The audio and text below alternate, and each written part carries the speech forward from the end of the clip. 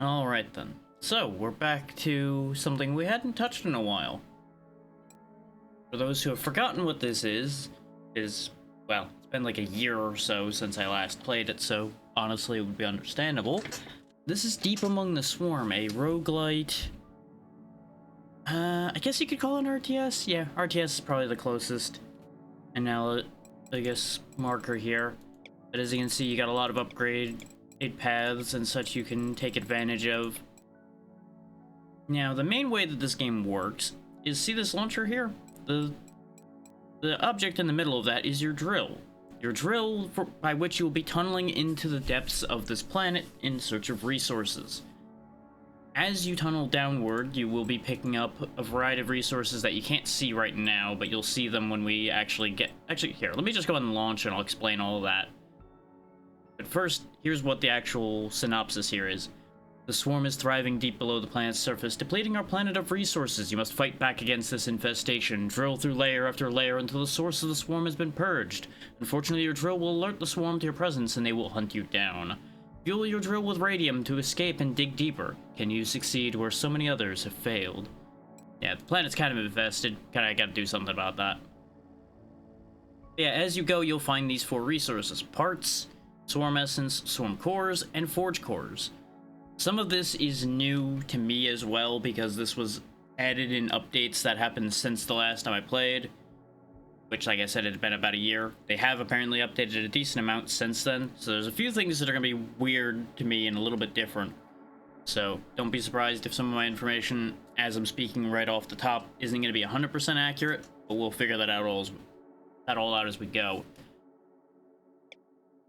You can completely build your units how you wish to build them as long as you find the weapons and armor to do so, including support gear, which does a variety of statistic changes, essentially. Nothing too crazy from what I remember, just a lot of, like, gain extra damage, but in exchange you lose speed, or things like that.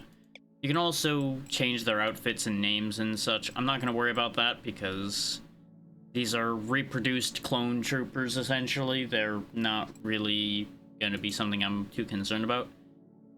Now, the forge bonuses, I believe, are new, because the forge cores were added in an update. You pick these up out in the maps and bring them back in order to boost your forge power to make everything you craft stronger. So it'll help a lot. Drone Bay we don't have a lot for right now, but these are just like activated abilities as far as I've been able to tell. Which these were in before, but I never really did a ton with them. Because you only get so many parts per stage. So frequently I just didn't have enough to do more than just make my soldiers better. You can even get an entire whole new build menu going after a while of completely different turrets and traps, and even resource buildings like these miners and generators can be replaced depending on what you get. Because it's all random. That's the one downside people may experience to this, depending on how you feel about such things, is it's all random. I believe it used to be that the miners and the turrets were all in one clump of choices, so it's good that those are separated now. I don't remember if they were before or not, but I feel like they were. Like, my memory's telling me that they used to be in one pool, like buildings were one pool and unit stuff was another. So that being further separated does help. But as you can see right now, we have nothing. So there's no point in us hanging about. You'll get your little mission overview of what the lay of the land around you is going to look like. In this case, it's a giant open cavern, which is not bad for us, depending on where our core spawns. Is how this works... Well, we'll just go in and I'll explain how it works because I can pause. So, as you can see, you have your units. You can make more of them using the replicator. That's why I was talking about them being clone troopers, because they literally are just printed soldiers. You have turrets, as we were discussing before. You can place them as long as they're within your little blue radius here. Blue radius is expanded by supply towers. You can also get supply stations that allow you to make, like, outposts further out, so you don't have to connect it all. Get vision. You can make more replicators because sometimes you're going to want to make a lot of troops. The armory makes upgrades for your turrets. As you can see, there's the miners here to grab the copper that we're going to need.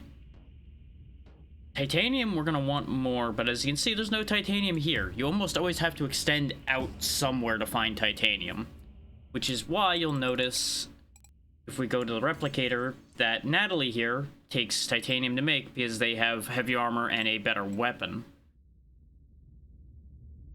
So they're just across the board a better unit for the most part. There is actually some cases, I think, where the light armor ends up being more useful to you, but overall, the intent is for this to be the stronger unit, which is why they cost the more expensive resource. You can also get some baseline upgrades at your drill. If this gets destroyed, game over. Immediately over. The swarm has an awareness of your presence. As you can see, they are currently oblivious to our existence because we've only just now broken through the surface of the planet. We're just now starting to head in. The longer you spend on a map, the more aware of your presence they're going to become. But as you can see, they do lose track of you when you leave. But I think there is like a baseline. Yeah, there we go. The rage persists, but the awareness doesn't, because they lose track of your location, I guess. It used to be, I think, that awareness also persisted. That system got overhauled, so I don't entirely know how much that's changed. Up here, you see the radium. As long as you hit any of these threshold markers, you can launch the drill. But the more radium you get, the further you can tunnel. So it becomes a trade-off game. You can see from here that there's a radium crystal right there. We can just have our troops go grab that for us very quickly and easily. There's our little mini bomb as well. I was gonna build the other miner, but our troops are in the way right now, so let's go ahead and get them out of the way. I am gonna be pausing a decent bit while I'm getting my feet back under me, because this game can actually be rather punishing on you building inefficiently. We'll go ahead and put a body factory down. Body factories improve your population count, so you can have more soldiers. We'll go ahead and snag a couple extra troopers and start exploring around a little bit. This game does somewhat reward you aggressively expanding and pushing, as you might expect from something like this. But we're gonna want to keep a couple troops on standby near the base for now, so that we can protect it, because they will just come wandering in, and it'll be a problem. But if we can sweep a lot of the spawners and such quickly, that'll make our lives easier.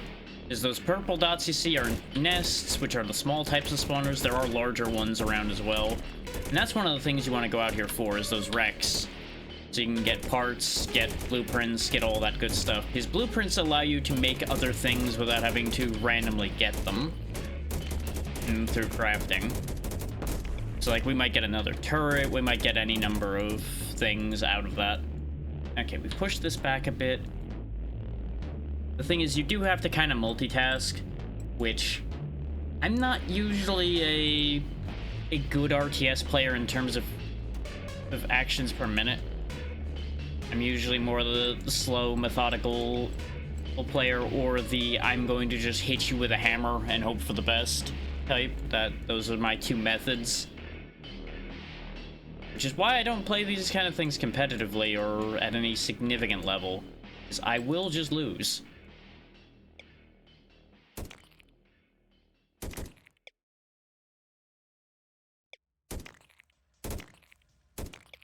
But things like this do still have a fascination point for me. The method by which they increase their difficulty and things like that can be very interesting. Just now and then they do hit a point where I can't do anything meaningful with it because I just do not have the skill set for it. Ooh, that reduces awareness. There's also these artifacts on the maps that didn't used to exist, and all of them, when powered, do something every cycle. That one in particular being a awareness reducing one, which I've never seen. But this is also the second run I'm doing since the updates have happened, so you know, a lot of things I wouldn't have seen yet.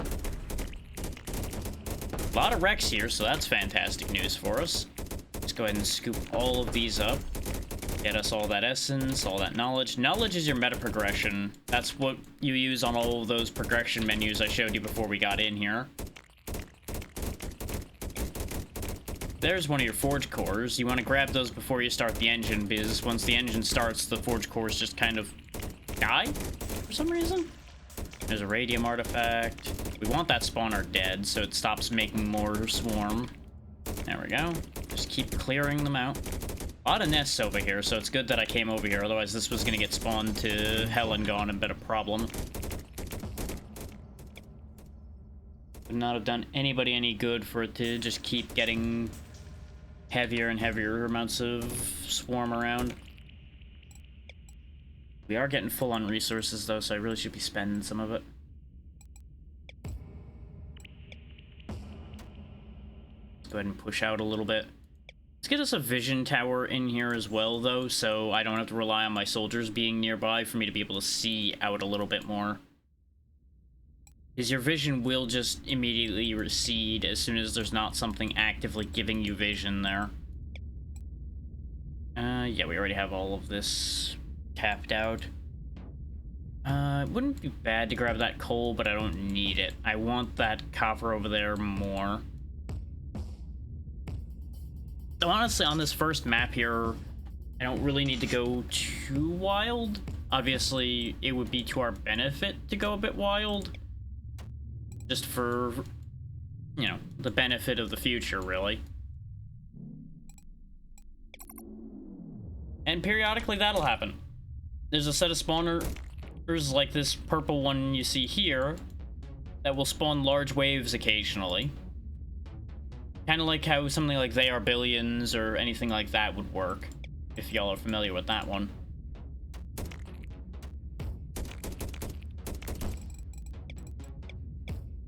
The night cores from Against the Darkness would also be another good comparison.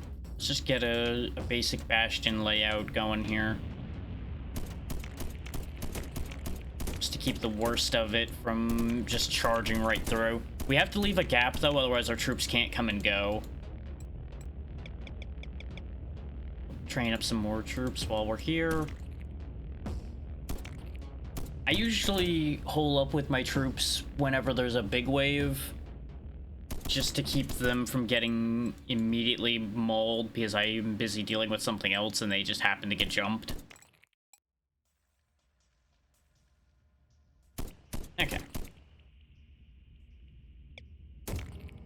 Because, you know, I get distracted or my attention splits incorrectly for what I need to be doing. Any number of things like that. Now, there are places where you can just mine radium as well. That crystal we just grabbed is enough for us to leave, but look at how much stuff is still on this map. There's so many things. And I want to get all these drill cores, but you have to connect them to power.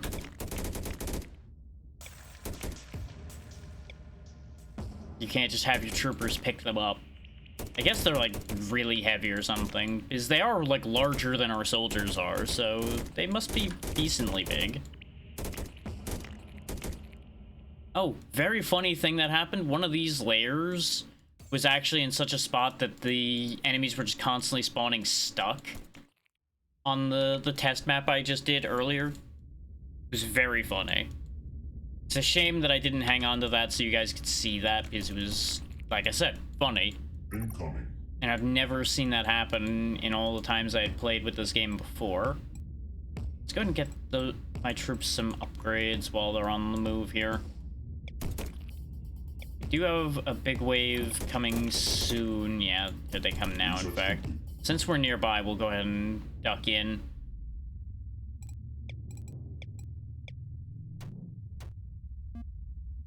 Research complete. I don't think we're gonna need the extra guns, but they're not that expensive, and I have the resources for it, so let's just make an entire line of guns along the walls here, as you do. Now that the research is done, go ahead and spawn a few more Penelopes. could reach out to get that titanium. Oh, and you can just start building the supply towers earlier. We'll put a couple turrets out here to protect them.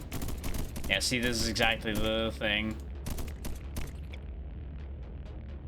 No matter how well you clear out the area, some enemies are going to find their way to you anyway.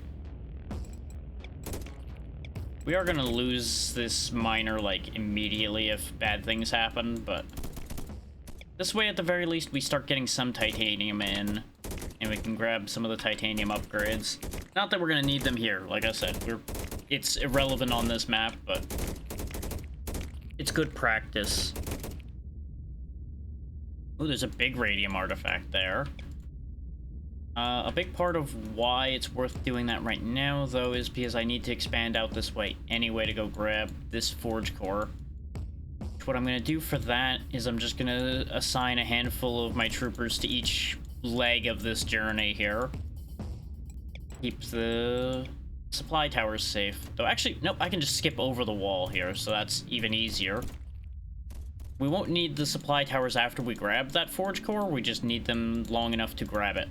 It is going to buff the awareness as soon as we grab this. Okay, now they're a little upset, but it's fine. We'll just take those away so they don't draw unnecessary aggro. Incoming.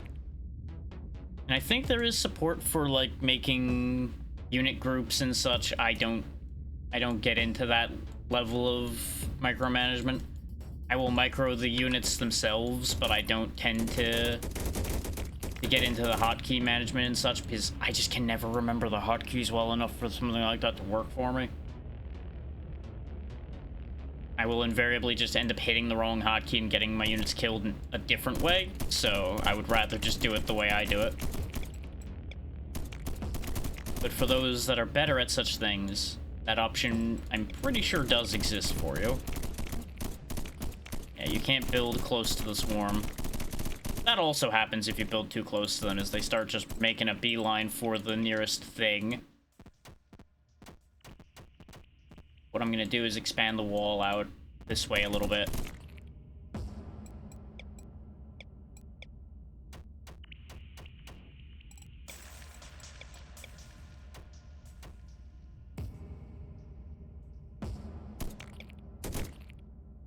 I think there's another forge core down here. But there's a lot of enemies in this section, so we're gonna want to clean up a little bit before we try to make the move I was planning to make.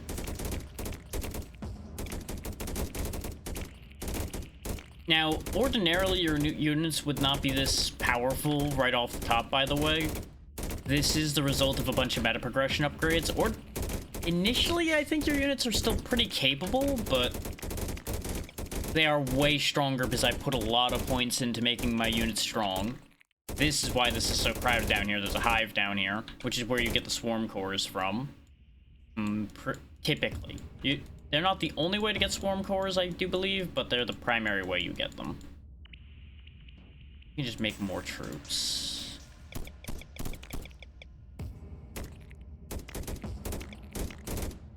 Anyways, I'm just gonna go ahead and clean this out before I worry about getting those forge cores, because I forgot that I didn't clean all the way down here yet.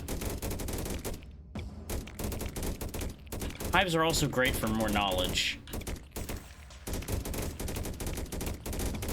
Sweep this general vicinity clear of spawners, and that should take care of the worst of our problems.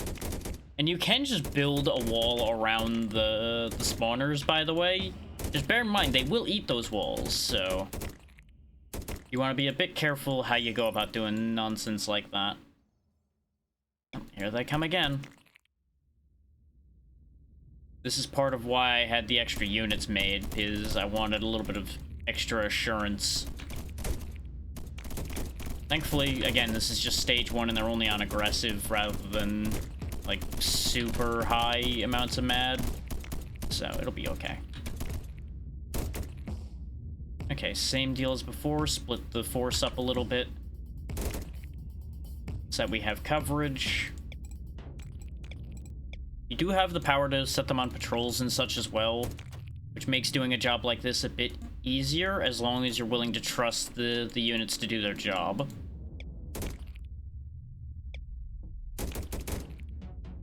Which I grew up on much worse unit intelligence than there is these days, so I've got a lot of habits regarding that aren't entirely accurate to how modern games work.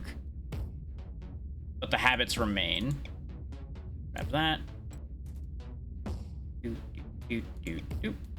Yeah, the big ones give you 2.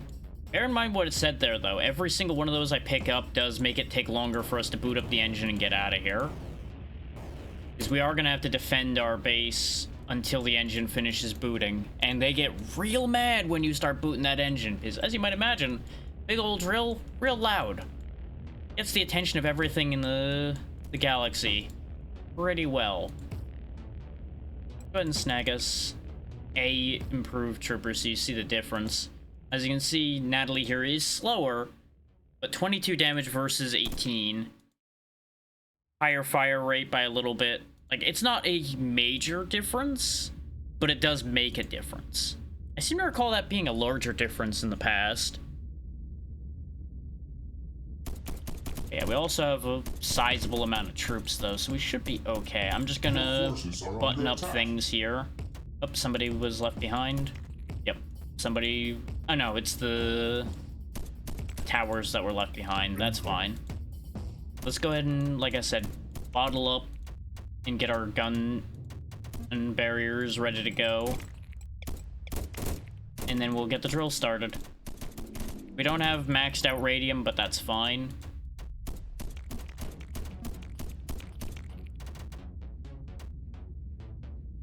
You can just kind of paint turrets around if you hold shift, by the way, which can be fun. Just like slam whole piles of turrets around and at will. I'm gonna assign like a handful of troops to each of these walls, just to keep the worst of the enemies at bay. Because they'll basically be like line 2 in case things go sideways. So we already have the backup line of defense there. Let's go ahead and make them mad. Rev her up. Let's get out of here. Go ahead and buff up our defenses with some upgrades while we wait as well, because you don't need to keep any of the material. From what I recall, the material doesn't stay with you, so you may as well just use it. The only thing that stays with you is this stuff over here. And as you can hear, the music's kicked up a little bit now, too, indicating, hey, you might be in danger. And look at how many of them are coming. This is why it's important to have some defenses ready for when you do this, is they get real unhappy. I do have that supply tower in a really awkward spot, though, so let's build a new one, step back, and get rid of this one so I can actually build the full wall. It shouldn't matter because I have enough turrets down that they shouldn't get too close. Especially if I keep buffing my turrets. But it's still, you know, something to do while we wait for the drill to finish charging.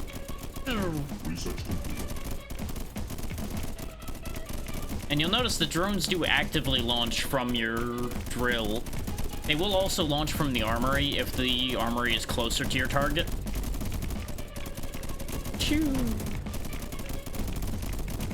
And you'll see occasionally some larger units of the swarm. Later on, they are going to be a lot more prevalent about the larger units. They're going to be all over the place. Yeah, you can see they're up to Relentless 2 now. They are real mad. They absolutely know where I am, and they are very unhappy that I'm here.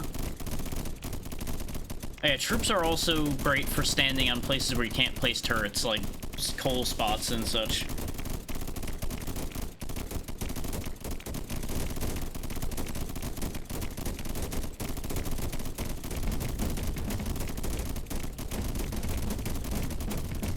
And you can get a variety of rarities for all of the components of a unit or a building.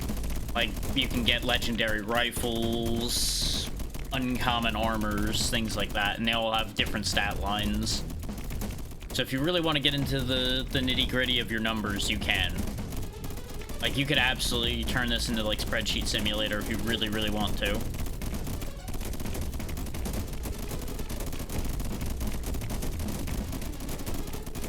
And I suspect you do have to be reasonably efficient to survive, because I've had many a run die.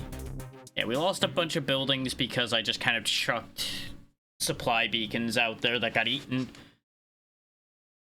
But look at that. This is the first map, and we've already taken out over 4,000 swarm. That's how much these things spawn. Oh, 2 blueprints unlocked. We got laser rifles and railgun turrets. These now appear as options during this run. I would not mind a laser rifle, though it takes titanium. Railguns, I don't think I've ever seen. I think those are new. Or I just never happened to get them. But now we have some choices to make. We have 48 parts, so we can craft a decent amount of stuff. But first and foremost, feed the forge. As you can see, we now have forge power 40, so we get 20% extra damage, 8% more health, and 5% more resource production on things that are made. You can also spend the swarm cores and, in some cases, the swarm essence on upgrading each of these components of your drill. So, like, we can get faster drilling speed or more radium storage on our forge section here. Drone bay can get more damage. You can also craft augments for these sections, which is what the main thing I usually use my swarm cores for. In this particular case, I'm gonna go ahead and get 1 unit augment, because this makes all units better. Let's see, we can get sniper damage, damage and fire rate, shotgun damage, or damage and slow fire. I'm gonna take the split damage and fire rate increase here. Also, don't bother canceling. As you can see, it gives you no refund. There's no point in not taking one of the options. And this is where it starts costing the essence. So we'll push that up to 5% of both. It's essentially at that point the same as this one, but you also get the fire rate benefit. And then we'll go ahead and grab a core one. Let's see, storage, miner upgrade, storage drill upgrade, or a generator upgrade. Well, I would be best served by taking the drill storage of the 2 storages, because this involves upgrading the actual storage buildings, whereas the drill storage you have immediately. But I think out of these, I'm going to take the miner. Gives me more. Because I don't build a lot of miners, so them being better will be a very big boon to me. Because it'll mean my economy's just better, straight up. But let's see about either getting one of those laser rifles or getting some new unit armor or something. Let's see, clockwork rifle, rare rifle, and a heavy armor. Well, we'll go ahead and take the rare regular rifle, is what you do at that point. See this rifle? See that rifle? Swap them out. And now you'll notice we went up 6 damage. We went down some spread. So they no longer have any spread to their shots at all. They always hit their target. Their reload's a bit quicker. They are a little faster firing as well. Actually, no, the reload's worse on the rare. Because the stats are somewhat randomized, as far as I recall. So our Penelopes are just flat out stronger now. There's actually no real reason for us to make Natalie's right now, aside from higher armor and a higher magazine. Which you'll notice the heavy armor does make a drastic health difference. There's over a 100 health difference there. So it is worth it to make these for survivability, but not for firepower anymore. Let's see if we can change that. We got a shotgun, which the shotguns are really good. I guess I'll grab it. Which I appreciate that you can actually look at the equipment now. A lot of this UI has changed drastically for the better. It's a lot clearer about its information, and a lot more information's at your fingertips instead of a bunch of small windows and such that were a bit of a pain before. Yeah, we'll go ahead and grab that shotgun.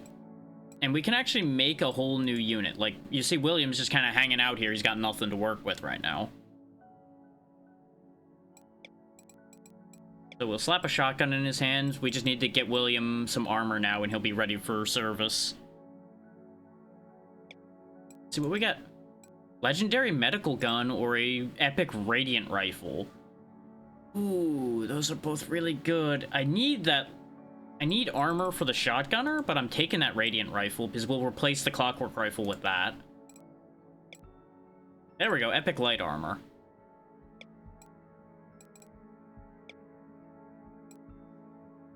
Alright. Oh, and the highest tier item on the unit will become what that unit's border is. So, like, if I slap this light armor on William, you'll notice his border is now pink.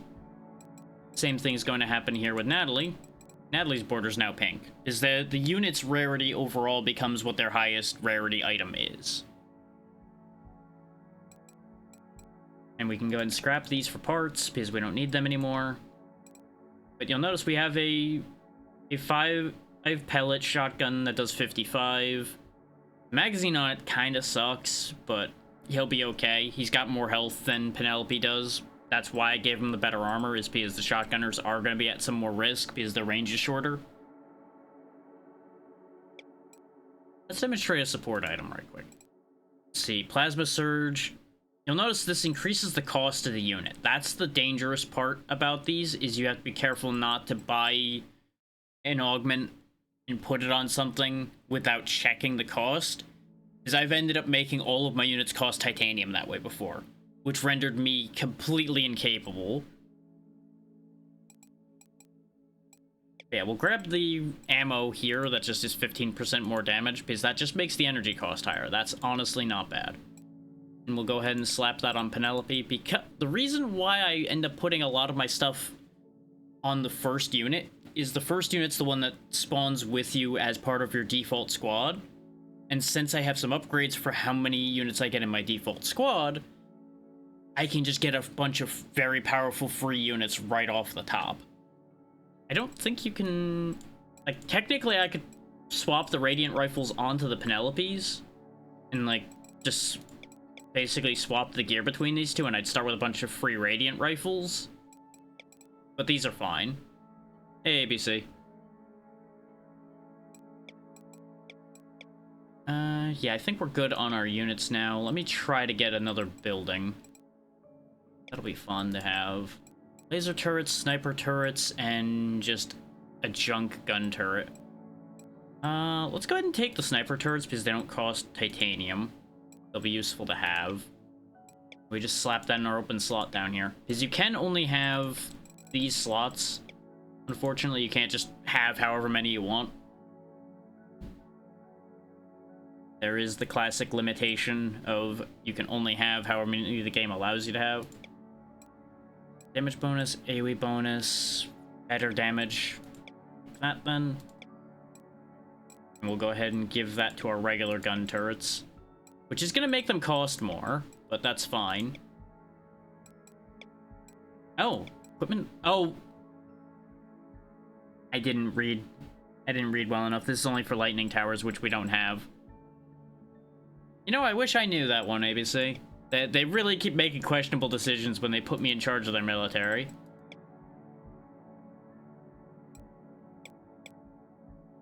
Here I am trying to save their damn planet because nobody else is doing the job, I guess. Go ahead and make one of these. Ooh, epic generator. Not bad, not bad. Much better. Do I want the miner, though? No, we'll take the epic. When in doubt, take the higher rarity. And we just replace our generator with that generator. And as you can see, amount is up by 2, cooldown is down by a good chunk, and the amount it takes to do anything is good. But we are now not able to buy anything else, so off we go. Time to drill.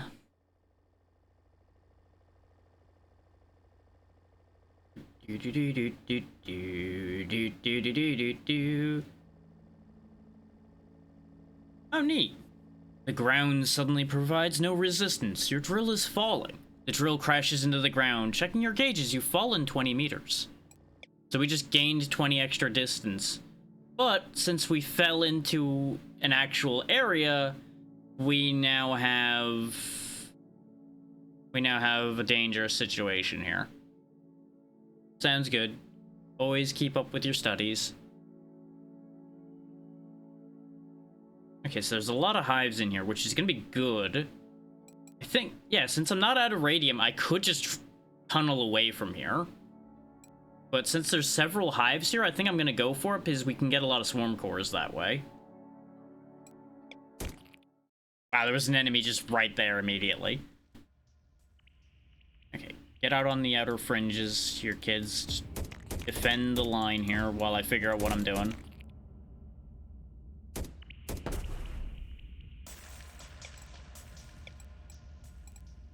Give me a vision tower so I see the lay of the land. Armory. This way we have an early warning in case things go sideways. It's certainly busy around here, isn't it? Get a couple shotgunners to help keep the population in check. Is since we have the death swarm potentially making more swarm, the shotguns should handle that better than the regular troopers would. We're doing fine on energy still, so we will still make that. I'll throw a couple resource caches down so that when I get distracted running my units around, we don't end up losing all of the resources we'd be gaining. A couple sniper turrets in the back here, and then we'll get a couple regular turrets up. Make sure we don't just get chewed on while I'm away leading my forces. Okay, looks like walls do stop sniper turrets from firing, so they're actually going to kind of cover opposite angles.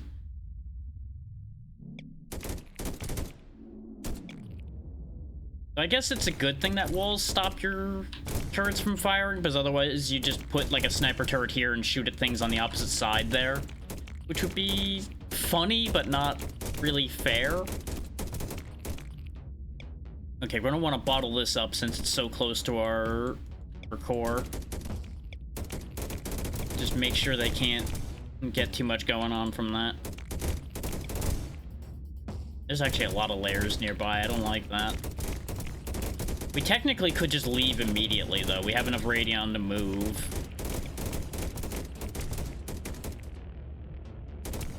Technically, we already had enough radium to move before we even got here. Yep, we got some larger swarm units. Look at how many nests are in here. Good lord. Just clean this whole tunnel out. Okay. And now they're becoming aware of my presence because, you know, we're kind of burning and destroying everything they own. While the swarm has not respawned up here yet, though, let's go ahead and start getting this under control, like I was talking about. We'll just very quickly expand out our zone of control. Because they're spawning from over here right now, which means they'll be coming through here. So we're gonna have to be quick if I want to get a barrier in place here, but we can have our forces provide that barrier for the moment. Be very careful about telling your units to just regular move, by the way, because if they get attacked, they will not respond unless they're on attack move. They're a little stupid. You know, they're clones. They were not designed with extra intelligence. They are just designed to follow orders.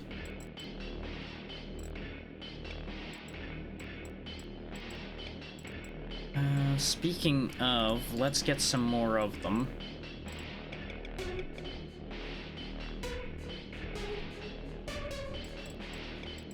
And we will also get this set up so I can actually wall this properly.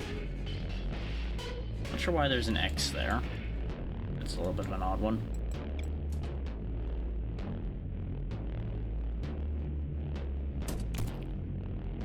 Now that that's in place, yeah, here comes the large wave. This is why I'm pausing, so I have time to actually get these gun turrets in place and everything before the swarm arrives.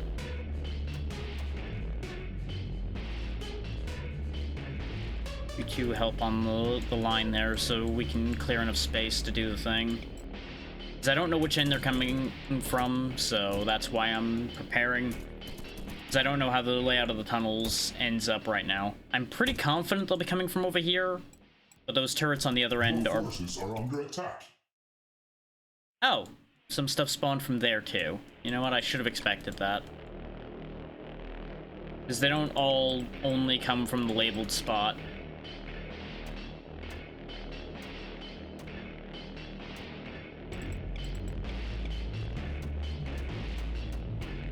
Because they will just occasionally spawn. We'll go ahead and grab that forge core while I'm thinking about it.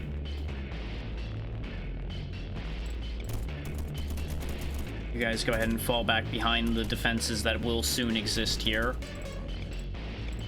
Get this rebuilt.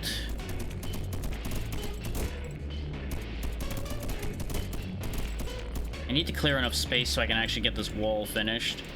Okay, good, we did. We'll double up on that, just because this is a good choke point.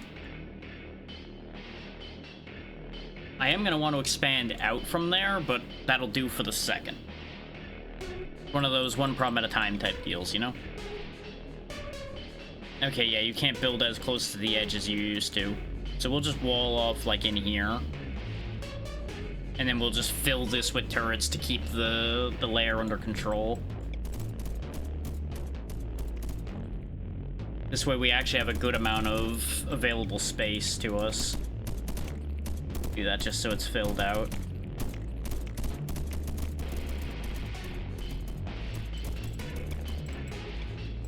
Keep going into utility, thinking my mining things are in there.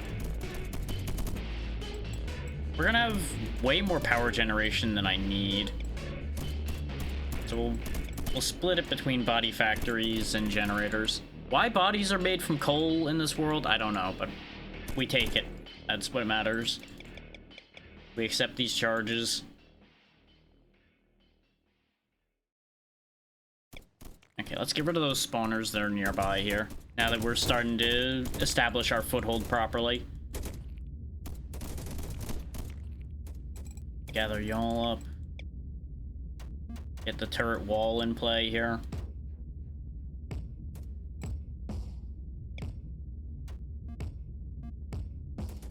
That should keep the worst of any spawns that happen under control. I could have two separate groups running around, but I don't trust my units enough to be able to do that right now. I'd rather wait till they have better upgrades before I start having them run separate at fields. These enemies aren't that dangerous, but the second I have a lapse of attention, they could easily get just demolished. And that's what I'm worried about. Because, you know, it's like these shotgunners just kept getting distracted, for example, since I had them on attack move. If they just get too distracted like that for too long and I don't notice. Oh, right. This is a thing. The ground rumbles. You can hear the sound of digging beneath you. The ability for you to burrow allows enemy waves to spawn from anywhere on the map, even previously cleared areas. So what I should do then is put a few turrets around just, like, everywhere. Just to be on the safe side, because we don't know how many of them are going to spawn in cleared areas.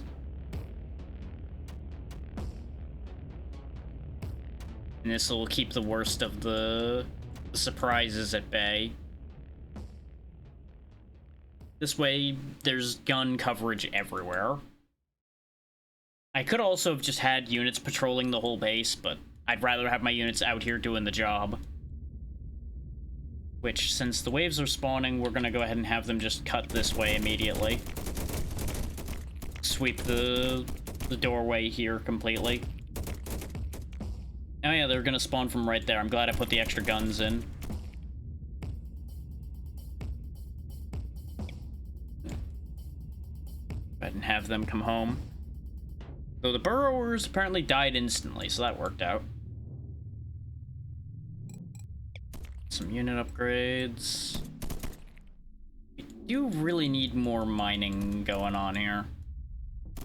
I'm gonna leave each of the barricades I've got built in place and just, like, keep leapfrogging further out. We'll probably expand out to take this area next, even though it's got some layers nearby, because it's got titanium.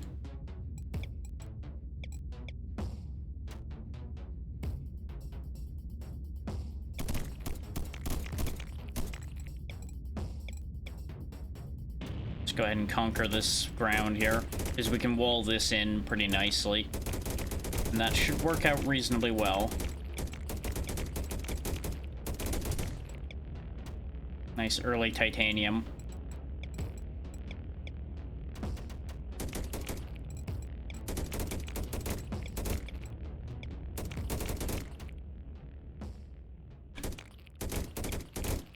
And push them on out. Because we want to clear all these spawners after all. A lot of forge cores around here too, so it'll be good for forge power. Just a simple matter of getting the lay of the land and making sure we get everything we can out of this place. Because we're gonna need all the help we can get to survive this whole scenario we got going here.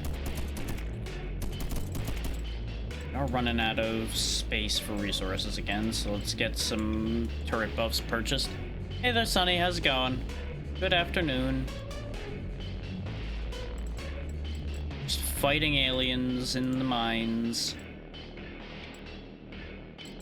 And buy some upgrades for everybody. There we go. We can get a couple Radiant rifles as well, so let's get those on the go. While that continues spending, off we go. Yeah, that's how summer be. I wish the summer would be over already, but we got a couple months left, unfortunately.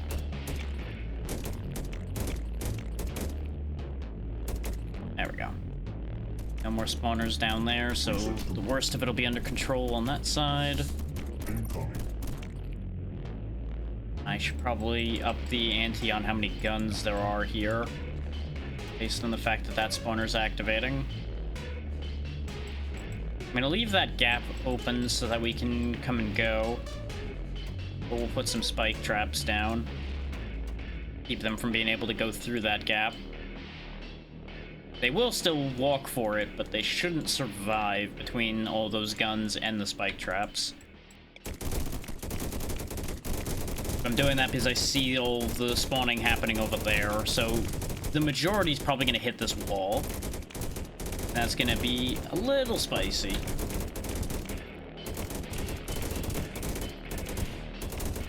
Ooh, there's some good stuff down here. Give me everything.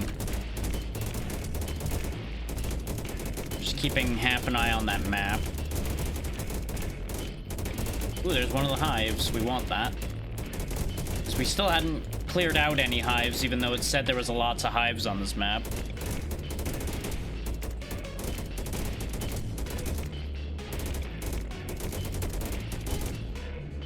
Oh, very good. Now we're starting to find them all. They were just further out. Oh, they're hitting this wall.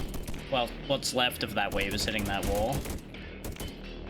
We lost some troops along the way somewhere, it seems. Were they? No, I think they split and got confused. I see a bunch of red that was popping up here and getting taken out too. But we'll have this map cleared here in a moment.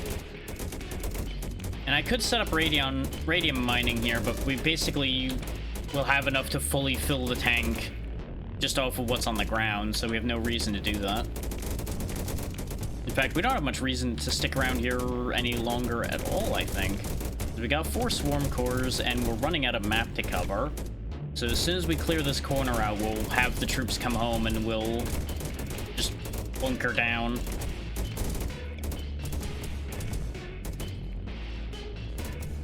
There we go. All right, make a fighting retreat, get on home. Incoming. We'll keep the soldiers more on the interior this time, because we don't know where those burrowers are going to be appearing. I'm betting there's going to be just constant burrower spawns while we're doing the final exit.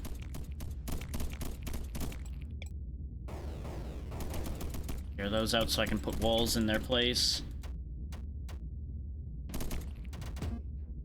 Triple thick that up. Add an extra layer of wall behind here in case they break through. Like, I'm gonna be doing excessive protection every time I can.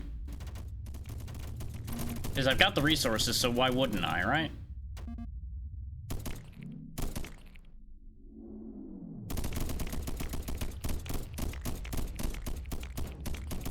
This area will get destroyed as soon as I start the drill up, so how about we just... I don't know, let's not delete it. We'll just protect it better.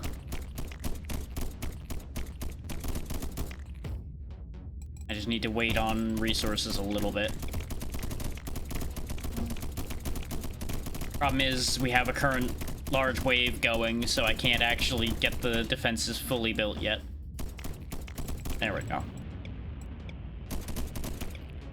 Get some snipers in here as well. This one's actually going to be useless. There we go. That should hold a lot better now. What we can do for fun is put this here so we have a little bit more reach. Do I need...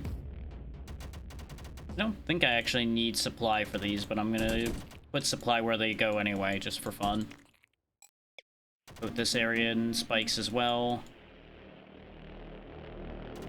A few spikes in here in case they break through, like I had talked about before. Some extra guns in. Alright, I think we can go ahead and start the drill now. And we'll keep these guys all hunkered here just in case something appears near the drill. Vroom vroom. We did leave a couple forge cores behind, I think, because they were like out here and I just didn't care enough. I just don't want to push the swarm rage up too far too fast.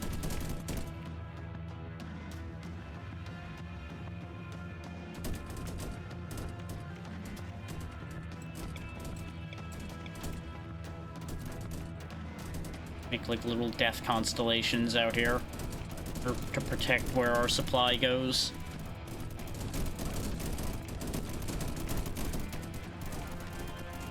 Let's spread some of the Radiant Rifles around so we hopefully will get you guys able to see what the Radiant Rifle shots look like. So look at the amount of spawns on this map. Look at all of that. It's gonna be a little crazy out here. I'd have to bust the wall down to get the rifle pull over here, and well, it's not like I'm doing anything else right now. Which I think you can get gates, but they're a random chance that you'll get them. Why aren't you shooting? Do you not have enough range? Yeah, you're only range 5.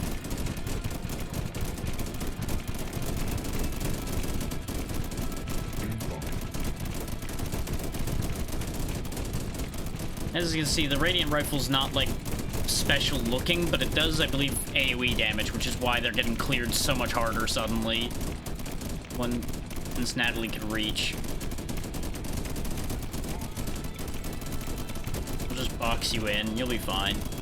You are a turret now. This is your life.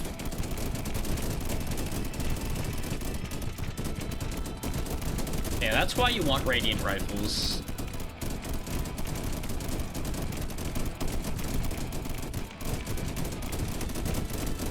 Explosive damage, just 50%.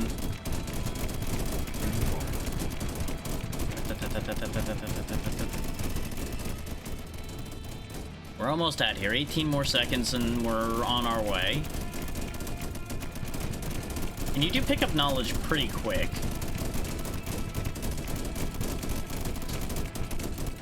I seem to recall that the knowledge generation was lower in the past. I think they did buff that at some point. Okay, so we got the blueprint for the grenade launcher and a blueprint for Mending Strike. That may or may not ever actually be relevant. Let's go ahead and get that forge power buffed up. Oh yeah, scrap the old generator. We don't need that anymore. Let's go ahead and get a factory augment this time. Building health, damage and slow fire, lightning tower damage, and trap damage. Let's go ahead and just get building health, because I think that applies to barricades as well. And we'll just go nuts with that right now. There we go. A lot more health for all of our stuff.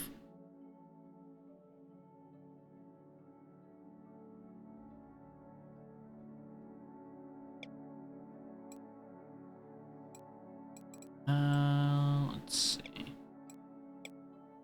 Ooh, legendary lightning tower. That'll be real nice to have. And the best part is they're not actually that expensive. They just take some copper. So I could actually replace our regular towers with them if I really wanted to. One way or the other, we are going to grab them. Because we have the open space. And we have the lightning power upgrade.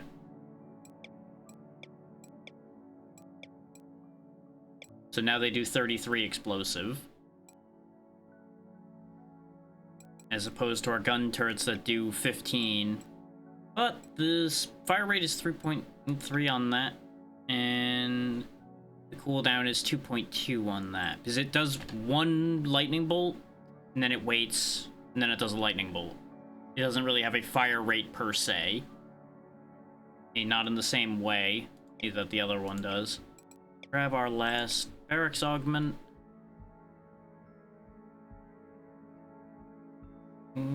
Yeah, faster fire rate and better reload seems like a good call. You can also just remove these, like I can remove just the plain damage one. I think I will. In the hopes that we get something better. Magazine size, actually. Yeah, magazine size. Because if you look at our current magazine sizes on our soldiers, 9 on the Radiant Rifle, 4 on the regular rifle, and 3 on the shotgun. It's not great. A flat magazine size increase for everybody will actually be a pretty big boon. Let's grab a bit more gear. Legendary light armor, give. Grenade launcher. That could actually take the place of the shotgun. Maybe. It is only a common grenade launcher, though. We'll think about it. Grab a bit of unit support as well. That makes it take titanium. I hate it here. Flat plus 3 might actually be good.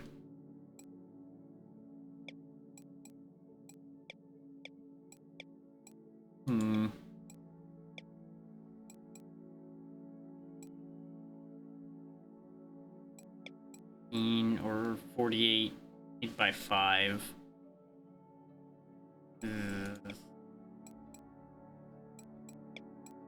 I think that's 55 across the 5 pellets, so it's like 11 per pellet. And it would do 55 if the whole spread hit a single target. So technically the grenade launcher is actually slightly stronger because it guarantees it's 15 across all of its targets. And it does have more range, as you'd expect. I don't know, though. One way or the other, I think I do want you to have the Fury Core. Oh, no, that's rifle-specific. Oh. You'll just have 28 power then, Penelope. That's fine. I could just make it so I don't have any titanium units. But the Radiant Rifles are very powerful.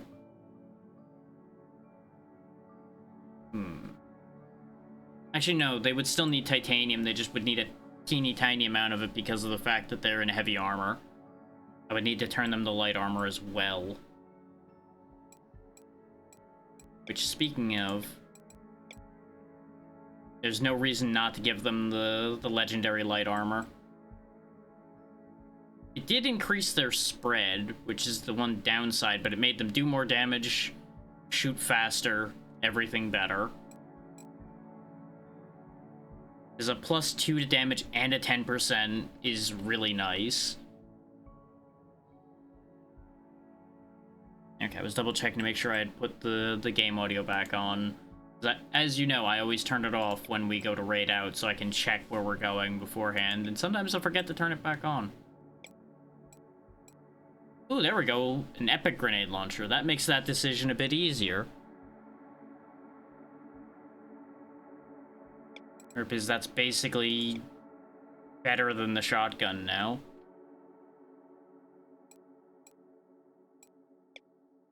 So, William, have a grenade launcher. He is now Grenade Man.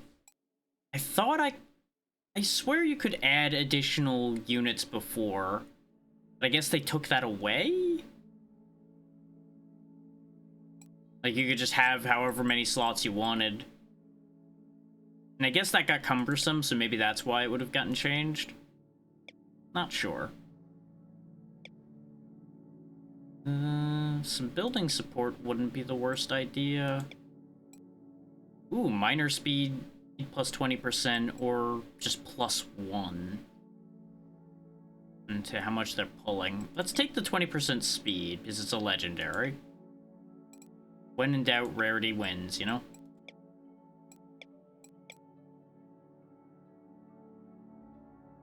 So, honestly, a better miner entirely wouldn't be the worst choice either.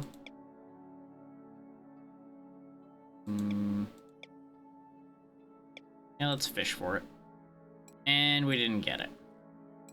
In fact, this is useless because our generator that we got is better. Try again. There we go, legendary miner. You'll notice the amount only went up by 1, though. One more amount, much better cooldown, just better results in general. There you go. Obviously, the 20% speed does make a difference on that. But now we can't do anything else with that. We can, however, grab one more core augment, so... Ooh, body factory population just flat increased isn't bad. I'm actually going to take the vision tower increase because I'm starting to be a lot more prone to using those. So I wouldn't mind having them have greater vision. Take note of the fact that you don't get the initial bonus from it when you grab it. You have to put in order to have any of the bonuses. That's why things like the magazine size didn't take effect yet. I need more swarm essence before I can make that one happen. But it's time to tunnel again. I'm kind of surprised they don't make the drill make any noise. Sensors show a decaying hive nearby. You want to stop and check it out? Sure, why not? Sweet, we just got some free swarm essence, which will allow me to buy things that I was just talking about buying. Like the magazine size increase. So now I've got 2 shots in the grenade launcher, for example.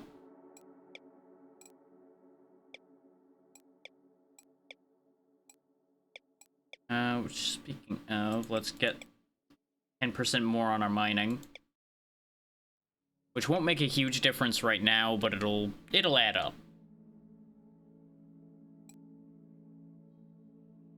And now they got a magazine size of 3 because I forgot the epic one already had 2. You got mag 6. You got mag 10 now. Pretty good. Anyway, back to drilling, because we didn't find a spot to stop yet.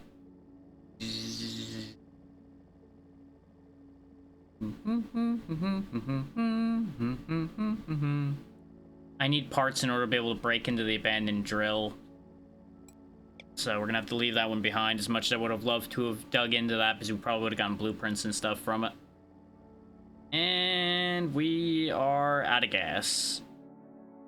And it's a giant open cavern again. Okay, that's fine. Let's have a look around us. I don't like the room we're in right now. You are guaranteed 2 copper, 2 coal at the start, I'm pretty sure, by the way, in case people are like, wow, he just keeps getting lucky that he keeps getting those. Like, no, I'm pretty sure those are defined, guaranteed things. Because otherwise it'd be pretty easy for you to just get screw-jobbed and not be able to even start. That would just be very unfortunate. Okay, I was worried that this was going to be open on this side too, which is why I did not like where we were starting out. We're going to go ahead and do double generator this time, because I really haven't been going as wild with summoning units as I usually do. I think part of that is I'm focusing on explaining rather than on scattering to the four winds and taking the whole map. And my units are a lot stronger than I remember them being, so it's not as big a problem. A bunch of storage built up straight away.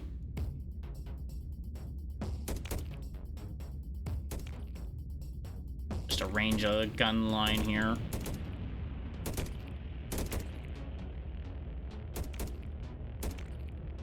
I could do a funny and just drop a turret over here and start harassing the enemies that are over there.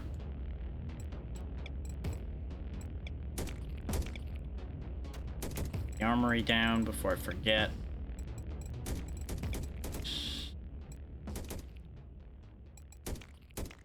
Yeah, let's see if we can get away with that. Pretty sure they're just gonna come eat it immediately. It might get built in time, though. Yep, there we go.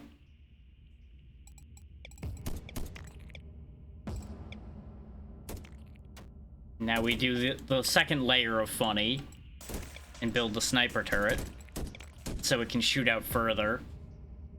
And that'll help clean up some of the map for us. It'll also aggro them, though, which is the downside to that.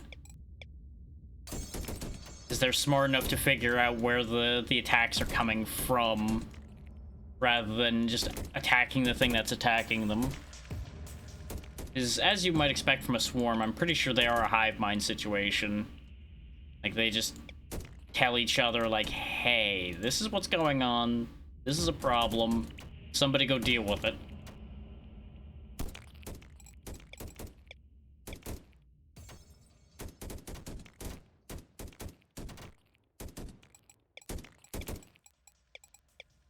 So you can't, like, fool them as easily as you can some things. Let's go ahead and put a vision tower there and a vision tower there, since we've already reached out a little bit. Okay, we've actually got a pretty good view of the landscape now because of that, so that's good. Looks like we might actually be able to encapsulate this area here entirely. Once I get the defensive line set up here.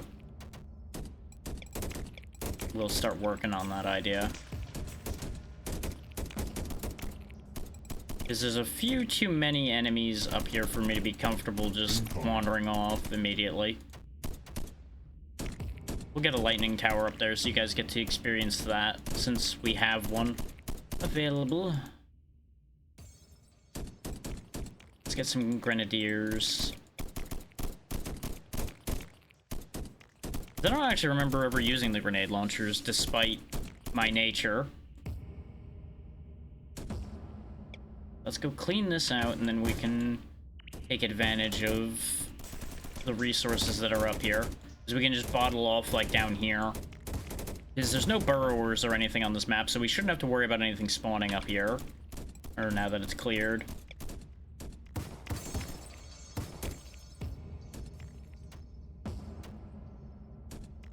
Yep, there was a guy hiding in the corner. He was being sneaky. Cheeky bastard. This is why you check your corners, kids. Make sure never to leave an area unchecked. But, okay, those are just spawning there. Which, it is a map edge. I guess they can just spawn from map edges, and I forgot. Put a few guns to discourage that behavior, then. Either that or that is something else that also changed, which is entirely possible.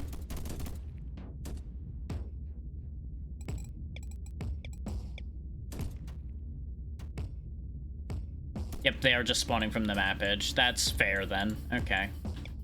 Which, speaking of, this is another map edge down here, so I'm gonna have to really button this up, too. Based on that knowledge we now have. But there's nowhere for me to go, so I have no reason not to just do this and this. Like, obviously it'd be more efficient to actually do a choke point of sorts there instead, but this will do just fine. They're not going to be spawning in mass anywhere, because these shouldn't be large spawn areas. They should just be from the lairs, as far as large spawns go. But just in case, we now don't have to think about our back over here at all, and we can just push on out. Makes our life pretty simple when you think about it that way. Oh no, they are large spawn areas, so I'm glad I put a lot of guns there. I really do remember it only being lairs before, but maybe they changed that as well so that they had more viable spawn locations.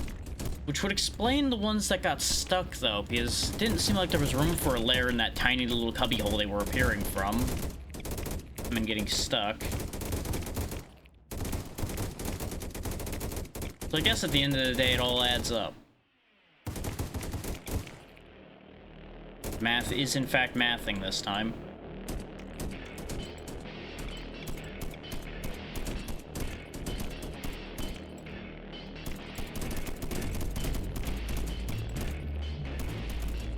Research complete. You know, of course I'm going to increase my resource economy even though I'm not using all of the resources I'm getting. That's clearly the right idea.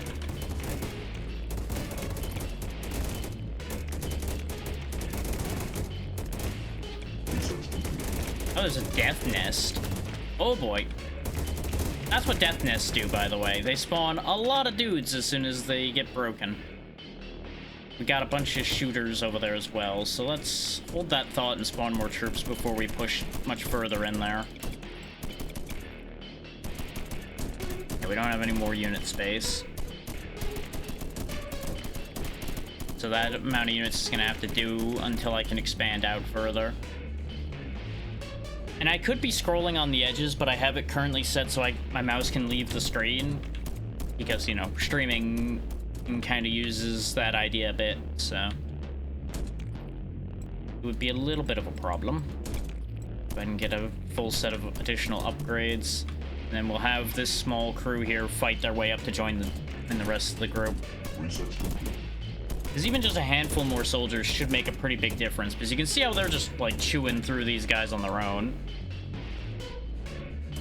And a couple Radiant and rifles will make a decent difference, I think. Especially when we start setting off the death nests up here. Research complete.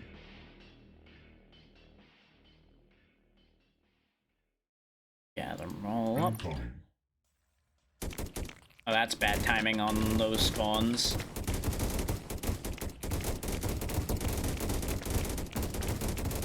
Thankfully, AoE weapons make short work of death nest problems.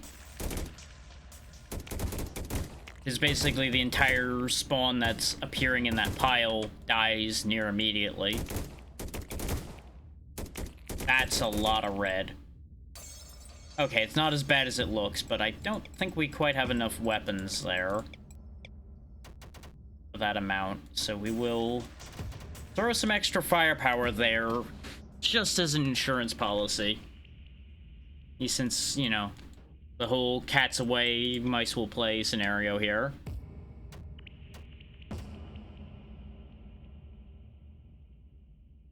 Go ahead and have you guys push out a little bit more. I'm gonna keep an eye on this scenario. Oh right, it's not an arc lightning tower, it's a lightning bubble in this game. Yeah, we got that under control, so it'll be fine. Of course, the forge cores are all the way out here. But that's okay, we can actually make use of supply spawns this time. The, like, extended things. So far, so good, Jay. How's it going for you? We haven't dug too deep yet, but we are taking care of business pretty well. I'm just taking it slow and chill today.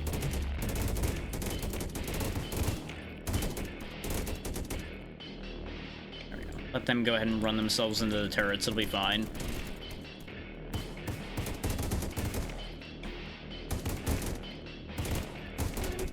Alright, you guys hang out there and keep that buttoned up while I get... Oh, right, the supply stations need unit capacity. God damn it, that's why I wasn't building those. Right. Well, that's fine. Here's what we're gonna do about that. Just reach a little hand out there. And just chuck a bunch of turrets to keep that relatively safe while we do what we need to do using that. Get that hive before it causes you guys an issue. Brain. This one. Because this will get us 2 body factories, which will be more than enough for what we're doing up here. Because we can also put some generators and such up here. There we go.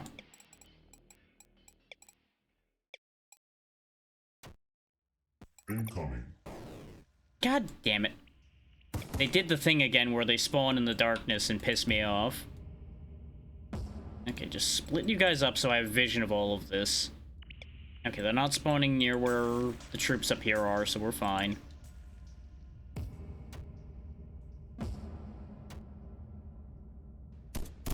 And we have more than enough guns up here now to keep this contained. Just gotta watch out that those body factories don't just get eaten. But if they get eaten, that's also absolutely okay.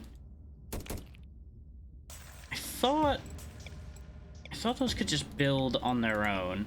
But I guess I need a... Oh, right. That's how those work. They need to be connected initially, and then they don't need to be connected after that point. Right, they just suck. Right. Because this is going to be a whole ball ache to sort out. Alright. There's no reason for me to use those, then. We'll do it the way we did the other ones. We'll back up, clear this whole passage here, make sure we have guns parked all up and down the line to make sure nothing messes with it. And we'll go from there. No fun allowed. Like, don't get me wrong, it's useful to have those as substations along the way to make sure that you don't just get disconnected randomly. But it's not as necessary as I thought it was. Couple guns over here in case they spawn off that map edge, because I think that's how this one got eaten. Alright, start spreading out. Because we're gonna need to build that whole bridge, essentially.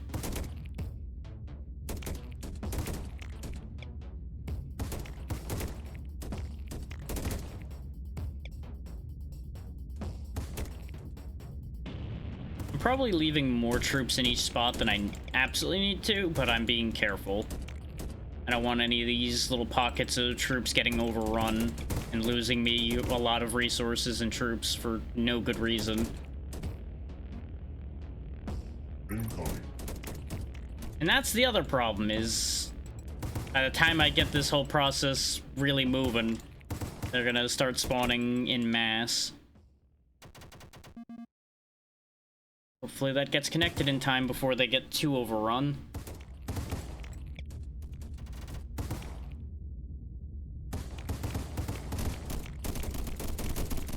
Yeah, there we go, that's fine. I don't really like doing it this way, but sometimes this is the only way because the game's not gonna play ball. So I just don't like having these like huge cumbersome layouts going where you have turrets scattered across the whole map and everything. I just don't like it. There's no reason for me not to like it, I just don't like it. Just not how I prefer to do things when I can help it. This is just one of those situations where I don't have that choice. If I want these forge cores, I need to extend out like that. There we go. Grab the forge cores. And since we have all those turrets down this whole turret tunnel here, we can actually go ahead and just pull all the units together to finish clearing this out. Of course, this is happening. We're gonna end up losing a lot more buildings this time, though, because I'm not gonna worry about, like, saving all of these buildings when we go to start the drill.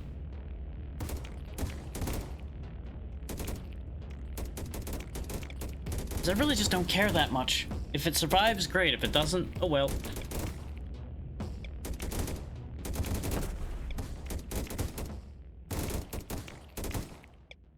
Just keep on walking through all this.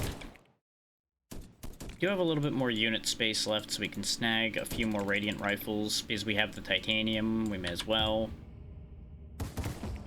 Again, they're not as strong as the rifles in pure damage, but they do have the AoE. So while I have the Titanium, I may as well use them. Your forces are under attack. Somebody gets stuck? No, that's just stuff up here getting eaten. No, you can't eat that. I'll just sell it before you can eat that. And here comes the bad. We don't have full tank of radium, but let's just get out of here before the awareness gets much worse, because the rage is already pretty high. And that's gonna be a bad enough problem on its own. Go ahead and get a bunch of building upgrades while I wait for the troops to get into their safe position. Research complete. Just block that up.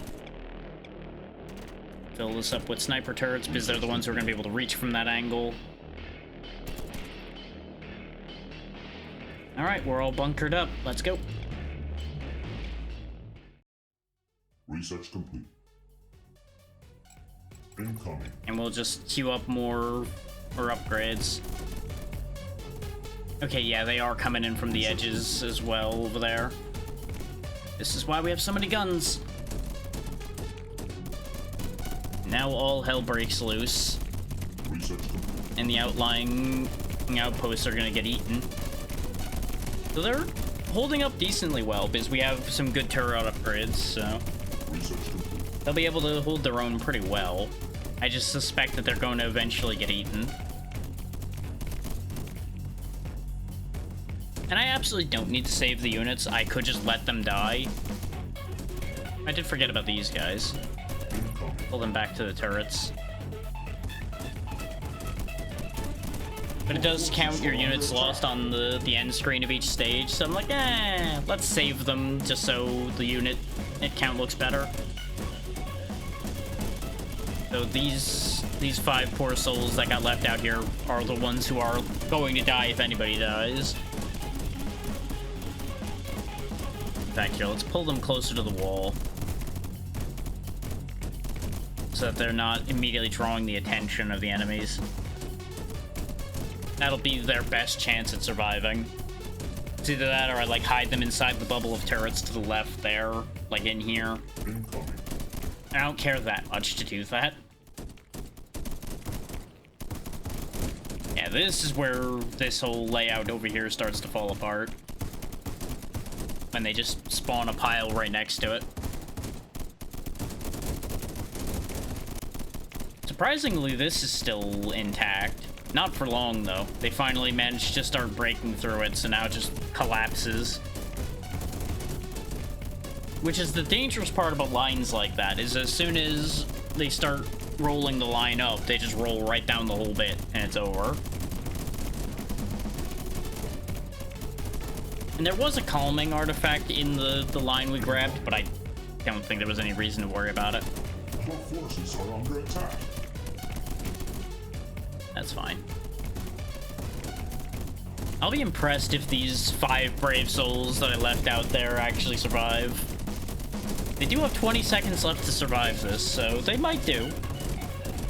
We're losing all of the outlying bits, though, which is where it gets concerning, because now they're gonna have a lot in front of them. Arguably, I should actually have them centered a little bit more on the wall so they get more coverage from the snipers, but it's fine. They survived. 0 units lost once again, even when I forgot some dudes outside. Keep upping that forge power. 50% damage increase. Not bad at all. No. Where do I want to spend my cores this time? I think we have a full set of augments on most of these. Yeah, we just need one more over here. Gun turret magazine isn't a bad idea. Gun turret damage is also a good idea. Turret fire rate actually isn't terrible if it didn't come with the cost of their damage. Overall, it would still be better. But I just don't like the idea of losing a total of 25% damage over the course of all those upgrades.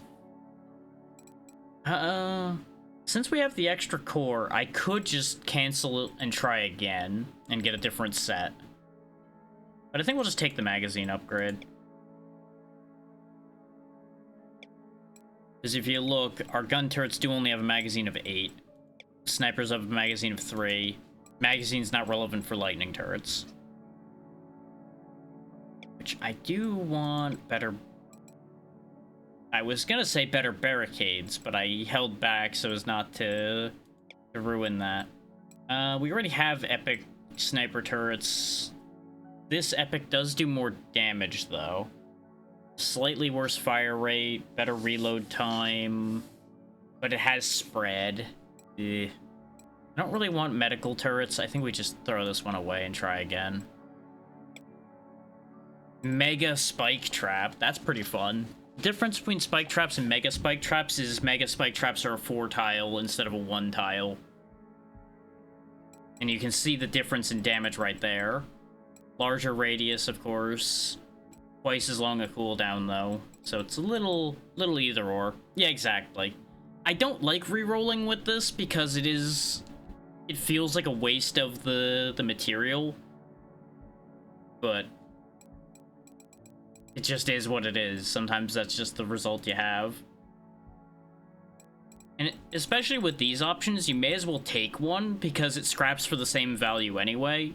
And you may change up your strategy at some point, which leads to actually being able to use something like that, for example. There we go. There's the barricade I was fishing for. We do also have the option of a laser turret or a cannon turret here as well. Now, we need those better barricades, because eventually they are going to start just chewing through my barricades. Because the swarm's going to keep getting stronger. There we go. 900 barricade health. That'll hold for a bit longer. I wouldn't mind Mark II barricades, but I think those take titanium.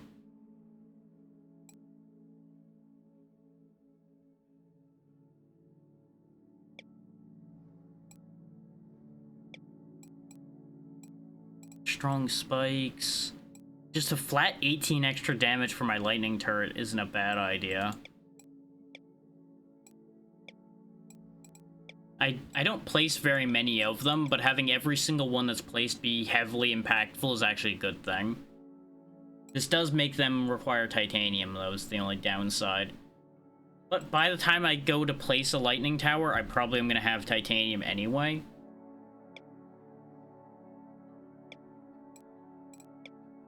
Get us a little bit of the magazine size increase there. Get that fire rate and reload up. I know I'm neglecting drones, I just don't really use the mini-bomb that much, and I don't remember what the other drone options even are, if I'm honest. Get our energy production up a little bit. Let's just go ahead and max out these vision towers. Not quite. That's fine. That's still gonna be a good amount of map knowledge without having to run troops all up and down the field. I'm pretty happy with these. I could get some support for them, but honestly our economy's fine at this point.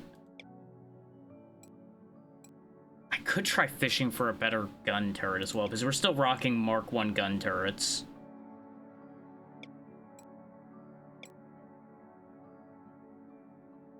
These are great in all game, but this is not what I'm looking for. None of these are what I'm looking for. I will take the epic laser turret, though. I just may not use it immediately. Sad. How does this compare? It's slightly worse than the rare barricade. This is a case of I actually just scrap this one, because I'm not going to use that. God damn it, game. Sometimes it just doesn't play ball, and this is one of those times. Yeah, straight up none of what I'm looking for. Ah, you hate it. You hate to see it. Well, that was a waste of a lot of parts. And we can't get up to enough parts to do anything here unless I get rid of these, which I don't really want to do. Speaking of, though, let's actually get rid of the Mark 1 spike traps for the laser turret. Is that what I want to do? Sure. I don't really use the spike traps enough, so it's not a bad idea to replace that. Let's see about getting some support. Ooh. Deal 6 damage back when hurt. That's not a bad idea, because that means my barricades will do damage when they get attacked. Yeah. There we go. So now, as they're chewing through that 900 health, they'll take 6 every time they attack it. I love me some spiky barricades.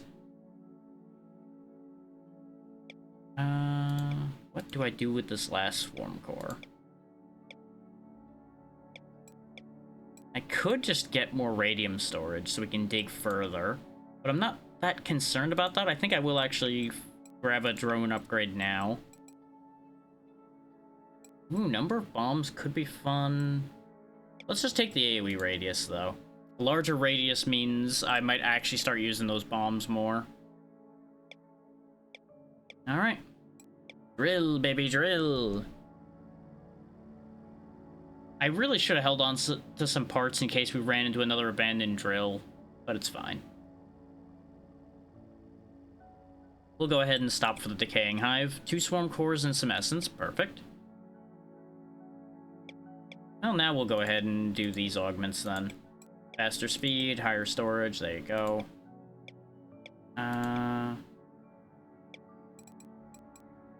Yeah, we do still have room for building health, so we'll go ahead and grab that one, and I think we still can afford the vision tower. Yep, there we go. So that's 2 maxed out upgrades. Don't have to look at those anymore. Back to drilling.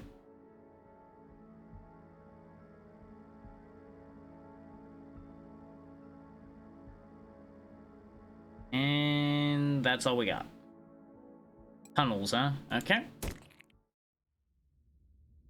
So let's see the lay of the land here.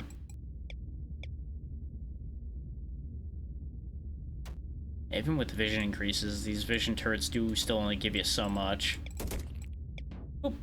Oh, right. That doesn't account for the upgrades. So actually we saw most of the map from this vision tower. Never mind. I thought that didn't make sense.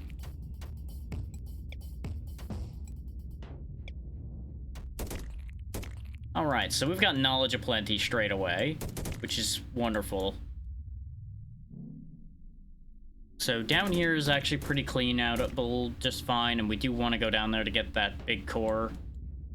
Look at this. This is upsetting. I don't know why they're bumbling about either. They're just weirded out a little bit. Got corruption throwers over here. I do want that small wreck. Big calming artifact might actually be kind of nice to have. Help settle the swarm down a bit.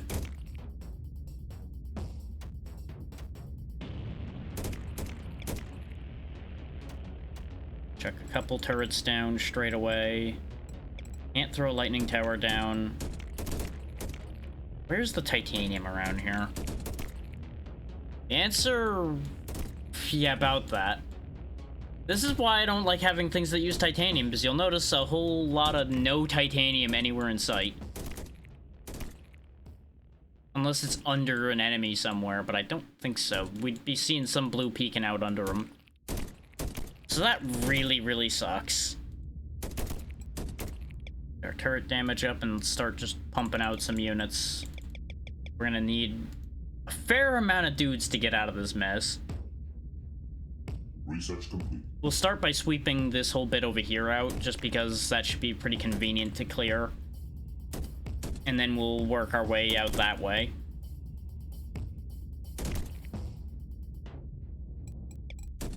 So we'll replace the couple troopers we have there with some extra guns.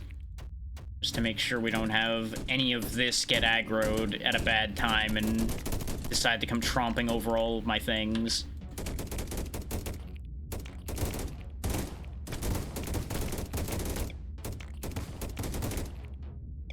Needed that thrower gone because he was shooting from a decent distance and being a pain.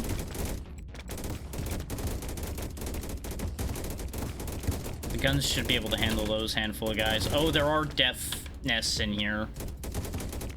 Good thing I sent some grenade launchers, because otherwise those would be a big problem.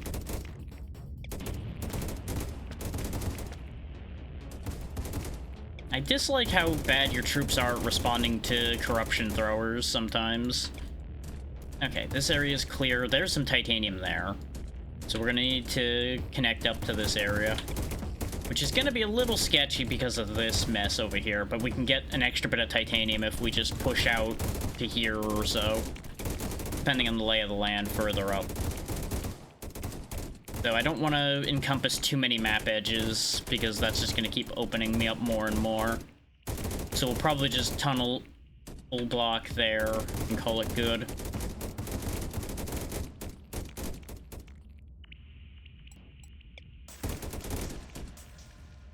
Alright, so you lot split up a little bit. Make sure things can't just come walking up to ruin everything I'm doing there.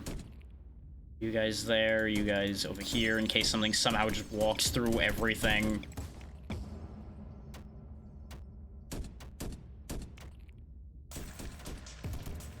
We're gonna need a good solid defense against this nest here.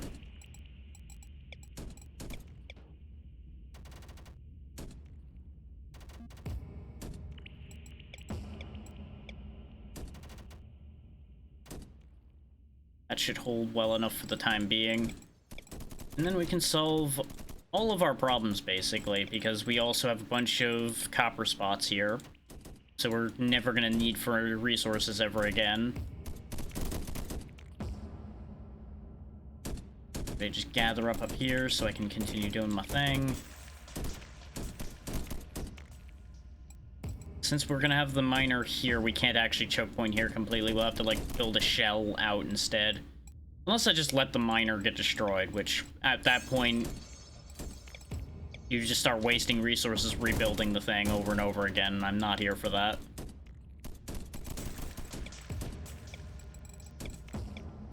Incoming. It's honestly not that inefficient to just stretch us as a wall out to here and call it good. There we go, that should hold just fine. And we can start having a guard duty here and start reaching out further over there in a moment. I'm gonna check a couple lasers here now that we have the capacity to make them. Because I haven't really used laser turrets that much, because again, it needs titanium, and I usually shy away from titanium usage in this game.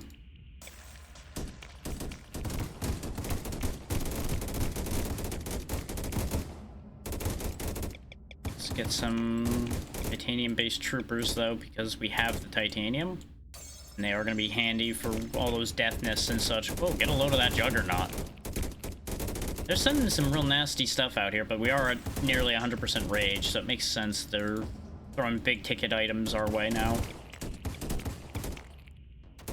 Research complete. You want to get access to that calming relic, so we'll block this tunnel up, probably. Research complete. Don't... No, the relic does have health, so I assume they'll kill the relic if I activate it without protecting it. It doesn't last super long, though, according to what it says, so let's just see how long these last.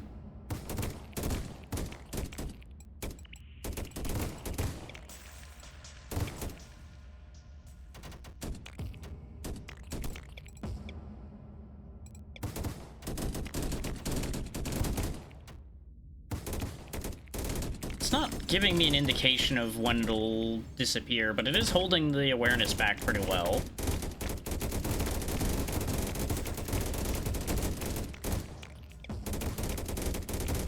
It's a shame that it can't, like, push the actual rage down.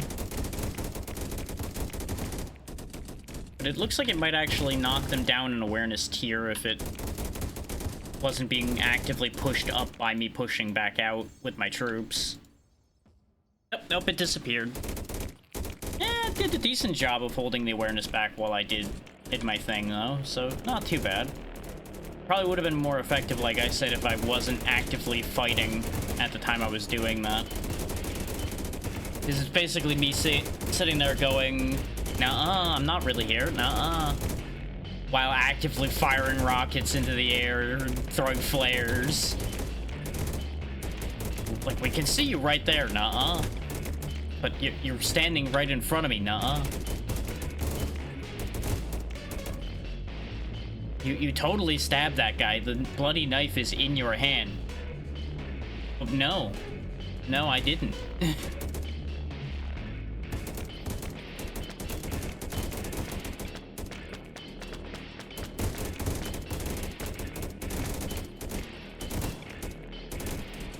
Give me all the goodies. I want everything. Okay, let's have you guys run back a bit for a moment here.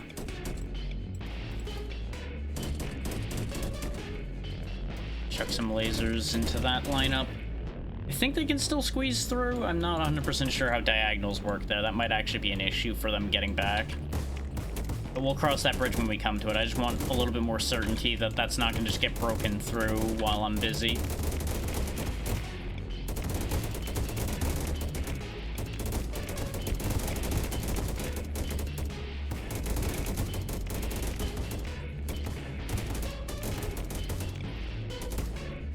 Clean all these nests out. The individual nests themselves don't really benefit us at all, but it's a benefit in terms of less spawning happening. So it does have value, just doesn't have, like, reward resource value, if that makes sense.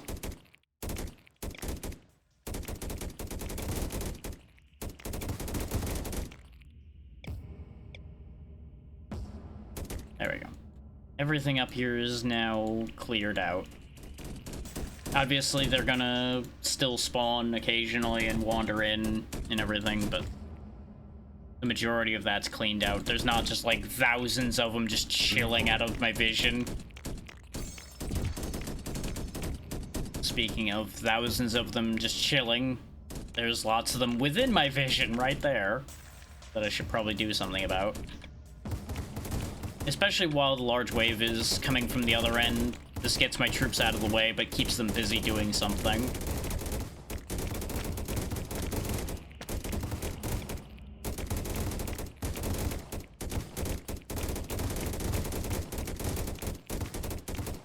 Wow, just 2 of them took out the behemoth there. Look at them go. That's how strong my individual troops are at this point. We are probably going to lose one, because I see a couple units that are real hurt in the pool here. And I could pull them away and save them. But, you know, if they die, they die. There's only so much I will do to protect them.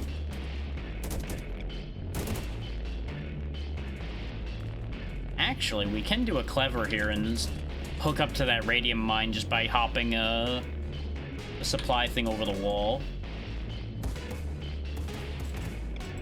So, since nothing is currently actively here, and we do have vision of this area, we can steal this and steal some radium. Speaking of, spend those resources so they're not just sitting there wasted.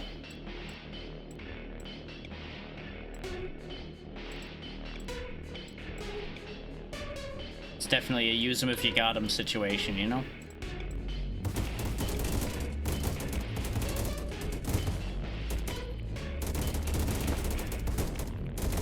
That's still so mean that they just spawn dudes like right behind you like that sometimes.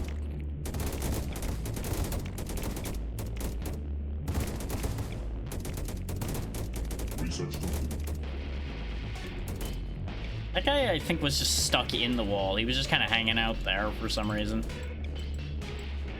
Okay, build the miner here. I mean, hell, we may as well build a miner there, too.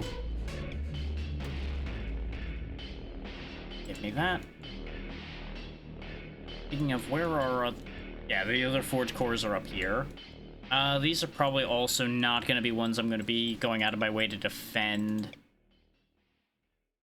If you put one there, though, it'll be safe enough.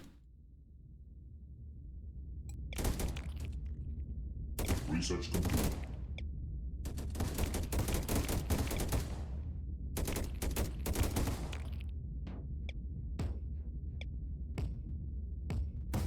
Your forces are under attack. Oh, they spawned there way sooner than I thought they were going to. It's fine. None of this was meant to survive.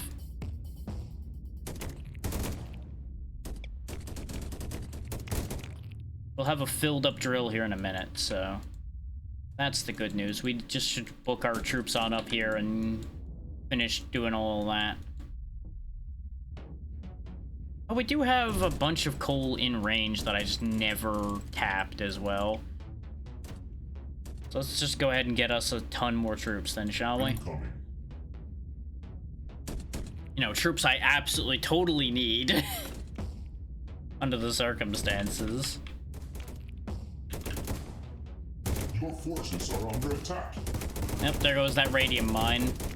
There's a large wave spawned on top of it, but we're at full radium, so we don't need it anymore. Let the defenses take care of that. I just want to go up here and grab any other goodies there might be, in case there's like another wreck or something up here.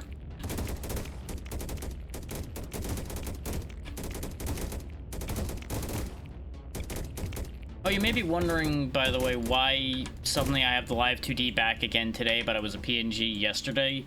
I was worried that Peak was going to cause issues due to the, you know, the downgraded equipment we're working with right now, basically.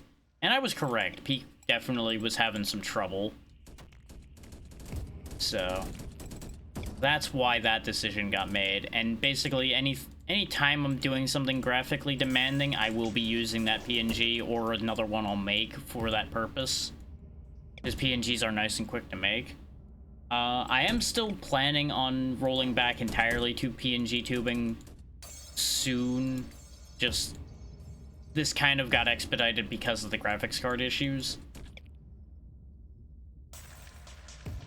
For those that may not understand, Live 2D actually does take a decent bit of those resources. So, it's important to be able to balance that between what you're doing and what your model's using.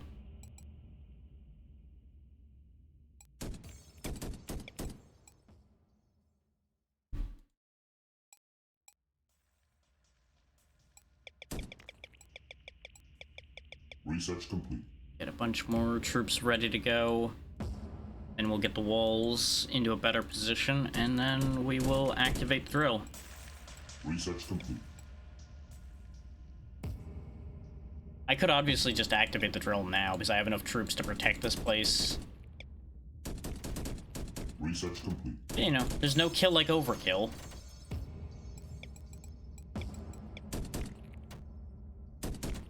So why not just go ham? Incoming. Just rework this around a little bit now that we've got the extension. That way we can fit in better turrets to the front here. In this case, a bunch of lasers. And we'll put a lightning tower there. We'll put a lightning tower here and here. Look at them lasers go. Engage the power of pew pew. Lightning tower in there. Nothing's going to get through here now. And in case people are wondering why I got rid of the spikes, it's because of the lightning towers. The lightning towers, in my mind, fulfill a similar role, except you just put them on the walls instead of just out in the field. Because lightning towers do have the disadvantage of being destructible, as opposed to the traps which can't be destroyed.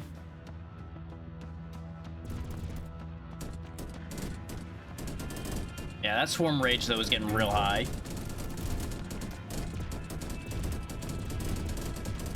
Still really, really would like to get better gun turrets.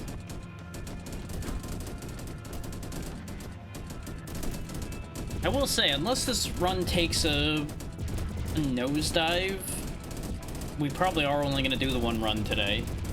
Because we're approaching 2 hours in, and this is still the first run.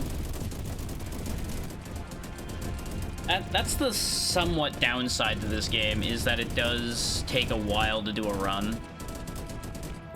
But every run is impactful and rewarding, so it's not exactly a downside, just it depends on what your use case ends up being. Whether you're looking for a coffee break game or not. If you're aiming for a coffee break game, this probably ain't it, unless you want to just, like, do a map on your break and then continue the run at another point. And obviously you could do these maps way faster than I am. I'm just full clearing every map, which you don't have to do, and I'm betting there is a situation where that is actually a disadvantage to do that.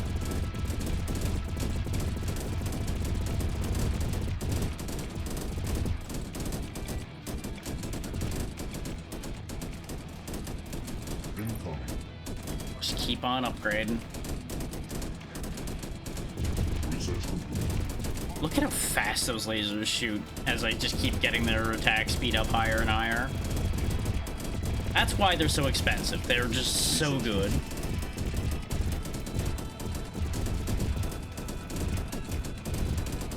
It's simultaneously a shame and a good thing that I don't have to, like, route resources to these turrets other than just the supply beacons. It's not like Mindustry or anything where I have to make the resources to feed the guns. The Mindustry is another one that I keep debating doing more with, and then I just don't end up doing it because the maps I'm at right now are just annoying. That's kind of the downside to a game like that, is you can very easily just end up with a bunch of just pain in the ass maps, and that's all you have left.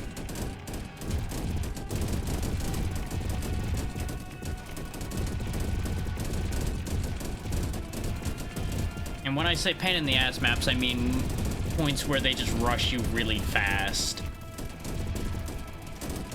Which makes it hard to actually set anything meaningful up. Is like, oh, I have to have it up in 5 seconds or everything explodes. That is, of course, hyperbole, but you get the point. Let's see about actually grabbing a new drone thing. Mini strike, big bomb, mending strike. Yeah, big bomb seems more up my alley. Which we can have that and the mini bomb anyway. 178 damage as opposed to 36, but this is one bomb versus a few bombs. Oh no, this mini bomb only has the one. Maybe I should have grabbed the other mini bomb then. Oh well. It's fine. Still want better gun turrets. We're kind of fine on our troops still. They're not having any trouble clearing the maps, so I think they just don't need anything anymore.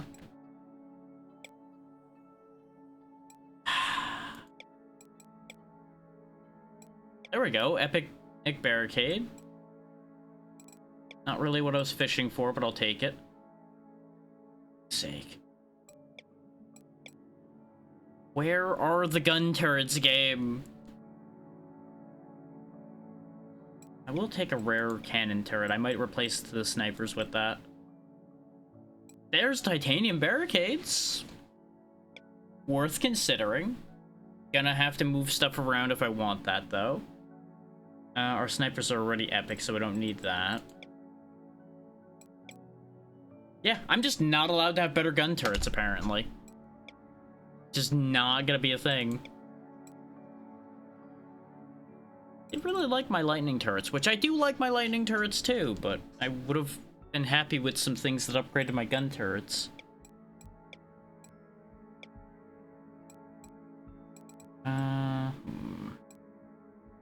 Let's see, now this is the awkward issue. What do we swap around to make the titanium barricades a thing? And the answer is, I don't think we do. I think we just keep just the regular barricades, considering they have over 1,000 health already anyway. And the barricades have yet to be breached. So I don't think we need the titanium ones yet. There's gonna come a point where I have too many different turret types, which we're already kind of there. We don't need all the turret types we have. I think I will swap the snipers for the cannons. We are gonna lose some range, but that will be arguably better. Because the downside to the snipers is they can miss, and they do have a tendency to aggro things from a distance that I don't always want them doing.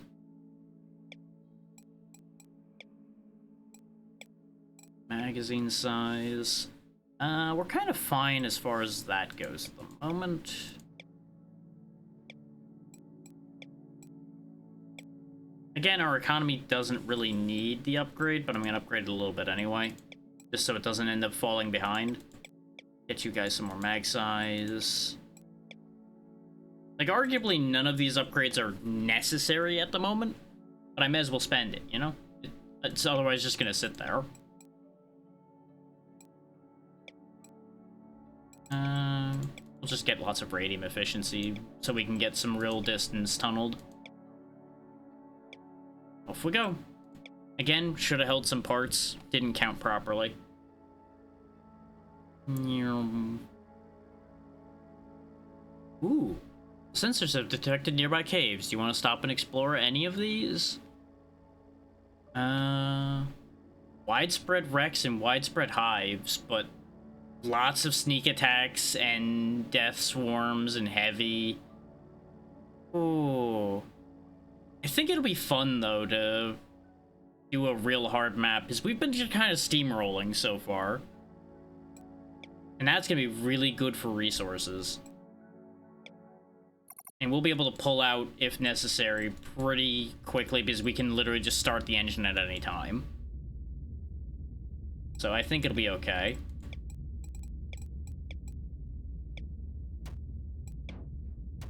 Like, I could literally just hit the start engine button right now. I'm not going to, because that would actually be a horrific idea. To a certain degree. But I'm just saying that I could.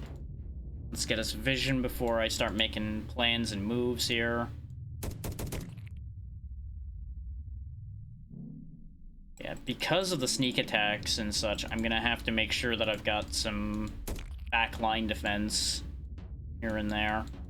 Okay, this is actually not bad, though. I can bottle this up as a final bastion, just in case. Ooh.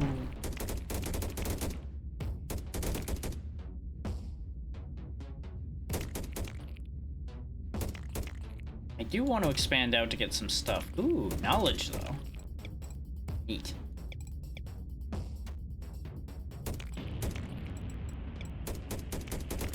This is why you should not trust me in charge of your military. I'm so easily distracted. In the middle of dealing with an incoming army and then go, ooh, shiny. What were we talking about? Oh yeah, the city's kind of on fire, but it's fine, right? The city could be more on fire.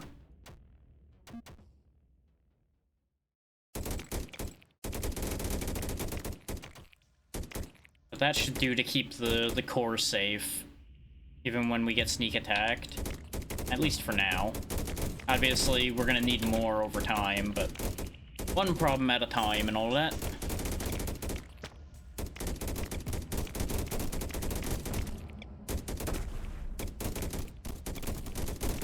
I do want to try to cash in on as many of those wrecks and hives and things as I can.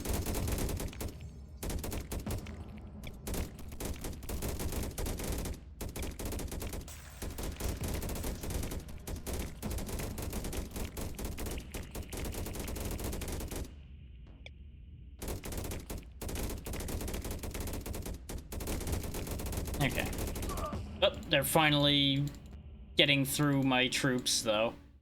Remember when I said that I was gonna make sure to avoid reaching a point where that was gonna be a thing that happened? Yeah, I did not make sure well enough for the extra 100% health buff, considering nearly 3,000 hit point juggernauts are a concept. because of the way I've got this laid out, I'm actually just gonna put a replicator out here. Incoming. And just not worry about using the replicator that's in there. Because we clearly need a lot more troops, though, to hold this together. Doing this while the large wave is coming might have been a horrendous idea. But it's too late now, we've done it.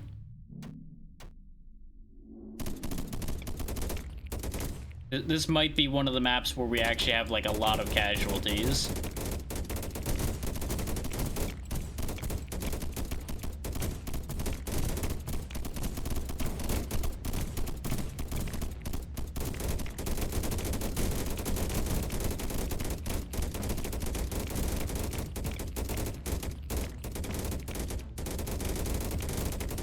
Push this whole mess back. Because we dealt with the worst of the wave, it looks like.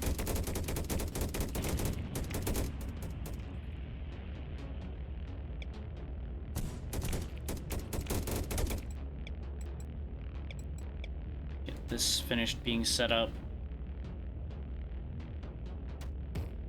Like it to be more like that so I can just bubble out a defense here. And bubbling out is not great, but situations like this, that's about the best way I can see to set that up.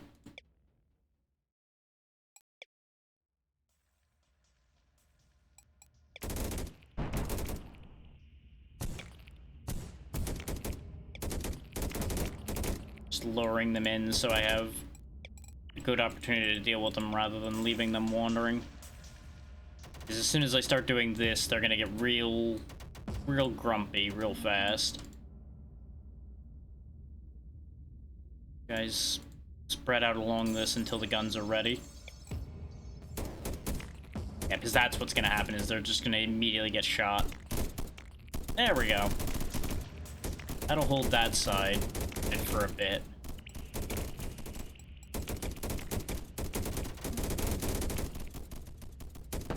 This way they have a place to fall back to.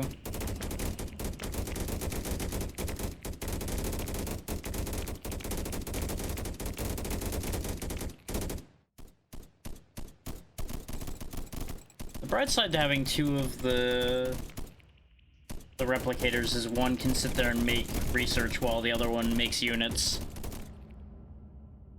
Research complete. And that'll help reinforce us a bit faster and get this ball rolling a little quicker. Instead of it all being a bit of a slog.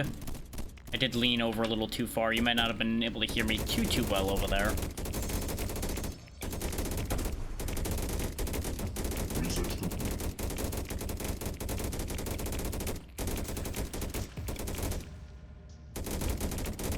Just keep working our way down the sides. We definitely did need the extra troops, though, because at the rate they're getting a little bit dicey here. Oh, that's just a wall. Okay. It looked like a floor panel or a building or something.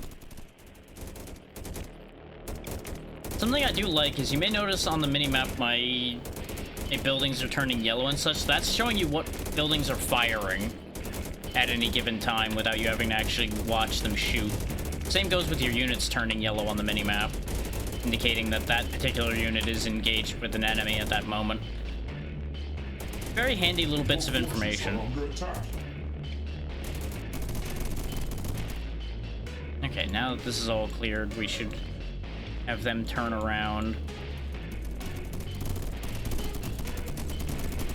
We should absolutely actually get the, you know, the walls built sometime soon. Might be a good idea.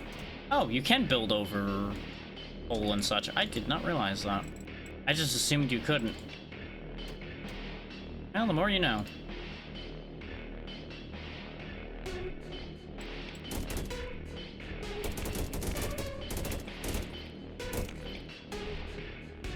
For all that this has widespread hives and wrecks, I really haven't seen that many of either.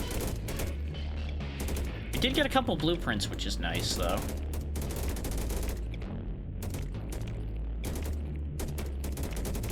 But still, the overall return on investment here is a little sad so far.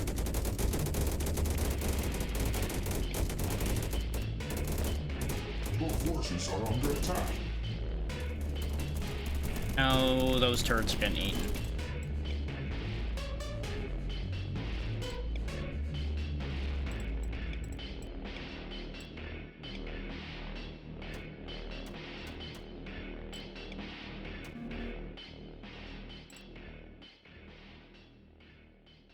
Oh, that's a death nest. Let's not deal with that while I'm not going to be watching over them.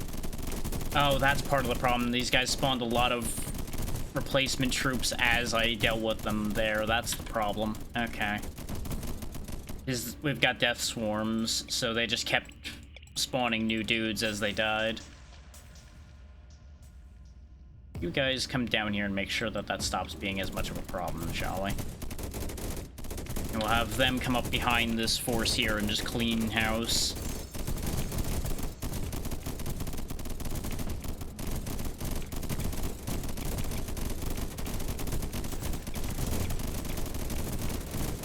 But you'll notice that the more distracted I'm getting and the more I'm splitting my attention, the worse everything is going. Because that's just how these things work.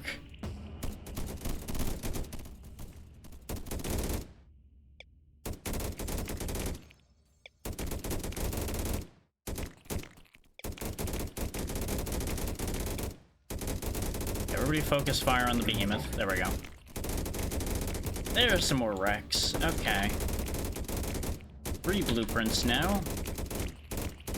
Which, that's gonna widen our pool of things we're getting when we craft, so there's a blessing and a curse to that. There's the blessing in that you have more options, there's the curse in that if you're looking for something in particular, you might not be getting it. That's a lot of enemies. But we weathered it. We're fine. Oh, that was a bad time for people to be reloading. Yep, we're losing troops now. That was just greed on my part. I thought they could take that death nest, and they couldn't. Get our turrets upgraded, because our turrets are starting to struggle. We've apparently found fights where my setup actually starts to have a problem. It's known as enemies with double hit points are a problem.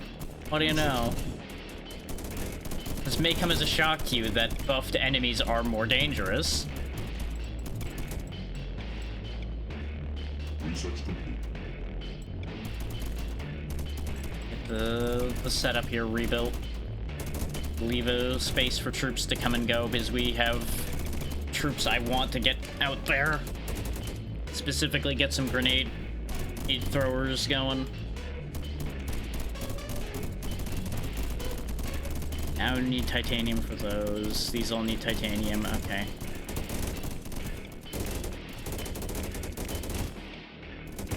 There's a very strong argument to be made of just leaving at this point, because we actually have a decent amount of rewards. But this is why I didn't leave. I knew there was more. That's our 4th blueprint.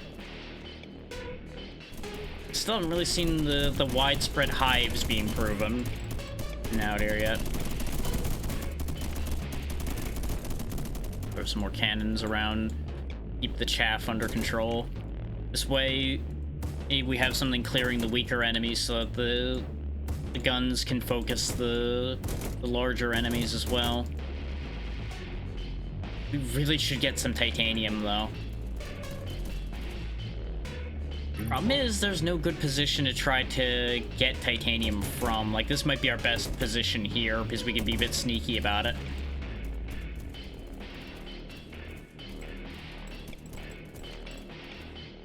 So we can do something like this, and then bottle up this whole area.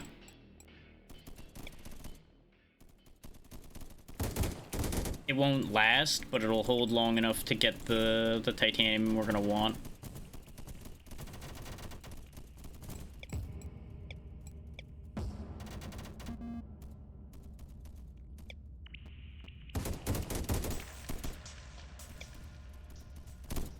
So I should put a space for my units to get back out.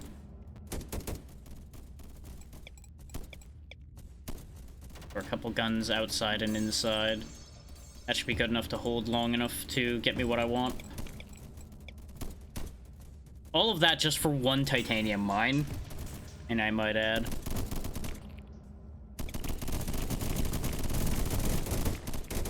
But one titanium mine's all we're gonna need to get what I want. We are basically at full swarm rage. I'm assuming it goes over 100% though, so it's gonna get real spicy.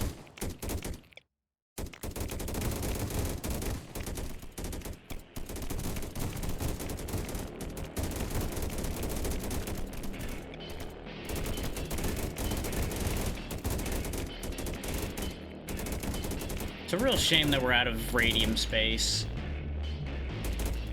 And I keep finding all these radium spots.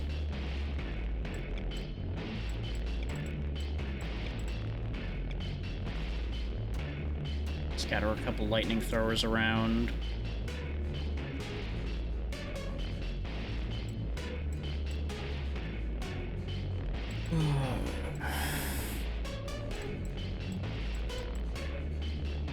Building health, I still don't think is a problem. Because, again, barricades are where all the health is, and that's all I need for health. I think we'll focus on getting some more magazine size, because reloading has been a problem. We know that there's nothing I want up there, but there is titanium of a decent amount. But no. No, I don't think we need it. I think it'll be okay. We should be exploring unexplored territory, because we see that wreck there, for example. And we never got any forge cores on this map either. We need to go get those.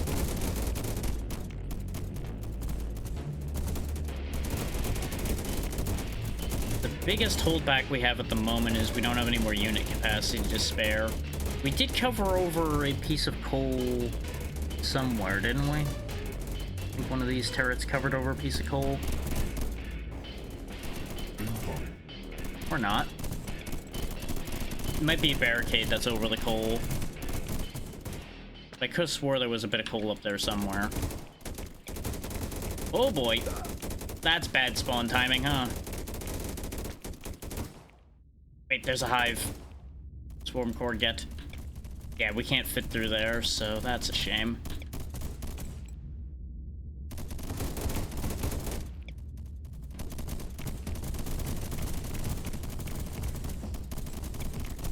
Split up and search for clues, kids.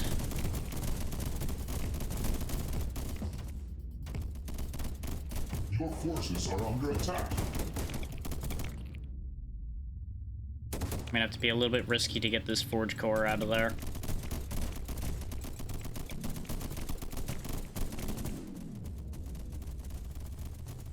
Just gotta hope that we don't get like a major spawn before I get this built. Just gotta remember, we do have sneak attacks coming and going now and then, so... Get you guys up and out of there and gather together. There we go, good enough. Your forces Everybody are under out. attack. We don't need these anymore. And I could just grab the coal long enough to spawn troops and just let the coal miners get destroyed. But I think moves like that are kind of cheeky. Like, it's 100% a valid move, but just seems a little goofy.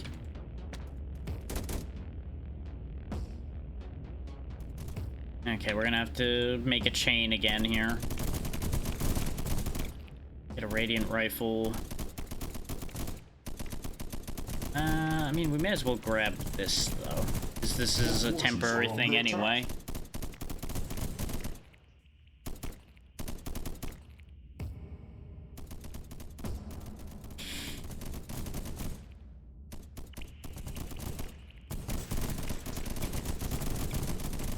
Like, I'm willing to grab this one because it's right next to our setup here. I can just build a little defensive bubble here. And at least pretend I'm going to try to protect it. Well, game, I would have built it on the coal if you didn't shake my screen the second I tried to place the thing. Your forces are under attack. We'll just make that lightning hell in there. Actually, yeah, I can put some lasers in here, too. Because we have access to lasers now, thanks to the titanium. Your forces are under attack.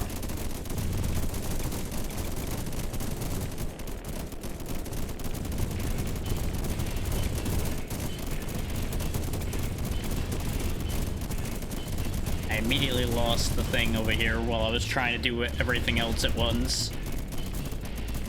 There we go. Start gathering that. That's going to make the swarm real upset. Just put a smattering of guns out here to make sure this doesn't just get eaten before it gets done, so I can have my troops come around down here. Apparently all of this was just getting steadily eaten while I was occupied, too.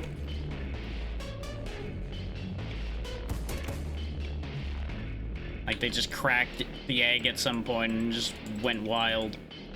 Oh, it's probably because we lost the supply beacons that were along the road, huh? That probably would do it.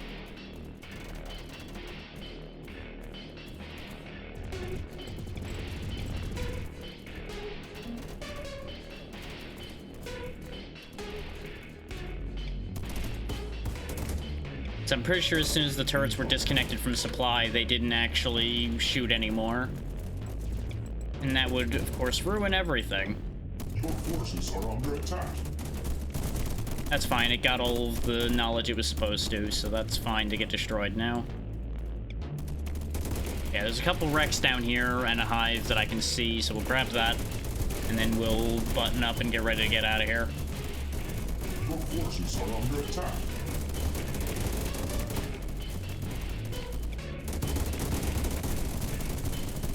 Get the reinforcements over here soon, please, because holy hell. That went way worse than expected. Your forces And again, it was a lot attack. of heavy enemies. Why are you all stupid? Oh, because you can't fit through here anymore. I made one too many lasers, so it all got confused.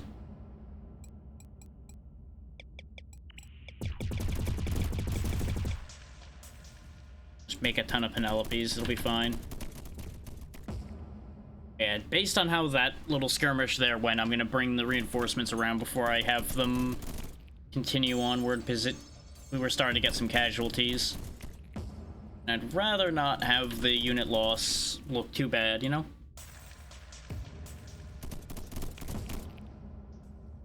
Even though they are just expendable clone troopers. Oh, that's bad timing. Or good timing, depending on how you look at it, because it did save this area that they happened to run into those enemies. It just could have been real bad for them if they were a little less capable.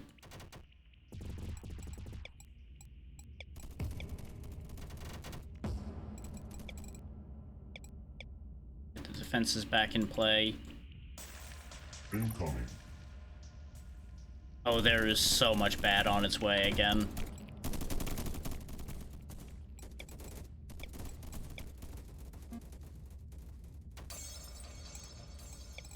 I really should turn the screen shake off. It just always upsets me. And yet I end up leaving it on because I'm a silly man.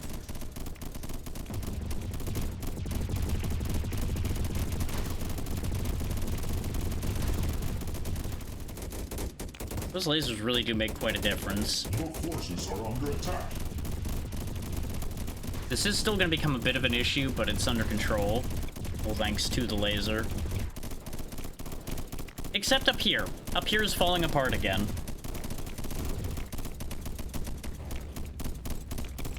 Oh, that's a shame. That's a big shame right there.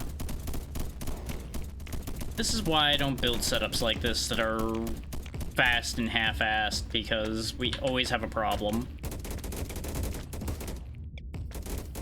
Because there's always something I didn't account for because I'm trying to do things quickly. Now it's all disconnected again. But I'm also having to keep an eye on the clown squad down there to keep them from getting killed. It's a whole thing. Because as you saw by them just standing there eating shots from the corruption launchers, they have to be watched or they do something stupid.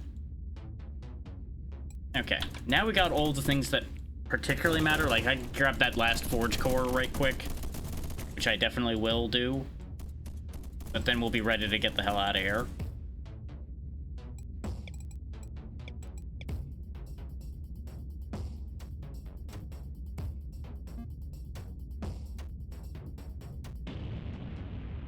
As soon as that's in range, we'll have all of them Scarper, and then we'll get everything tightened up. Though I don't think they're getting through Nightmare Alley over here. Are under attack. Fuck's sake, that apparently was out of range.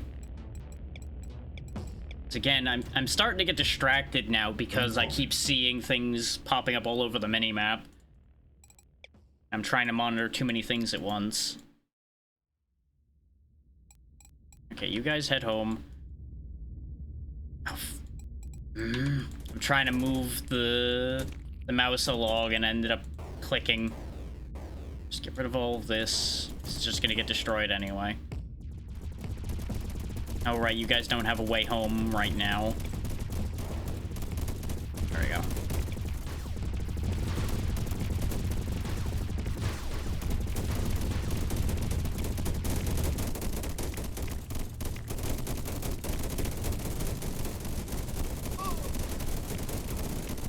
We are losing troops. Your forces are under attack. Keep them moving and going, guys. Come on. Keep them moving. Yeah, because they're sending more big enemies here, so I do need a lot more firepower in play, or it's going to start getting real bad. Speaking of, this should be double layered at this point.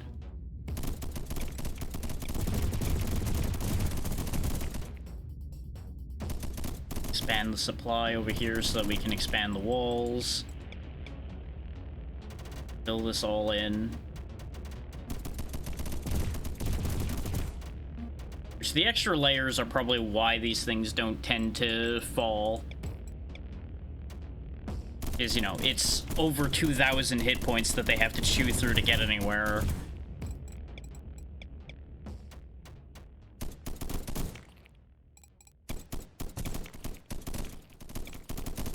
Put a couple lightning towers in there for fun. Alright, start your engine. Incoming. This is all going to have issues, and I've just accepted that. But I will at least put the walls back and everything just to give them the best shot they have.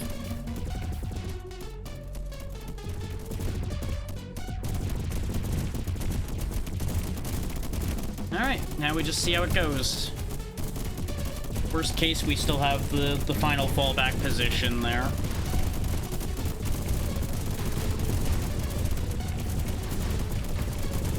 Which I find it unlikely that they'll break through every layout, every layer I have here. Like, I would expect at worst they'll break through this. Yeah, because you'll notice the supply towers got disconnected again, so this all just shut down again. Your forces are under attack.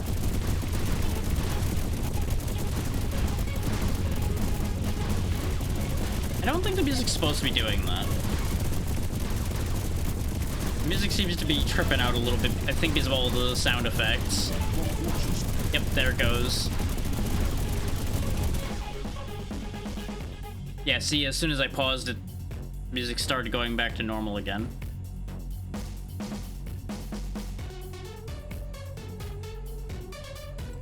I think things are just getting slightly overwhelmed. So speaking of slightly overwhelmed, we are having breakthroughs happening, which is not great. Get the troops up there to shore the problem up a little bit.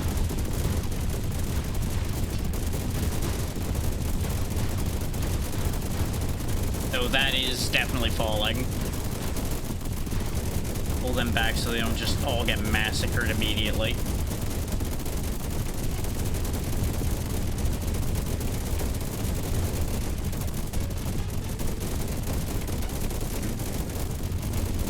This is just how powerful the swarm is at this point. They're just ripping through everything because I can't kill them fast enough. So bear in mind, on the next map we go to, we probably won't have the heavy modifier, so we probably won't have them be this durable, as they're currently rocking, you know, doubled hit points. But this proves that I did need the supplies I'm picking up here. I am going to need a lot more power. I'm kind of impressed that down here hasn't been broken through. The double layering was necessary here. And we will be out of here free and clear in 5, 4, 3, 2, 1. Goodbye. 10,000 swarm killed. We did lose 14 units. The only units lost on this entire campaign so far.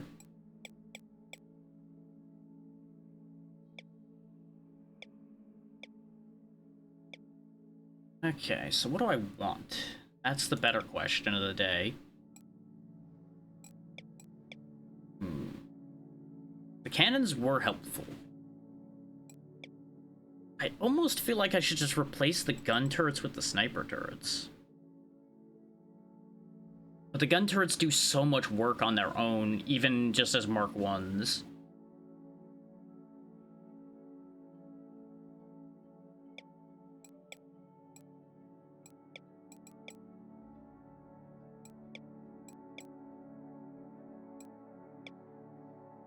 Hey, I didn't even see what the blueprints were. Oh, right. There's tiers to this, and I think since we're still in... No, there was stuff that we have tier 2, so we should have... Or did I just, like, blank over what the things we just got were entirely? I might have. I may have genuinely just, like, completely spaced for that.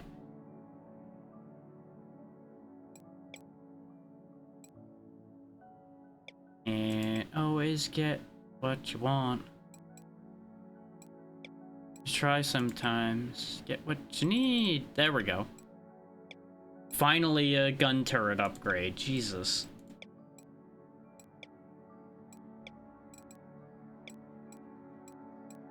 Yeah, a 12 damage increase is for my gun turrets. A large magazine increase. That's just so much better.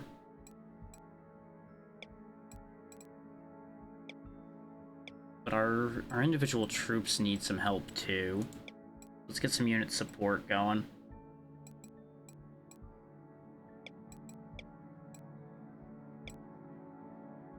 Legendary rifle? Yeah, our rifles currently are only rare, so a legendary rifle would be quite the boon. If you have a look, you'll notice 41 increased damage. I think that'll cover it. I think they'll be fine. I think that solves our problem. But what if I make them do over 100 damage per Penelope? There we go. I don't know if I even need other units anymore. Or at least not for now. So I think we're fine as far as that goes. I could give them... Here, let's give them a little bit more mag size. We'll max out our drill efficiency. Actually, you know what? Let's just max out everything radium related, so I don't have to think about it anymore. Scrap that rifle, scrap that turret. Scrap the shotgun because we've just been ignoring it, and I'm not gonna swap at this point. What do I do now becomes the question. I think we keep crafting unit support items. That plasma surge would be nice. Exploding units is pretty funny. Now we'll take the plasma surge and put that on the radiant rifles. Because I don't want to make a unit suddenly need titanium. Sure, fire rate, I guess.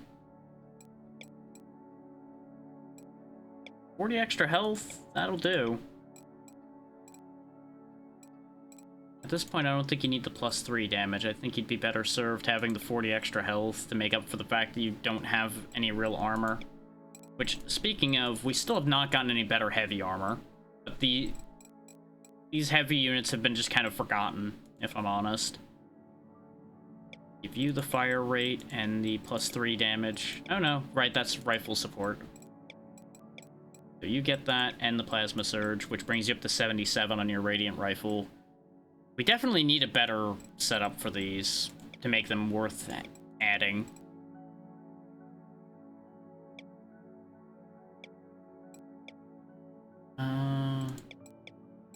Considering the fact that our towers were getting overrun, let's just max out our tower damage. That'll help a bit. Now they're doing 31, they're doing 22 still, 42, 71. Okay, not bad.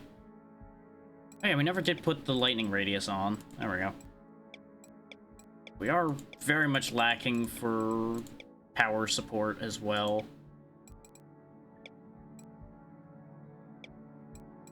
Mag size 4, fire rate up, spread up, fire rate up. Take the smaller fire rate so we don't add spread to things that don't need more spread. There we go, 4.0 fire rate should be good.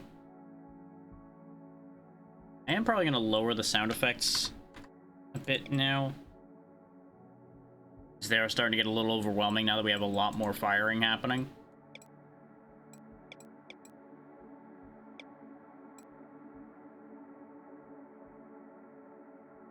Reduce that screen shake as well. That stops bothering me. And now we're basically tapped out, so onward we go.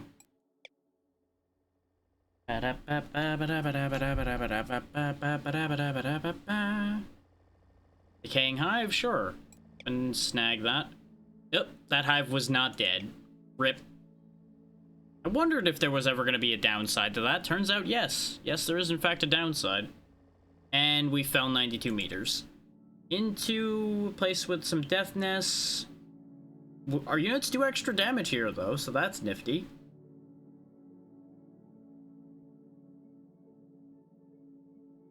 I could just drill away, though. I don't have to stop here. There's a small increase in forge cores, but I don't care enough. We'll just keep going. I don't have to stop for everything. We'll try the decaying hive again, why not? There we go, some free stuff again. We won't worry about spending that yet.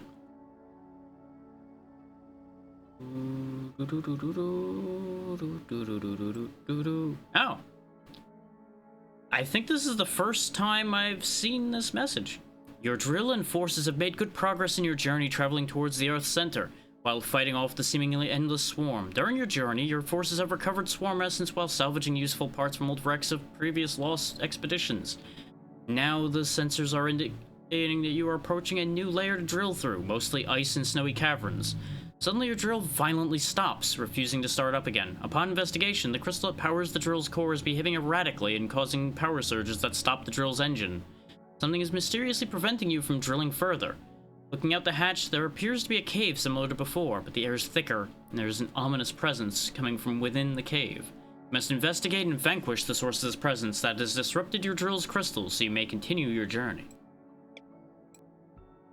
This is our 1,000-depth mission, which I think I have been this deep before, actually, but this has changed in terms of how it's presented as the game's developed more. But if we're doing what sounds like a boss floor, maybe I should actually augment a little further. Get some more fire and reload rate. Because I'm assuming this is going to be something that the soldiers are going to need to handle.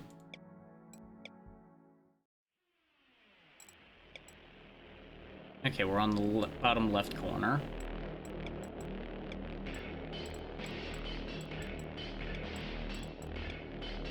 It's a vision tower, so we have an idea what we're dealing with here.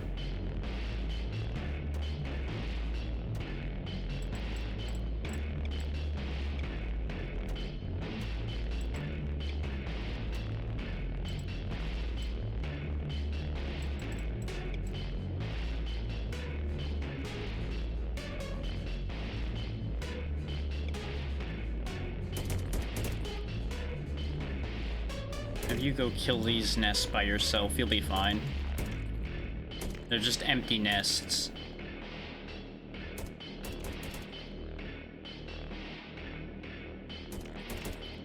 Okay, I don't see anything that stands out as a target yet. It's probably going to be on the opposite side from us. Look at all those wrecks, though. We're definitely going over there when we're ready for that. Good idea.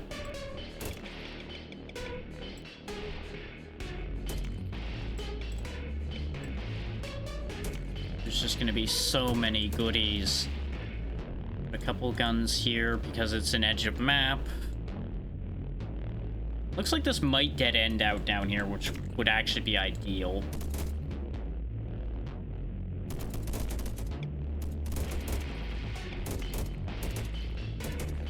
Yeah, we should be going back to just cruising through for the most part, at least for a little while.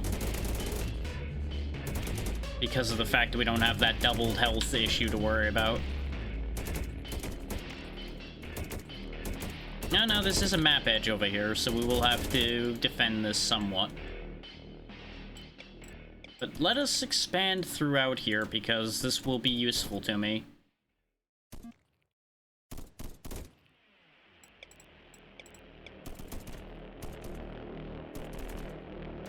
Because that is so many free resources.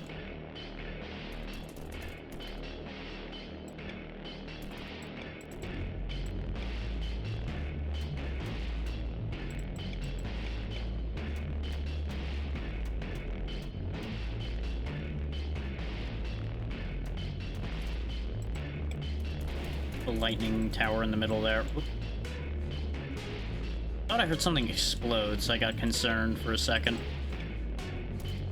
Oh, right, we don't have titanium yet. We have the ability to mine the titanium, I just didn't put the miner down yet. That there, that there.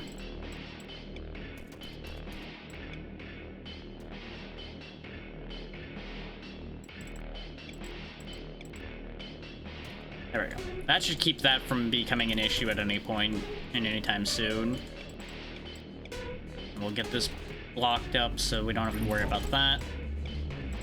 Perfect timing, really. Yeah, apparently on that one.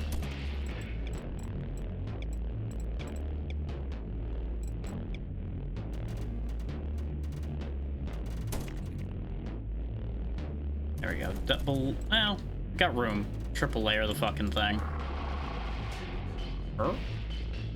Oh, there's a golden icon now, so presumably that's the bad thing. I guess it might come to me, or it's just making its presence known. I don't know.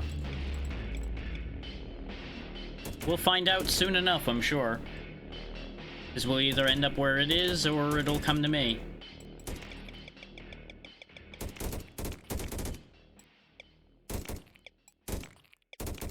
We are, of course, going to follow the doctrine of incredible firepower and excessive violence.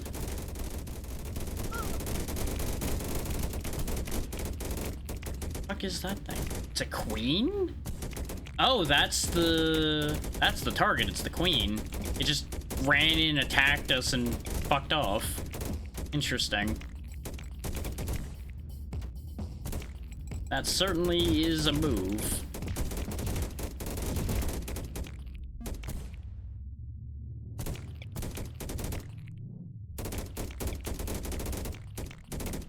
So much out here, though. God damn.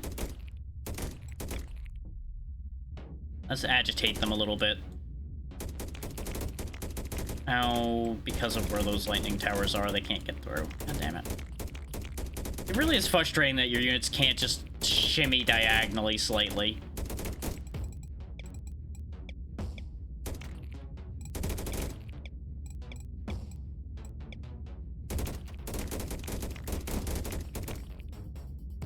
That should help hold that line.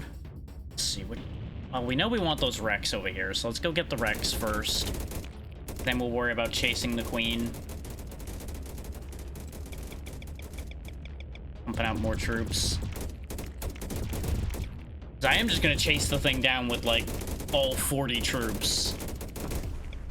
And just put the damn thing down.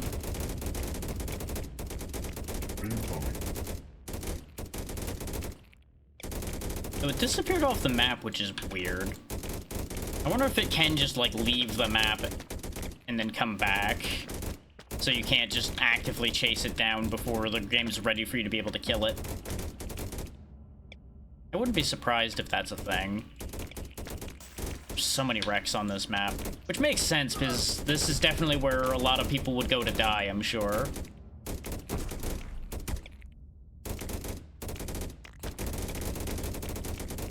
Like, if it's using those wrecks as like a representation of just how many previous players and such failed here, it would definitely fit.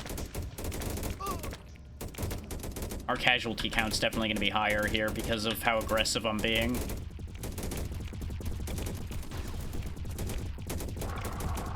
Yep, there's the queen again.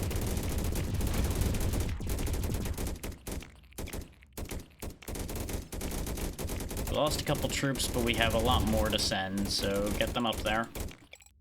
And get some upgrades. We're gonna end up running into the queen in the field here, though, which is not gonna be ideal.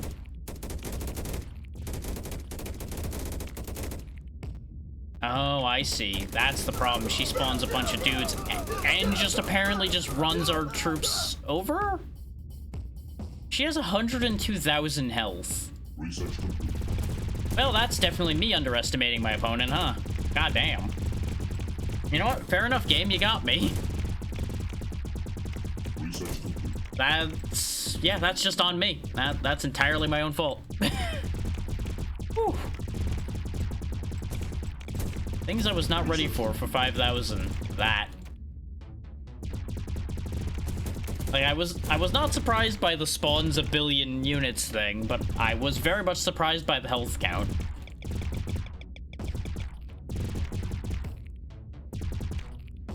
They really expect you to be damn powerful at this point, huh?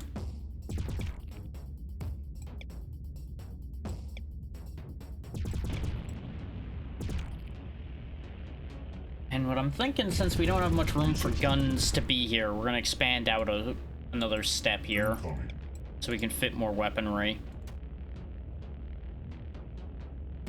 Research complete. Potentially we'll wait for this wave to end, though. Just, like, use my troops to shore up the defense in the meanwhile.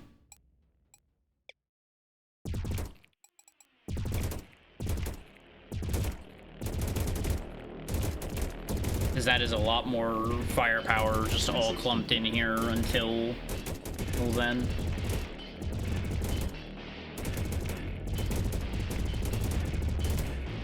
But, like, with the amount of juggernauts and such they're sending, I do kind of need to make sure that I don't leave an exposed spot for them to just march up and eat.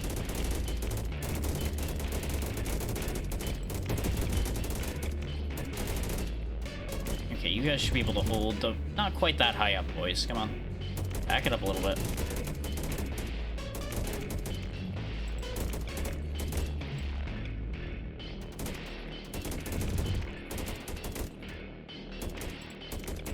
Some coverage, then we'll get the actual layout pushed out. There we go. Just fill this up with death. No, the queen's coming back, though. That's bad timing. I'm not ready for her yet. Back it up. I don't want another massacre, so we'll just back up a step here.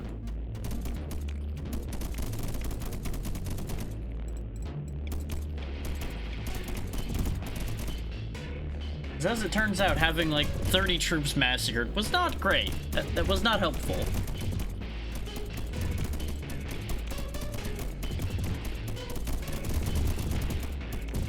Yep, there's the spawn pile, and there she goes, just chewing on our wall.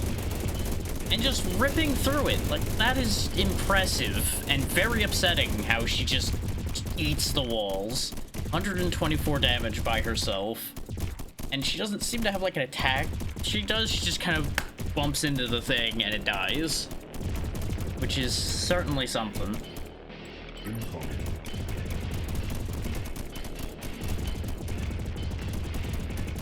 I suppose she is a perfect case of why you'd want titanium barricades for even more health.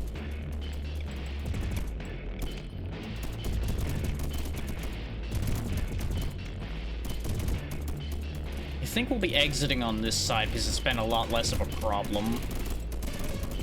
So we'll just build in an exit, like right here. Of course, you know, that's easily going to be famous last words. But also a similar case of we deal with it one problem at a time.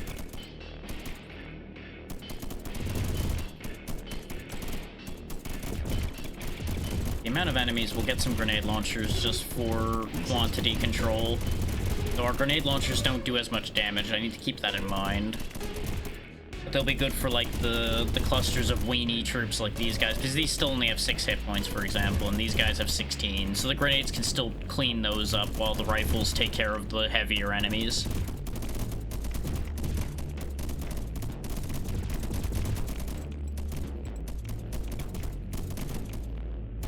Alright, let's push out and go get some stuff. We at least have titanium and everything in our layout here, so we don't have any resources we don't have access to, or anything to worry about like that. I just want to be able to get more of the wrecks and resources and such for after we finish this fight. 'Cause I'm currently feeling reasonably confident that we'll be able to win this fight. It's just gonna be a matter of time before we can kill the queen. Research complete. Because when she came back that last time, we did actually do a solid amount of damage to her. It's just gonna take a few more exchanges like that to win that, I think.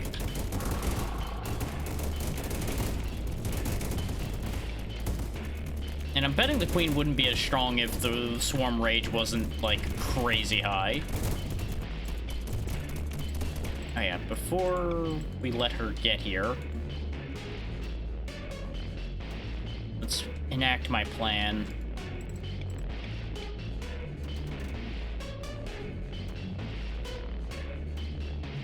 Because the plan is continuing thickening the wall here, but also filling it with lightning. So that she'll be fighting her way through to an active defense instead of just a bunch of walls.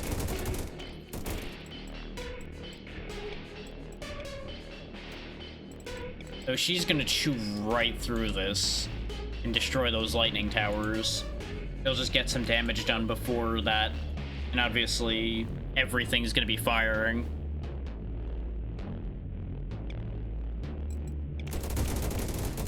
Just trim back the backup she'll have.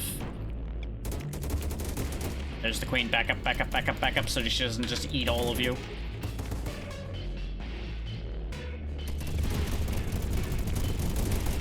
There we go. Now that she's occupied with the wall, now we go for her. Oh, she heals as well between rounds, I'm noticing, which is not great. Pound the damn thing. Yeah, all of that firepower pounding into her, and she still has 60,000 health left. That was 40,000 damage we did just from what we had here, though. So that's not too bad. We just need to get a little bit stronger. And probably have a better split to my force there. Because remember, we have only half of our unit capacity right now. I could have a lot more troops. Speaking of, while they're out there fighting, make more troops.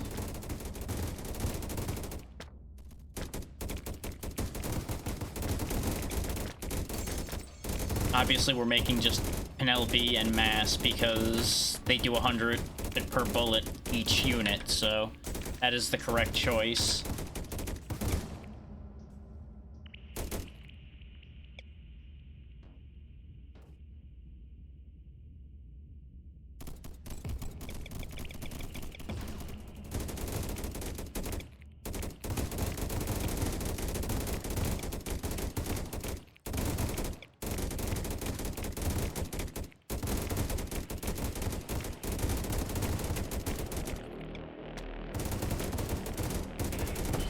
Your forces are under attack. Oh boy, there's nasty corruption throwers here, goddamn. I didn't realize there was a... Oh, the queen appeared here. Well, there went the army. The army's dead again. I didn't realize the queen spawned right on top of them until it was too late to do anything about it. Oh, that's unfortunate right there. That's nothing but a shame. Good thing they're just clone troops, otherwise that would be a lot worse. Why is she, like, shedding red everywhere? Is she, like, enraged or something? Wait, her health went up. I think she's getting stronger the longer the fight's going on. So that's not ideal.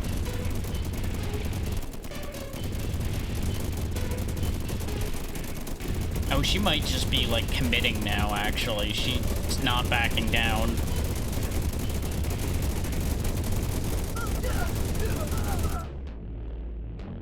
Holy shit, though. She just walks through your army.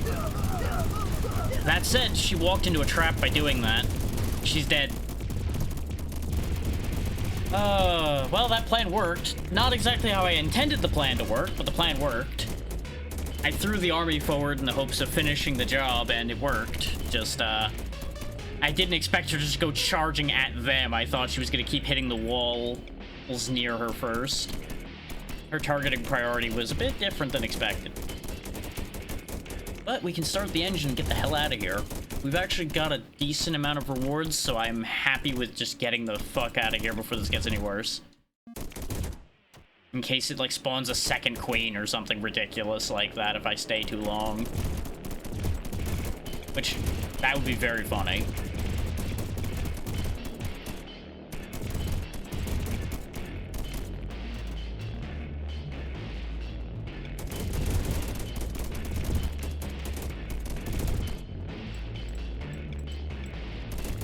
The lightning barricade, though, definitely does work. Yeah, there's a few. You know, just a couple.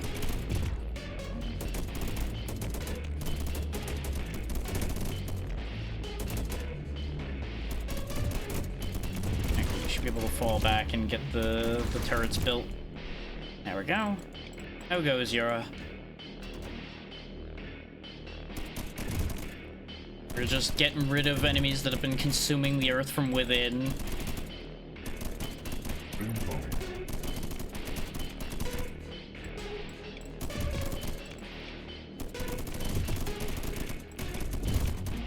Just gonna fill this whole place up with turrets because I suspect we're gonna have another breakthrough. Ooh, nice. Hopefully you have a good time with that wedding. I know that can be a real variable thing for people sometimes. Still very exciting.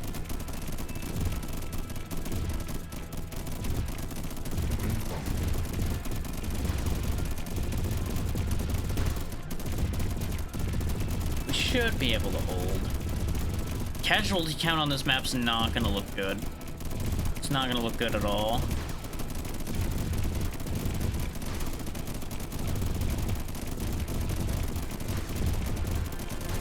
Ooh, that is gonna be a bit of anxiety, but it's important to be there for your best friend. Full respect for you who going for it.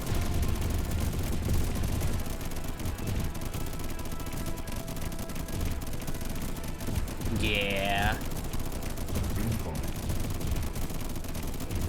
Okay, we're halfway through the time and they haven't really started making major breakthroughs. The behemoths are starting to eat the walls, which is not what I want, but we'll be leaving all this behind when we leave anyway, so it'll be okay. As long as they don't crack the last layer, we'll be okay.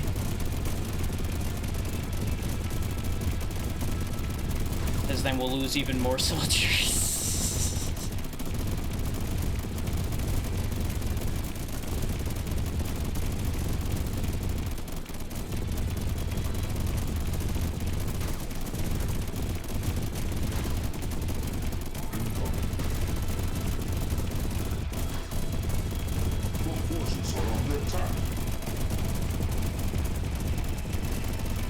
Lunar, thank you for the raid. What were we up to today? Hopefully you all had a good time with whatever it was. It's a little loud right now, so forgive me. We'll be out of this fight here in 20 seconds.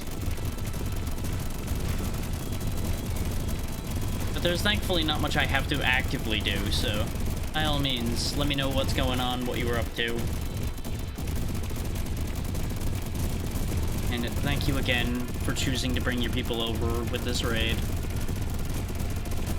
There they are. There we go.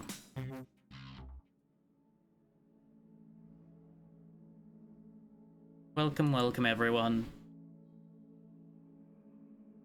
In case it got buried because Twitch took a delay or anything happened and of that sort, thank you for the raid, Lunar. Hopefully you had a good time with whatever you were doing, and what were you playing? I appreciate y'all coming by. There you go. Ah, you were still working your way through Pokemon Mystery Dungeon, okay. Hopefully that's been good to you. Now we can make tier 2 gear. Okay, that's what I was looking at there. Victory. Your forces have managed to slay the Swarm Queen. Inside the Queen's corpse there is a giant crystal. Somehow the Queen was using this crystal's energy to disrupt your drill's core. Studying the Radiant Crystal, you realized not only was this crystal feeding essence into the Queen and her swarm, but there's an even more powerful version of the crystal that powers your drill's core and facilities. Your engineers have made modifications to integrate this crystal into your drill. You will now be able to drill through the ice and manufacture more powerful equipment for the journey ahead. New equipment that you craft will now be tier 2. Desperately needed. Ah, now I have a 4th unit slot too. Okay. And an extra slot for more buildings. Perfect. Okay, so that's why that changed, because we used to have a lot more slots in an earlier version of the game. They've now made it tier-based. That actually is a good idea. And we actually get more augment space as well. Perfect. But it costs more to get those extra augments, which, you know, fair enough. And slap another forge crystal in. Didn't get any more drill upgrades, but that's fine. Let's see. Should probably get our economy upgraded because we are starting to have economy problems. Drill storage, miner production 2, generator production 2.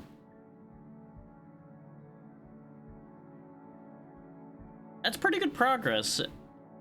And of course, by all means, go do what you have to do. Make sure to take care of yourself, and thank you again. I will make sure to take care of your people. Well, as best I can.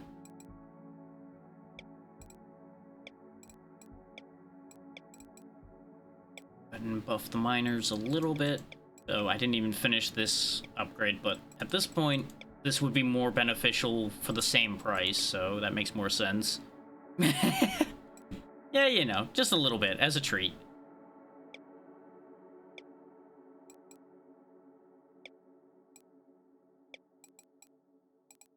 Ooh, amount +5 for the mines. That's perfect. Just for those coming in late, our mines only produce 9 normally. Always appreciated. Yeah, that will basically near double the amount of ore we're getting from every mine I place, so that'll basically take care of our economy as far as that goes. I just need some generator buffing now, and we should be in perfect position there. 30% speed bonus. There we go. 8 amount increase. I do have to be careful though, because it does increase the price of everything. So that's gonna be 4 more copper per generator. But again, that's near double, so that'll take care of everything I need to have value-wise there, or for a bit. Let's go ahead and just slap the titanium barricades into our new open slot here. Because as the Queen herself demonstrated in that last fight, my defenses are somewhat inadequate. Because they were just ripping right through the barricades and eating all of my cannons. It's a bit of a problem. I don't have any gear for Brooklyn yet, so we won't worry about that immediately. But let's start making some tier 2 gear. This is where we start getting Mark 2s. Snipers wouldn't be bad to have. But I think we do need Mark 2 armor, like, immediately. That's a lot more health. We are going to lose some damage bonuses, but I could just give that armor to Brooklyn. What's the, Yes. Yes, I acknowledged that already, ABC. Or Did you end up coming in too? Because I know you end up in many places.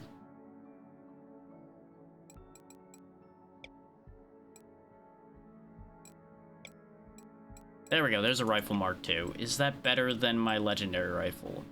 Kind of an either or there, really. Don't think it's worth it. I think I'll take the legendary shotgun. Really just not gonna get better armor, huh? Rip. Fair enough.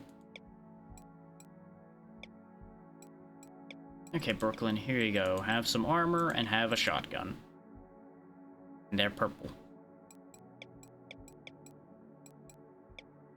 So now we have 4 units to choose between whenever we're summoning new soldiers. And that is a good shotgunner. Don't know if they'll see much use, but they're good at least. We should probably see about making some Mark II turrets as well. There we go, legendary Mark II gun turret. Where was that the whole damn time before? Took us a lot of fishing just to get a rare Mark I. There we go, double our gun turret damage. I don't think I need to worry about gun turrets anymore. Or for a while. Ooh, they've actually got 2 cannons on them instead of just 1. Neat. Barricade? I see. That is still a better barricade, even as a common. I'll take what I can get. They are a little more expensive. But that's fine. 10 instead of 6 is not really an issue. When it comes to giving me more protection, I'm down for that entirely. Let's just get rid of all these Mark I things I have laying around. We're clearly not going to use them now that we have Mark II options available to us. Of course, now all I'm going to see is gun turrets. Is this better than... Yeah, that is a bit better than our cannon turrets, so we'll take that trade. I know, it's not the most exciting gameplay at the moment, but just bear with me. This is important to making sure we can actually make it through the actual combat sections.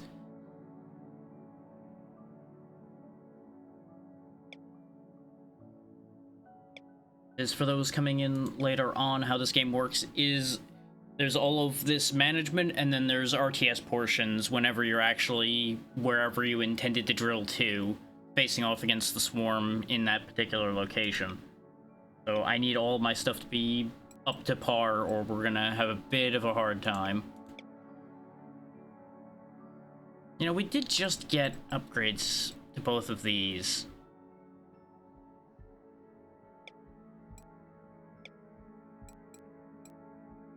Ooh, there we go. 20-point generator straight up. Yeah, that's a lot better. There we go. I won't worry about the miner, because the miner should be fine as it is. But better energy generation will make sure that we don't have to worry about that. And for once, I'm going to save some parts for in case we actually run into an abandoned drill. Let's go. Into the ice we go. Finally into the second biome of the game. Oh, drill's falling. Fell 109 meters. We got sneak attacks and artifacts. Nah, I don't feel like dealing with sneak attacks. Just keep drilling. Sneak attacks mean they can spawn anywhere. Actually, no. Sneak attacks are the unlabeled attacks. Hey, we can finally break into an abandoned drill. Inside the drill you find? Nothing. I'm so glad I saved the resources for that. I'm so glad. Love that for me. Wow, we're falling a lot. We're hitting a lot of open spaces. 30% more health, but a lot less spread on all my weapons. Let's go ahead and buy one more thing before we go. Mark II rifle. No, it's still not stronger. Go ahead and get sniper rifles, I guess.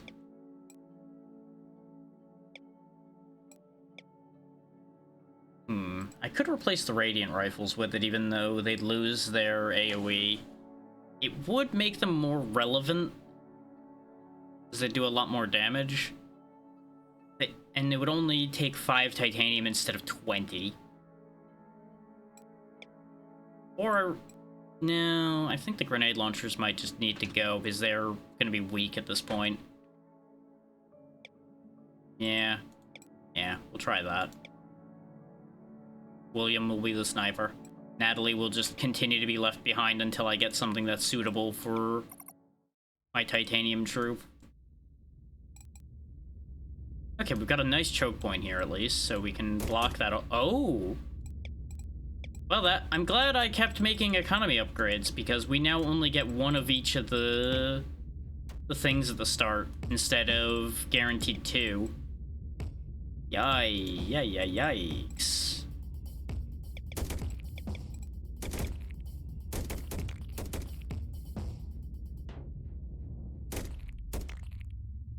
Send a couple additional troops of varying flavors.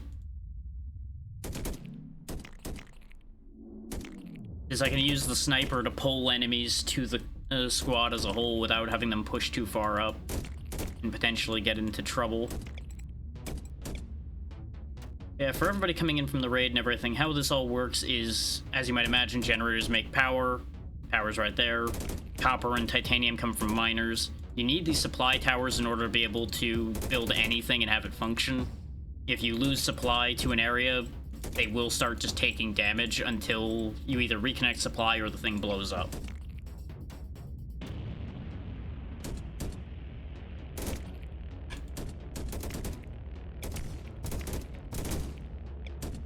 Scattered around the map, there's gonna be a lot of stuff I'm gonna want to grab, like there's wrecks that give you blueprints for new gear, but also give you those parts you saw me spending. If I go break some hives, I can get swarm cores that are for the augments. Basically, you want to clear as much of these maps as you can, as ideally fast as you can, because the more aware the swarm gets of your presence, the more dangerous things are going to get.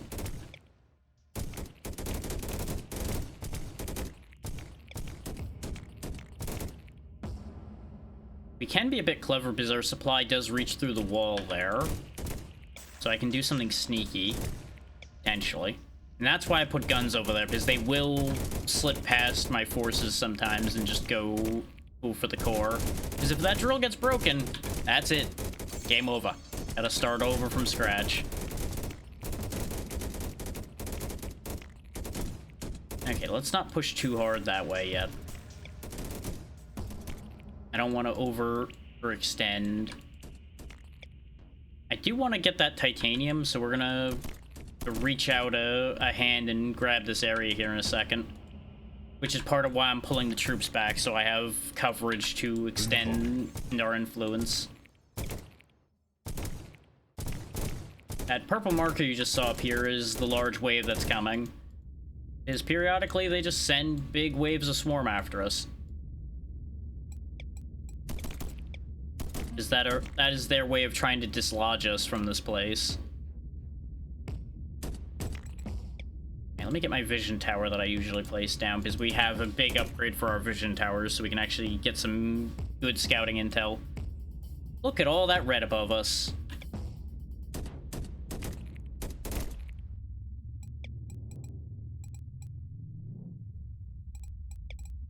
Go ahead and build a second replicator.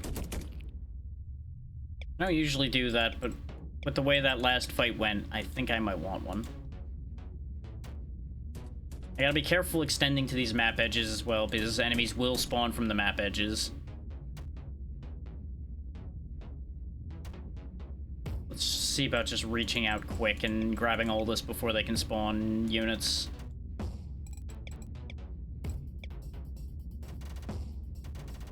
There we go, that'll be blocked. I don't have enough copper to block that yet, so I'll have to keep an eye on here for the minute. It won't take long for us to get enough copper to do at least a turret like that. There we go. Now we get the miners up and running to be able to scoop up everything we want. That titanium is necessary for getting higher end stuff like the laser turrets, the lightning towers. You can even end up putting augments on your units and such that make them need titanium even if they're using otherwise just copper gear. So you gotta be a little careful of that so you don't set yourself up for failure that way.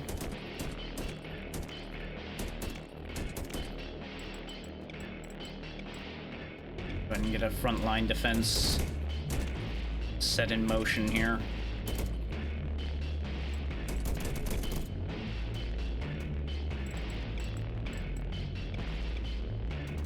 This is why keeping a good economy setup is important. Because everything got a lot more expensive, and I'm using a lot more resources than I was before. Incoming.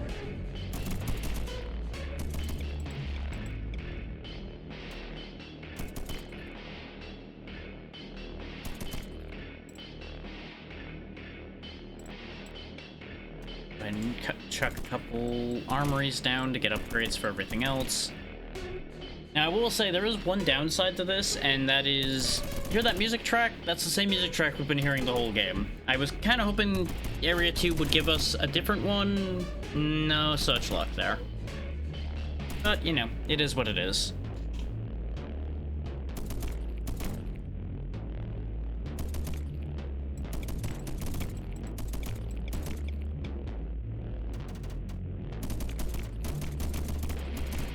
Perhaps sometime in the future they will add more music, because this game is still in active development, I do believe.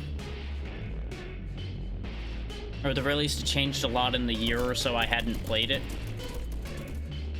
Makes me think it is still being actively developed. Oh, there we go. We have another upgrade for our units too now. Was there 4 before? No, I think it ended at health upgrade before. So now they can get extended mags even further. Well, that makes that augment that I have for it less important, but that's fine. Okay, your goal is to get enough radium to move your drill further along in each stage you go to. My goal is different than the game's goal. My goal is to get as many parts and other goodies as possible.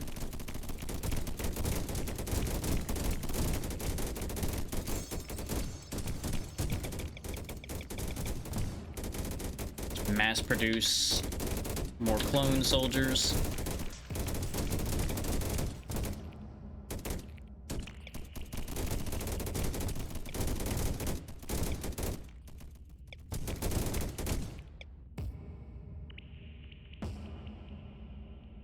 There we go. That's the benefit to having 2 replicators, is suddenly I have way more soldiers. So we should be able to sweep the rest of this map with that many soldiers based on how this has been going before. Off you go. The sniper keeps getting distracted because he's got more range, which is why I don't usually use them. Because I'm one of those commanders that's usually fairly lazy and just sends them to attack move in a direction while keeping an eye on them. So I can micro him away from his mistakes, just I don't always. There's a wave coming though, so you guys should back up. They can take care of it, as you can see, but I don't want them fighting existing enemies and the wave at the same time if I can help it, because they will get overrun. We've reached a point now where we can kind of just handle the waves with our army.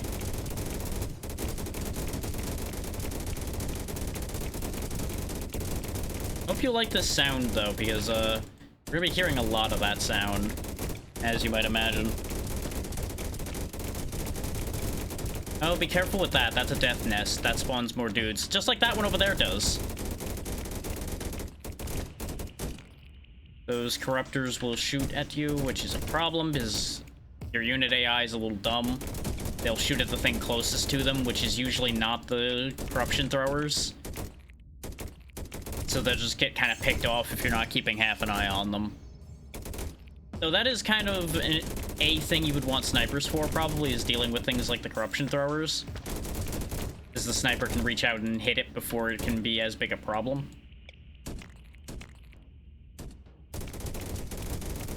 People are being real loud outside today. But then again, this game's also relatively quiet.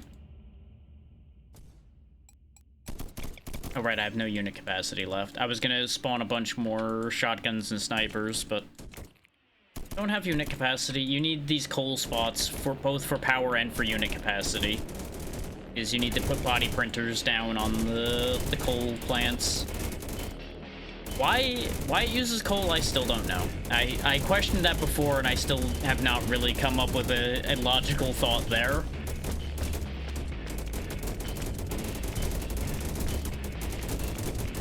Oh yeah, these forge cores are great because they'll give you more forge power, which just makes everything you make stronger just across the board.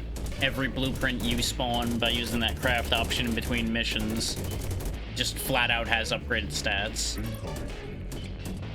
Where the hell did that guy come from? Okay, we're gonna have my troops spread out a little bit here. That way we can grab those forge cores. Oh, but there's a party coming actually, so hold that thought. We will try to extend a hand out like this. Meanwhile, okay, they're all going this way. Let's interfere with that then. I may try to get a larger foothold here. I was gonna just extend out to get the forge cores, but I may greed a little bit. This is why you keep your forces a little bit spread out when you're trying to do something like this. These random enemies will just appear to chew on your stuff if you're not guarding it.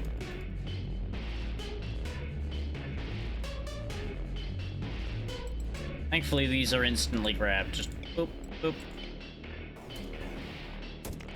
Destroy those. I don't need them anymore. We'll make that decision about the foothold in a minute here. I just need to get control of the situation first. Gonna need to sneeze, hang on.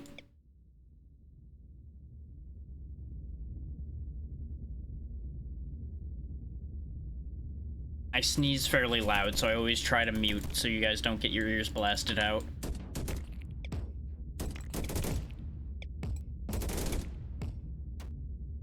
One of those, you know, common courtesy type deals.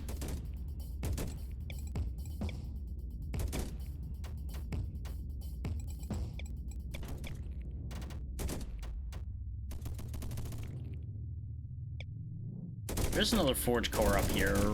I guess I'm gonna have to re-extend that line out, but we've got a lot of cleanup to do before we consider that idea, like these death nests and such. I'd rather not have the turrets have to contend with those. Because ordinarily I would say the turrets are stronger, but actually my troopers are stronger than the turrets at this point, at least for the moment. Both because they have the advantage of being able to move to deal with threats, and the fact that they do, I think, still a good like 20 or 30 more damage per bullet. Which is a weird situation to have. You would think your fixed defenses would just by default be stronger, just to account for the fact that they're fixed defenses. Your forces are under But we've attack. just had better luck with the weapon spawns for our troops. Which, admittedly, I have focused on that. That is partially on me by virtue of the fact that, like I said, I have focused on that.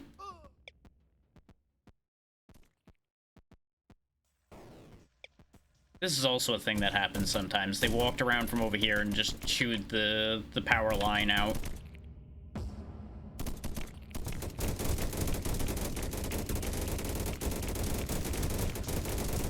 We're kind of just in a bad loop right now. I might just take what I've got and leave. No, but I don't have that many parts, though. I want to be able to gamba as much as I can. And I cannot gamba without parts. Parts make the world go round.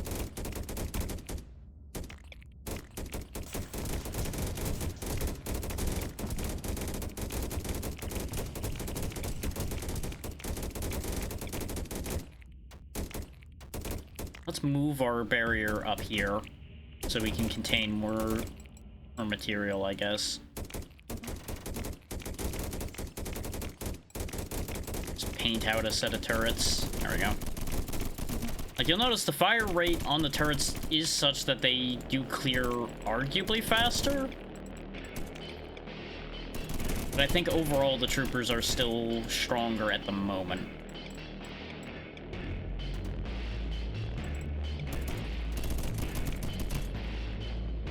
There we go. That should be enough turrets to keep that under control. Just put a barricade right there to keep that mine that I'm about to place safe. I don't need it. I absolutely don't need that mine, but if I'm gonna defend an area that has a mine, I may as well put a mine down, right?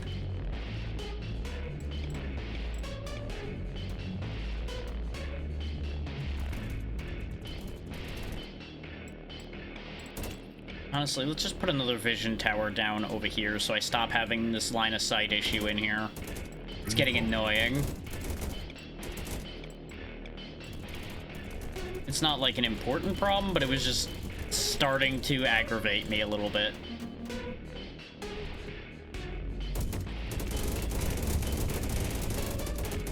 And that's why I left the squad sitting there.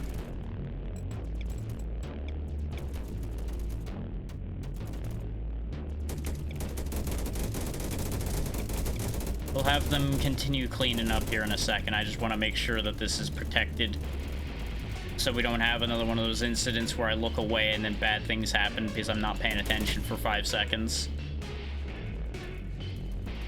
And then we'll make the push for the forge cores up here. So that is going to mean I'm going to have to replace everything again to keep everything where it needs to be.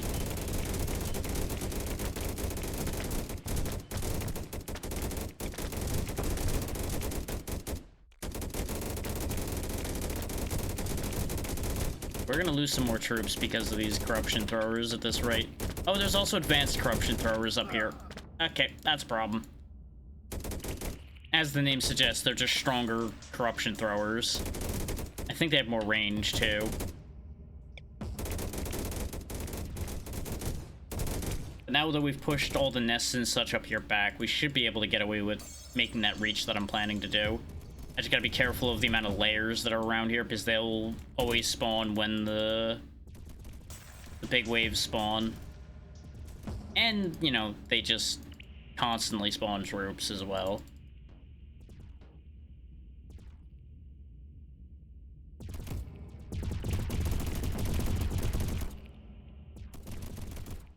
Troops there. I am going to stretch my troops kind of thin here to make this work, but it'll be okay.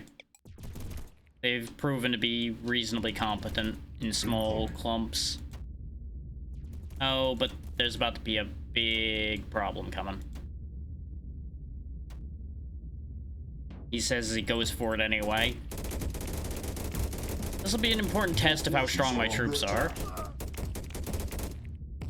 Yeah, they're strong enough to handle that. The only problem is they had to reload.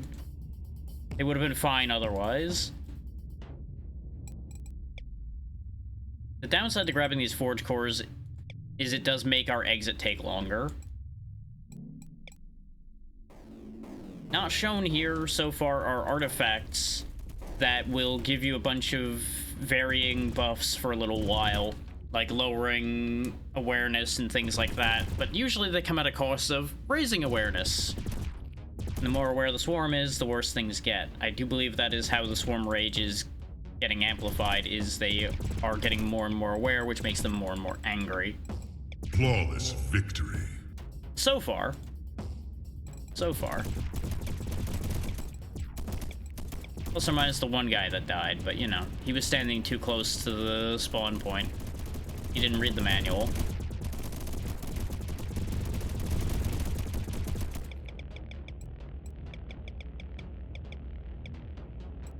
We'll get a bunch more snipers. The one that died was one of our snipers.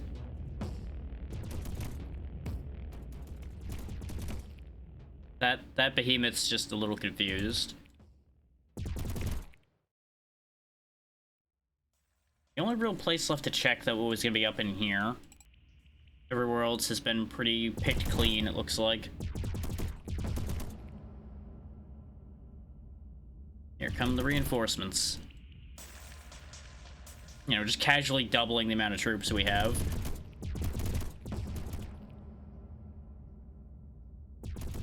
That should mean that they have less trouble getting around. And it'll make life a little bit simpler. Of course, no sooner do I start to head out, there's another swarm up here. But it makes sense because we're getting up to a Relentless, so they're gonna be pouring out, like, constantly. I probably should have gotten a couple more shotgunners, because I just realized my shotgunners are both almost dead. I might replace the titanium troops with medics. Guys, problem behind you, please. Thank you.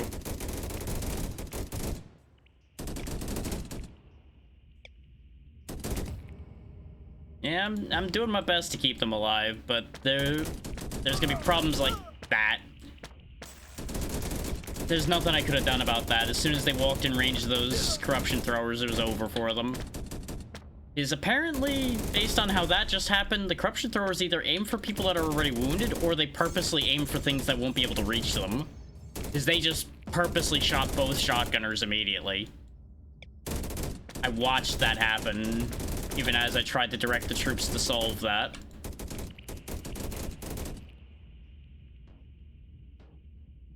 Real shame, that one. But, you know, it is what it is. They're clones anyway, we'll make more.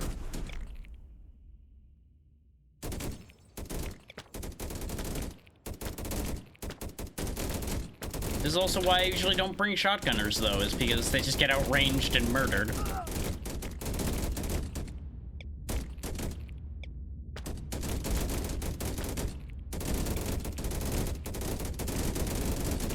Like, really, the most reliable weapon in this game is just the standard rifle, which, that's pretty typical.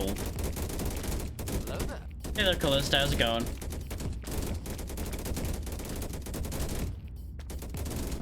There we go. Time to head back to base, because there's not really anything left to grab. There might be, like, a thing in this corner, and I'm just not interested enough to head into that corner for it. I'd rather just get us out of here.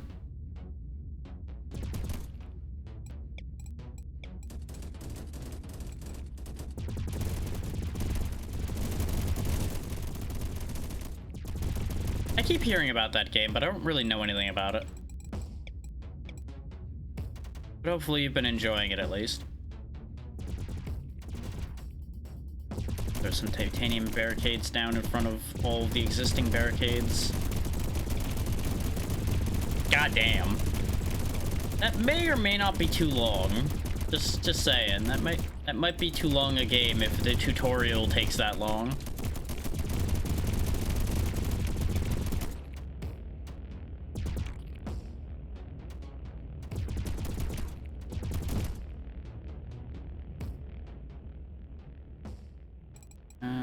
Let's go ahead and throw some extra lasers here. This needs to be better protected before we go for it. Good lord. I did hear that the amount of endings that game had was absurd. So that checks.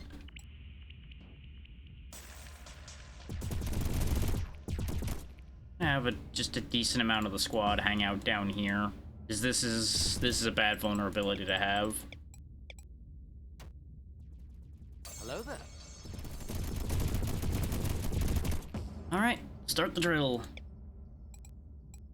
Incoming. We'll lose one Forge Core because I left one up there, but it's fine.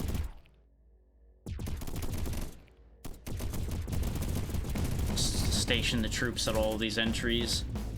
Alright. Now we ride out the nightmare until we can leave. Your forces are under attack.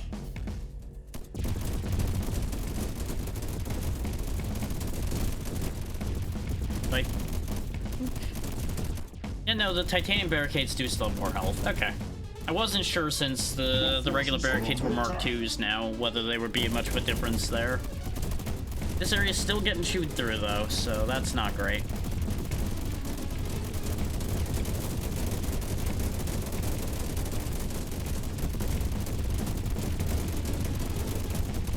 thankfully I can just rebuild the barricades as long as there's not enemies too close at the time I'm trying to build them. So we'll just paste over that hole. There we go. As you notice, they are, like, focusing on a spot. They know how to properly break through. They're actually decently intelligent. Yeah, that also matches what I had been hearing about it. Which that's a hell of a mix of people right there. You're guaranteed to get something really good, but also real weird when all of them come together.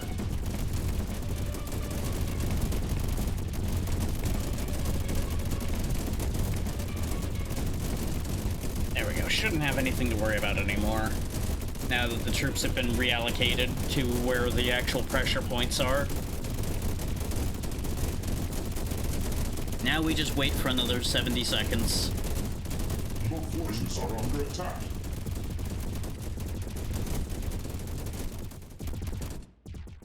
It's a good thing they can't just squeeze around this corner here. That'd be a bad vulnerability for them to just keep slamming into more and more.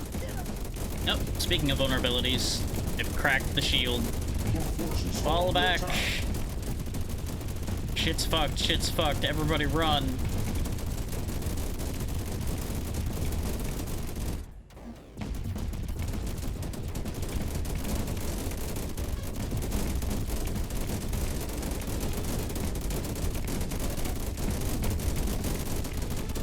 Oh, this is breaking down too. If I had pushed much more for the other drill core, for the other forge cores, I think this might actually take long enough that we would have actually been in trouble, considering everything's starting to break down. But I can also just throw together a massive defensive line here before everything pushes the rest of the way through, so we'd be able to fix it either way. It wouldn't really be a problem. Forces are under attack. And there we go, we win. Nearly 7,000 swarm and only 9 casualties. Mark II lightning towers and lightning tower support. Okay. Not really what I was hoping for. There we go. At least a rare Mark II light armor, but is it better? A lot more health. 5 more damage and 20% more damage. We lose the fire rate and the mag size, but I think that's a fine trade otherwise. And of course, we immediately get a legendary. But we're still losing out somewhat. No, not really. That's actually just better. So we'll take that one. This is junk. Trash. Let's get that armor on. Let's see, you need legendary armor because you're the ones I get the most of, so you need the best gear. Which sounds odd and backwards, but that's exactly how this works in this outfit. You will get rare light armor, and you're gonna just keep your... Actually, no, that's slightly better. You go ahead and take the legendary Mark 1 because you're still wearing Mark 1 armor. There we go. And then we'll fish for another... There we go. That sorts out them having Mark 1 armor. So now they all have a decent amount of hit points. So 320 hit points. I did not realize just how much health they have at this point. Then again, Legendary Mark II, 272 health. I should have figured that out, huh? Suddenly it makes nothing but sense. Makes this heavy armor really inadequate. Really, really need Mark II stuff for them. Which I'm not getting. Do I even have the blueprints for Mark II heavy armor?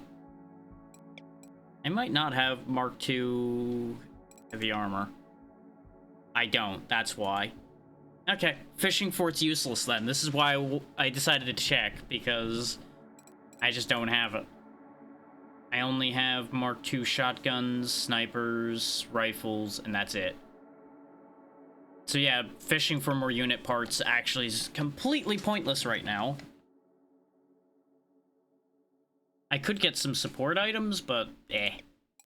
Honestly, I think I'm just going to get rid of this unit entirely because they're irrelevant, and we can just take the parts. And we'll just get a fresh unit when we have other tier 2 gear, rather than wasting our time on that.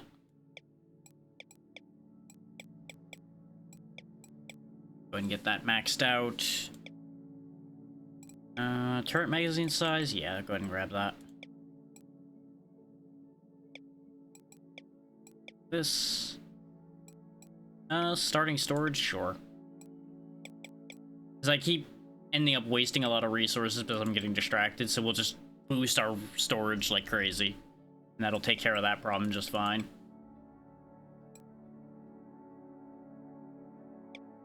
I also forgot to put in the forge cores before I did that, so... Oops. So all that gear I made is actually suboptimal, but it's fine. It really isn't going to be that big a deal. I'm just now slightly sad because I did that. Ooh. Epic Barricade Mark IIs. Definitely better. Definitely better. Cannon Tower Mark IIs we have. Lightning Tower Mark IIs we do not have, though. That's a sizable increase. Craft and replace. I need to remember to do the craft and replace more often. I keep forgetting that that's even a concept. There we go. 2,000 health on just our basic barricades. So they're in basically parity with the titanium ones now. So I need better titanium ones. Or just to replace the titanium ones. Well, yes, that's another slight upgrade.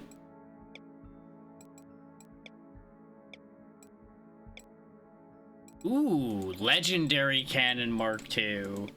There we go. Now we're talking. Now we're talking.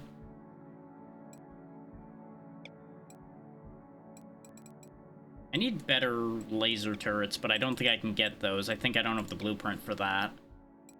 If we look at our turrets, tier 2s, yeah, we only have the basic ones. Because you'll notice I already have tier 3s of cannon and gun. That's because you have the default ones unlocked for every tier. And cannon and gun are the default turrets. Speaking of... Are there any? Yeah, I have every tier 1 version. But there's another one in tier 2, so there's a turret that only exists in tier 2. 2 and 3. Interesting. We have enough parts to try one more time. Our drone bay is just sad. No, we did just get the legendary one. Well, nah. This was useless, but try again and get worse. Thanks, game. Appreciate it. RNG can be a bastard sometimes, and it chose to be one there. Drill away. I did not expect this run to last quite this long. I really thought we were going to have been killed off by now. King Hive, sure. Wasn't dead. Gotta go.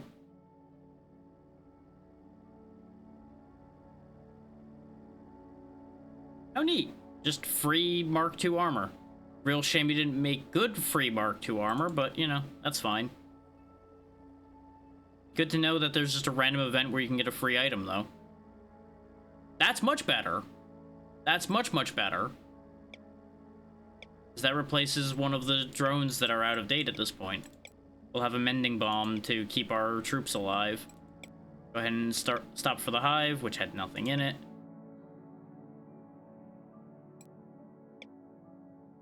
Restart the drill. Been a mostly uneventful bit of drill in here.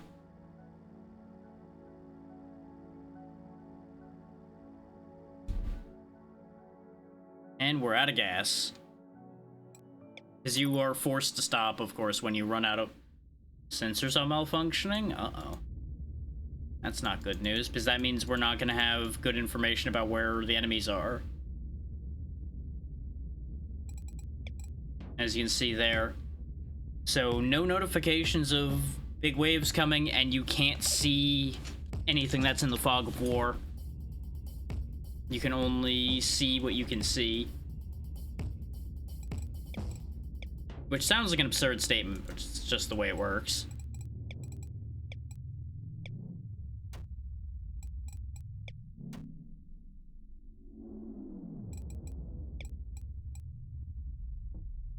That's much better storage, by the way. Having 1,000 copper available means we basically don't need to build storages.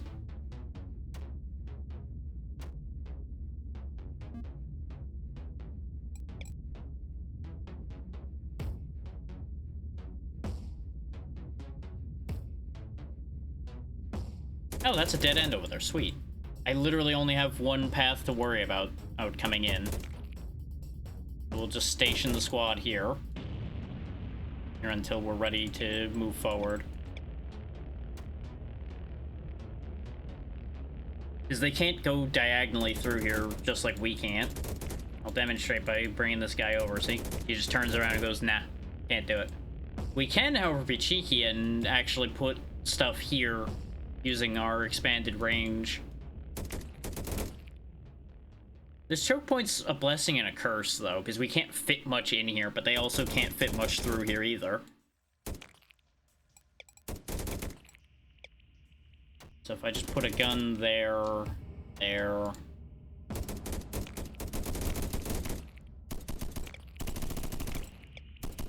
there, this path will be pretty well handled. Good night, ABC.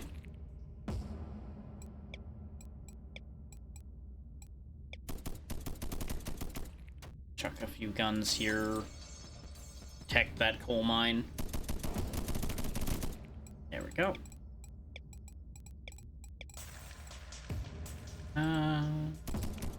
Go ahead and chuck a generator there, it'll be okay.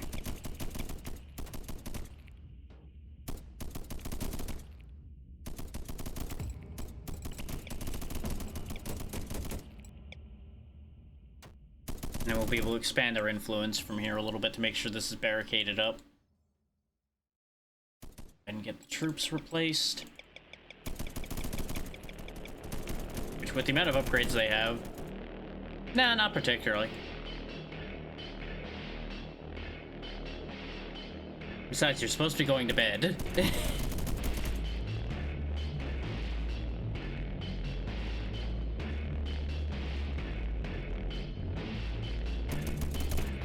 Anything I say will just make you stay up longer, which is the opposite of what you should be doing.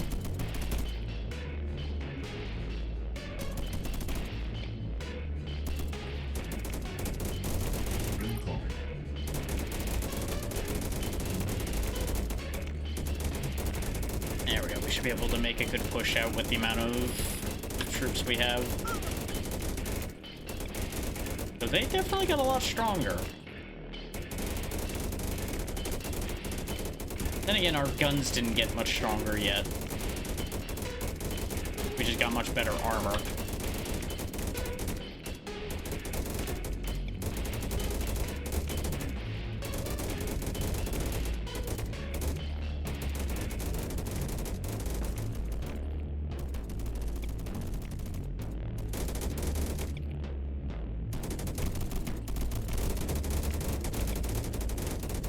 Our best choice...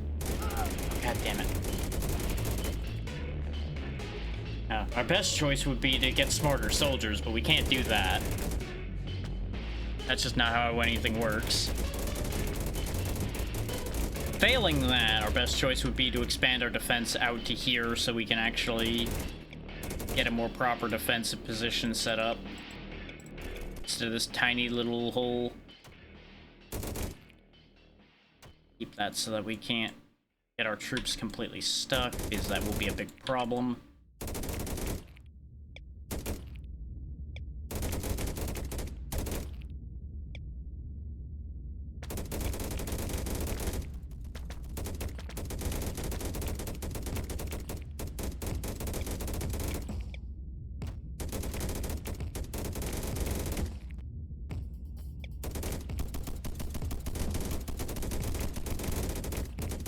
I almost forgot to deal with that spawner. This fucking corruption thrower right here is pissing me off. There we go.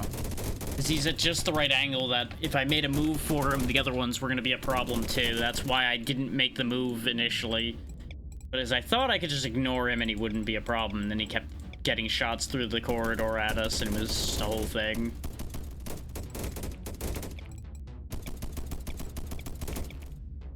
I do need to plug this because they are going to spawn from there.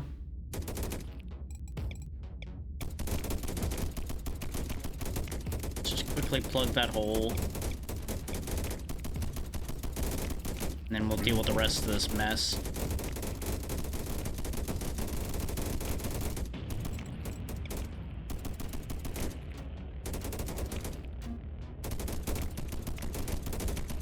So much for not giving warning about large waves spawning. They just shake the ground still, which, you know, it makes sense, because even if your sensors aren't working, if the whole cave system shook, I think you'd get the idea that something bad was happening.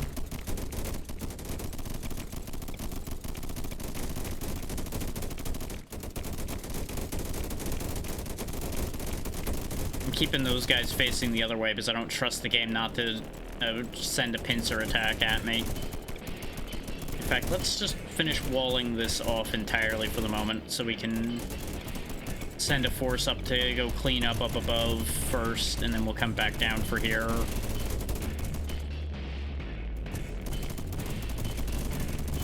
If nothing else, I wanted revenge on these corruption throwers for the casualties they caused.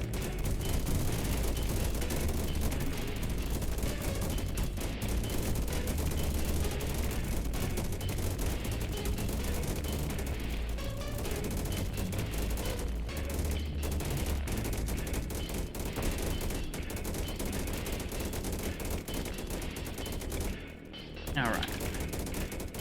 Don't forget that nest. Don't want anything spawning behind us. There's definitely a higher concentration of enemies down south, which is the other reason why I thought it was a good idea to go this way first. I was hoping we'd be able to pick up a bit more in the way of goodies on the easy path first. Not looking so good on the whole goodies thing right now, I'm not gonna lie to you. Let's get some reinforcements before I push too hard. Because we have room for more troops, and I really should be using it.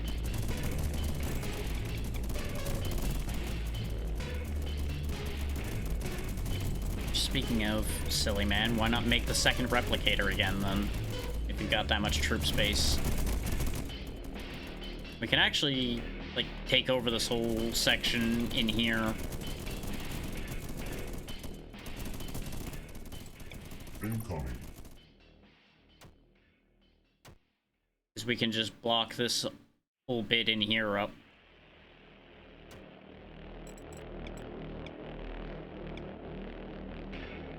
Your forces are under attack.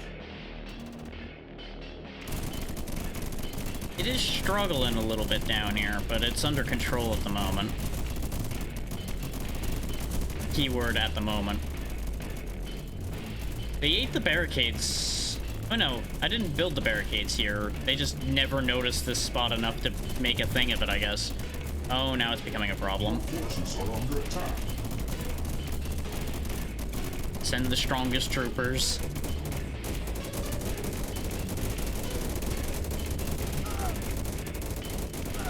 Oh goddamn, there's just so much coming in that even the troopers are struggling. And toward these guns over here. Oh, they ate the fucking power cord. Uh-oh. And now this got disconnected, so this doesn't get its defenses built. Oh, piss. I have an idea. Get some snipers.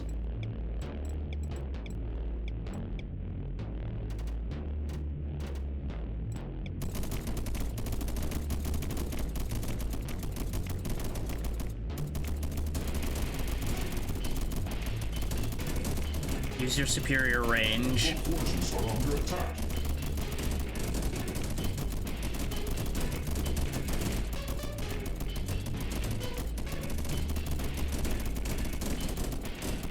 Is they may have many units, but they can't move many of them through that tiny little hallway, but we can shoot a lot from back here because of the range we have.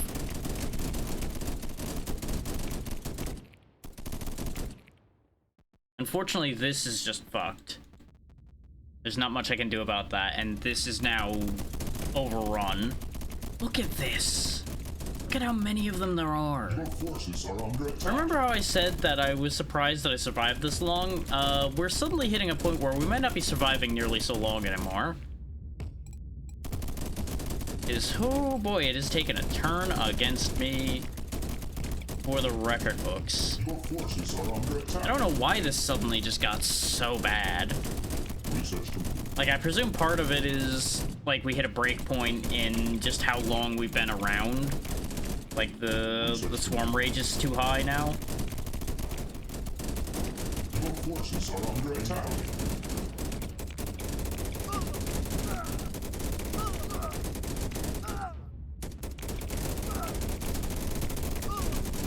Just look at this, we're just getting pushed back in our own base here. We can't actually gain ground.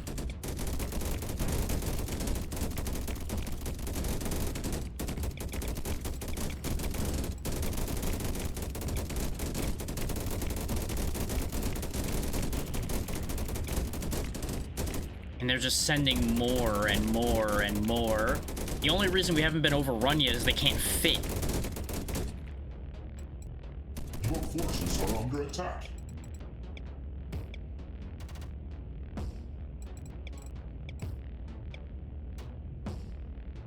But the part of the problem is our own line of sight in here is terrible. So we can't actually fight back as effectively as we could. But otherwise, just a matter of how well that trade-off works for us. Thing is, we can't get any radium, so we can't make any headway to get out of here either.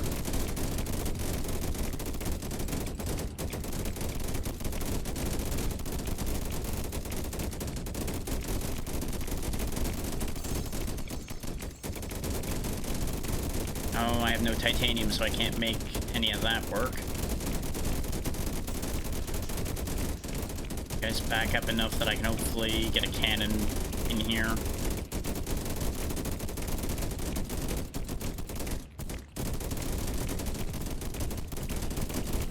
Because we need to clear that clog, but the only way we're going to clear that clog is by managing to push out. Otherwise, I think they're just going to keep pouring in. Like, we're not making meaningful forward headway there. So I think we actually just lose here. Unless I can do something clever. Okay, I can reach out that way. If I can, like, manage to snag that coal or something for long enough to get more troops, we might be able to make some ground.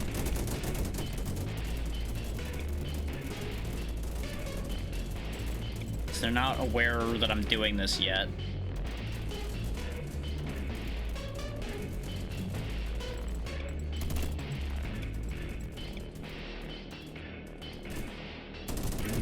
But a significantly larger troop pool means I might be able to do something. Keyword to that, of course, being might. Of course, now that there's another big wave coming, we might be in trouble on that thought.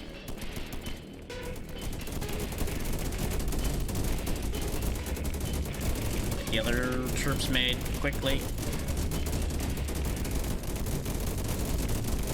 Everybody bunch in, push in as far as you can so you can shoot. Your forces are under attack. Like, they can't make it through here, but yeah, there we go. That got destroyed like immediately. Look at this. Look at this clusterfuck that's happening here. What might have been a smarter idea would have actually been to spawn the troops out here so that I could have had them run around and, like, get to the other side of this to try to separate some of this off or something. But I also needed the extra protection to hold the line here. so what kind of clever bullshit can I do becomes the question. It's like, I'm not giving up. I'm not just throwing in the towel just because things have gotten bad. Where there's a will, there's a way, and where there's bullshit, there's shenanigans that could be had. So I can always pull something out from up my sleeve.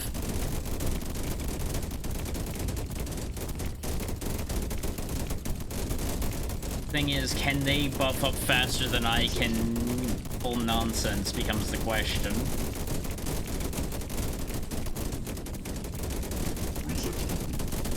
It's like, I've done all the unit buffing I can, I've now done all the building buffing I can.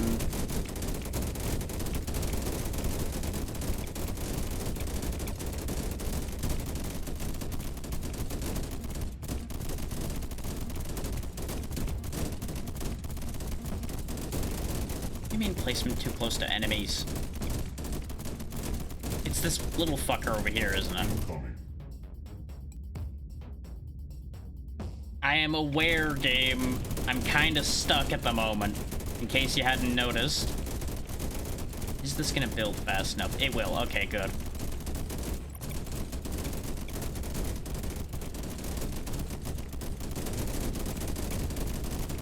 Like, I'm trying to pull some trickery here. Like, I'm just gonna, like, turret creep out the back here. See if there's something I can do with that idea. Since they're primarily attacking from the south because they're coming in to try to get in here, I think with them stuck like that, I might be able to be clever.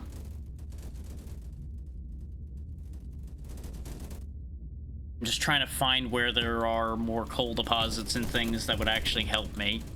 The answer is they're not in great positions. Like, the other main one I'd be able to get at is probably that one. Nope, that got discovered.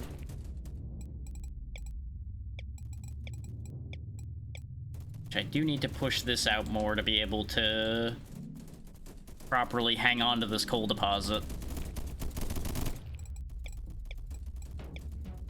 So without being able to hold on to that, I can't push my cap higher, which would then allow me to do what I'm trying to do.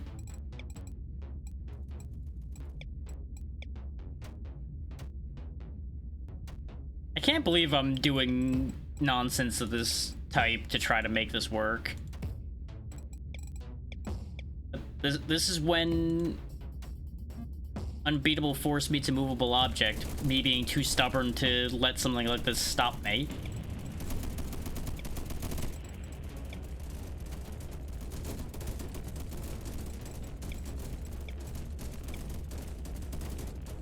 This game is designed to be kind of an unstoppable force in the fact that the swarm just keeps getting stronger. But they genuinely just cannot bring to bear enough power to get through the defenses here anymore.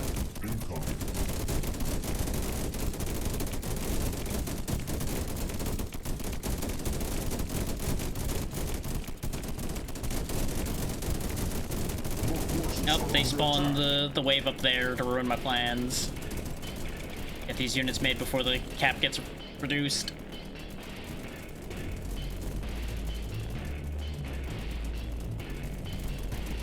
Okay, the plan is kind of working.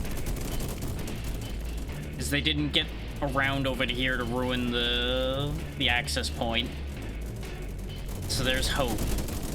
It's not great hope, but there's hope. Your forces are under attack. Let's go, squad. You are going to be the saviors of the world here, potentially. The heroes humanity needs.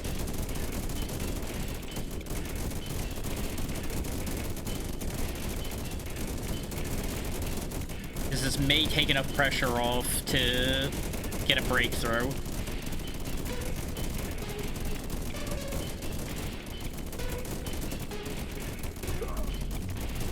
I just gotta be careful not to lead them all the way home, either.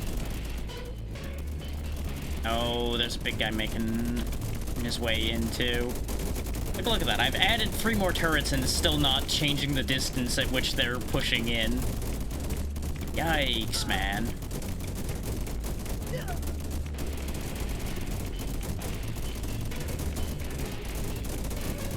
think the rate at which I'm decreasing the amount of enemies here is not sufficient, though.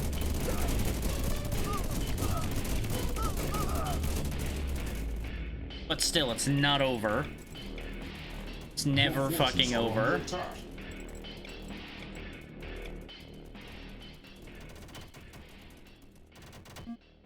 Fortify this. We're gonna try a bunch of shotgunners this time. This is a nice big clump.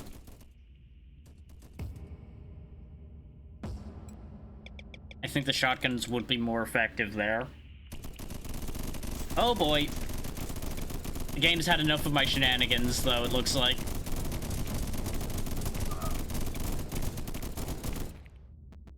Joke's on them, though. I can just rebuild this. Because they can't kill me by doing that.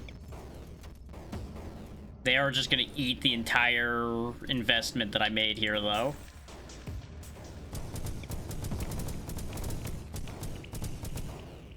Look at that. They just systematically just chewed all of that up. That is so upsetting.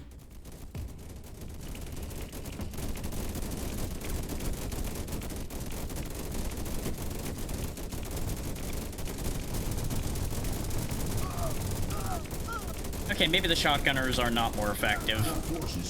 They're just getting slaughtered.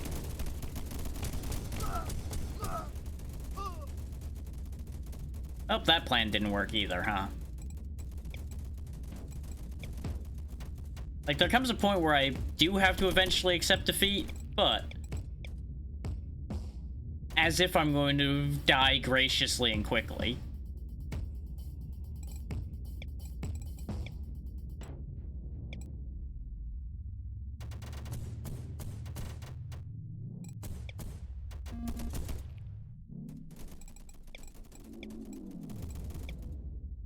This means this needs to be better protected than it was.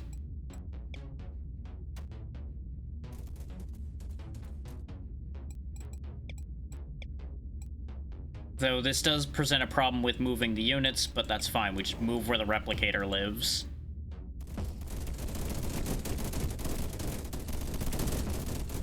Like, I am trying my best to be, like, super cheeseball-y cheeky here. Which I should have been firing those missiles into there, too, the whole time. That's on me for not having been doing that. I've just gotten so used to those not being particularly relevant. I swear it's like they know. It's like they can see what I've built. Which they probably can, to be fair.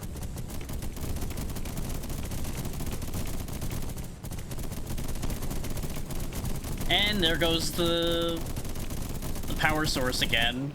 I need longer supply tower range. For nonsense like this to work. Because I would use these that don't need to be connected, but the problem with that idea is that it takes unit cap, and we already don't have the unit cap to be doing what I'm trying to do. They are steadily getting closer to the door here. This plan is slowly failing.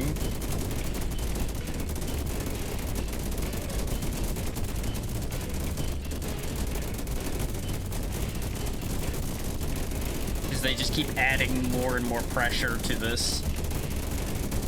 And I can only do so much to stop them.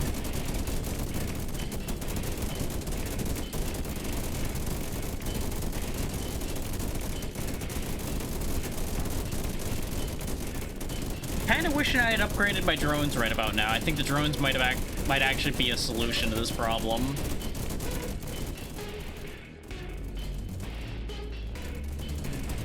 Now that the awareness is up to Relentless, I think we might actually have reached a point where it might actually be SOL here. Yeah, they have so much health, and these bombs just do, like, so little damage.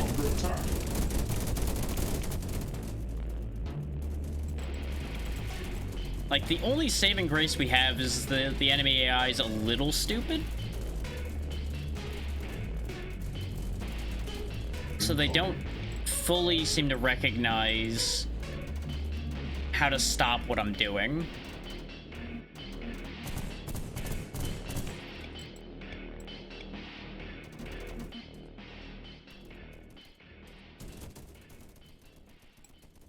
But of course, them being able to fully stop me doesn't much matter when they can stop me enough to keep me from doing what I'm doing.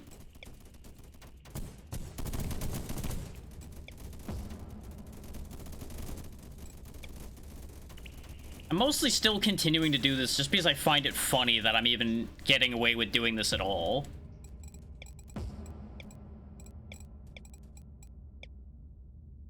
Like, I don't know if anybody else is amused by this, but I definitely am.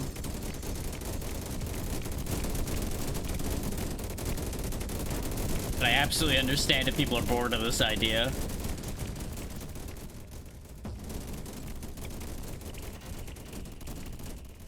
Get more space to stockpile more copper.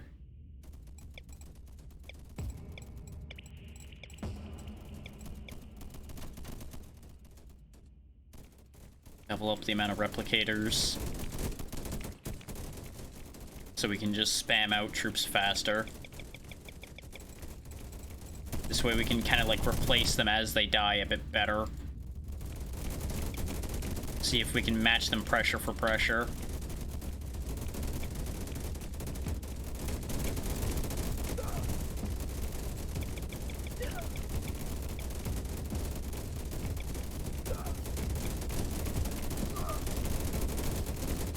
Our unit casualties for this map are going to be horrendous.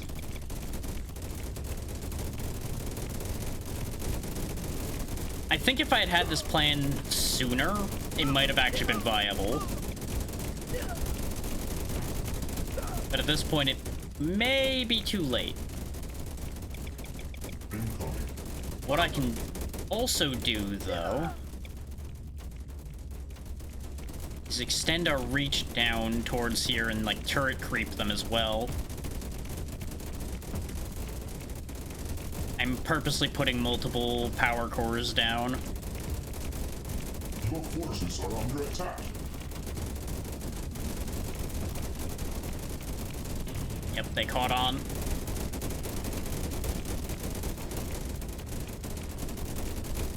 But will it have been in time to stop me? The answer to that question is no. Is now, as I pull them out, the turrets can help the troopers actually clean out. I should have really gotten to some of this part of the idea faster. But I was like kind of pulling the pieces of this plan together bit by bit here.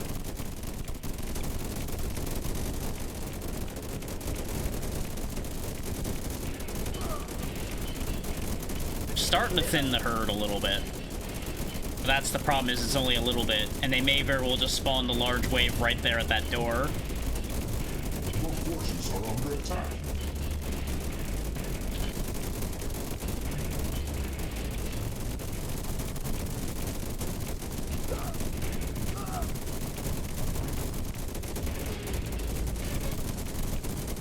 I can't believe I'm even still pushing at this. I know I've said that a couple times now, but I'm just still in constant disbelief of the nonsense I'm proposing with what I'm doing here.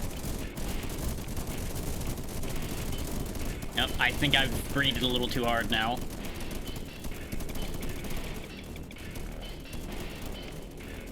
I think it's leaking just a little too much now.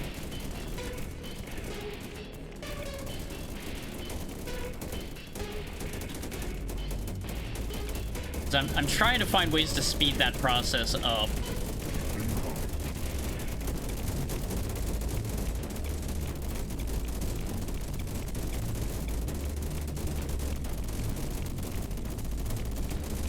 Hey, what do you know? It's almost like I predicted that they were gonna get pissed at me and send a mob up here to ruin this plan.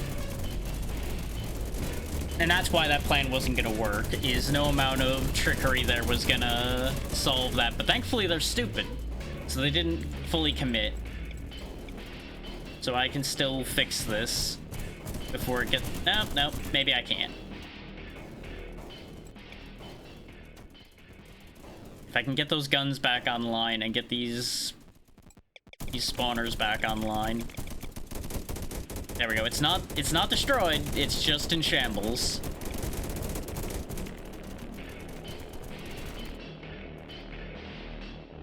Just behold the incredible, indestructible goddamn cockroach strategy.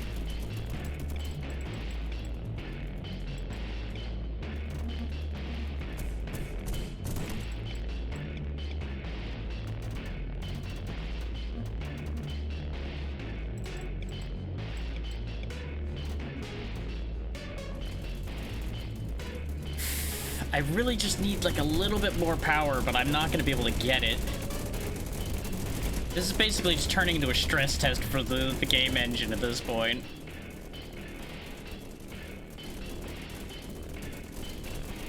Your forces are under attack. Just like, what's the most extreme amount of enemies the map is allowed to have?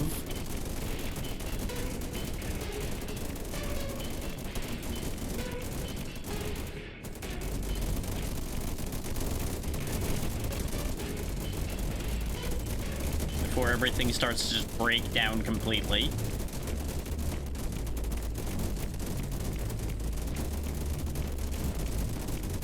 Incoming.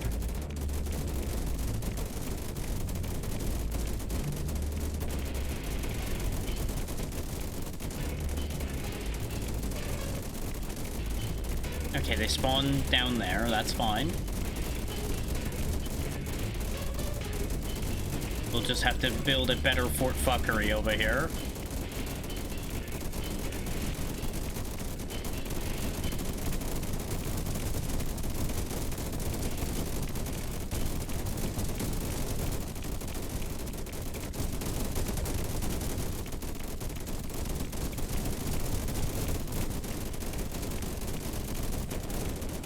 Like there has to be a point by which we have enough firepower to actually draw them off enough to make this work.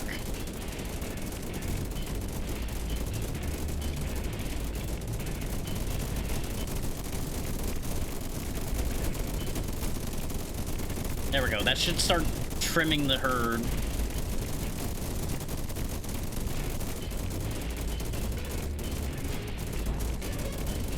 Not enough, though. It doesn't have enough reach still.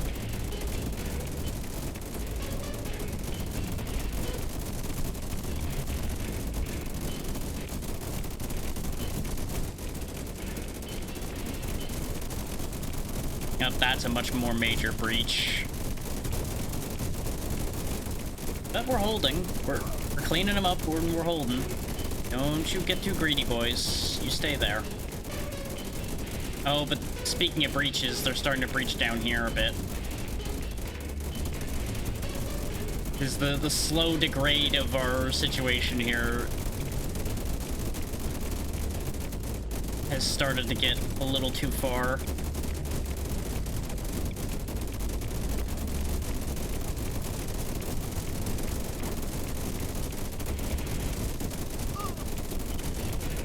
Your forces are under attack.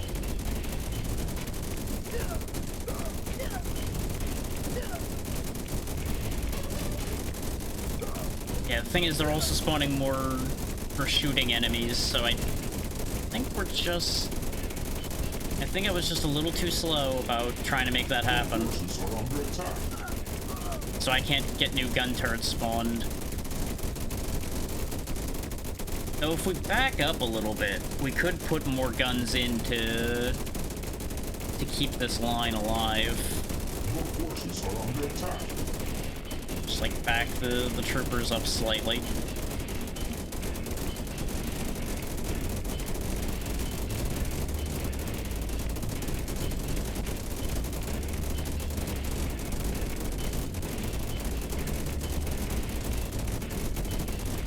forces are under attack. Because the thing is, this is a more effective funnel location here anyway. Oh, fuck's sake. Every time I start making headway, they fucking break this again.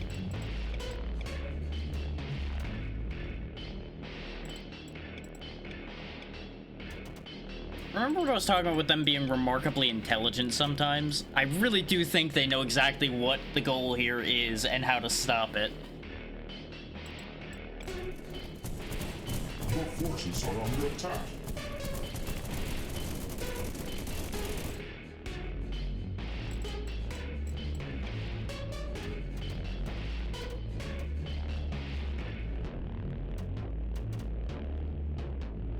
I'm gonna keep fucking drawing as many of them off as I can, though. I'm committed to this plan.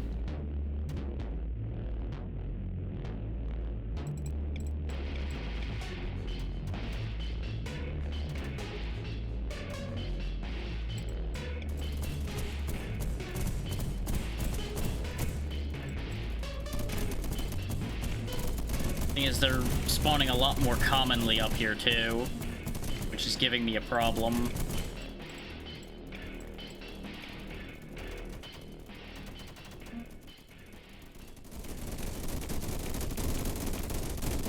We're back to stability here again for the moment.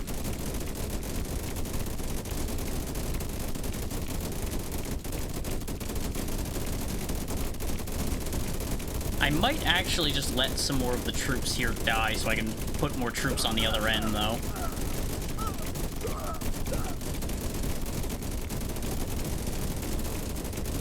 I just gotta be real careful about how I let things like that happen. Now we have more unit space on this end. Except we did lose the additional spawn.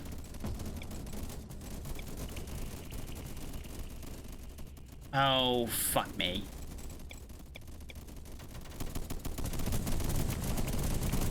Yeah, that's just gonna get demolished just before I have a chance to get it built up.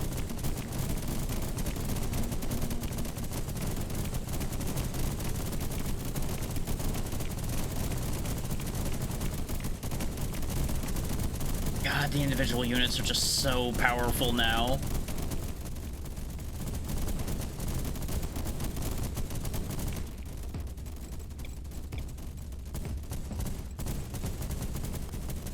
I am too goddamn tenacious. You will not defeat me. By hook or by crook, I will fucking hold Your this forces are under attack. goddamn base together. Even if it has to be mostly by crook.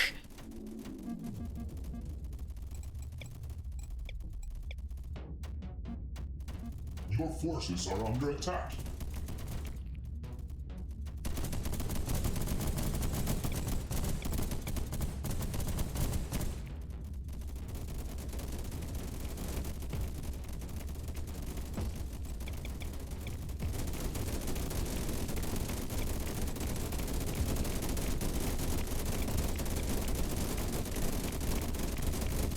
Where the fuck are you guys going? Hey, why are you being stupid? You being stupid doesn't help this situation.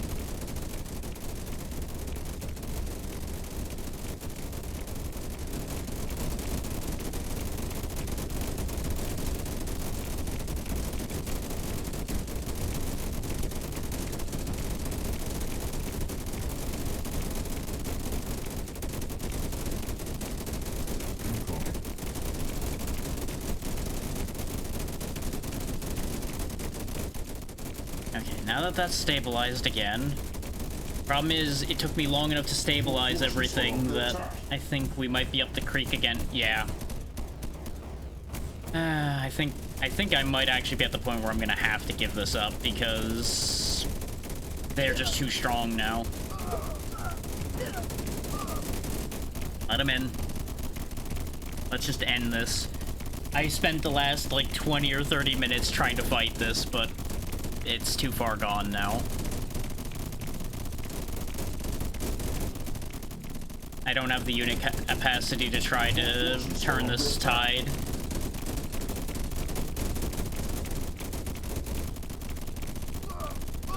Just feed the army to the meat grinder.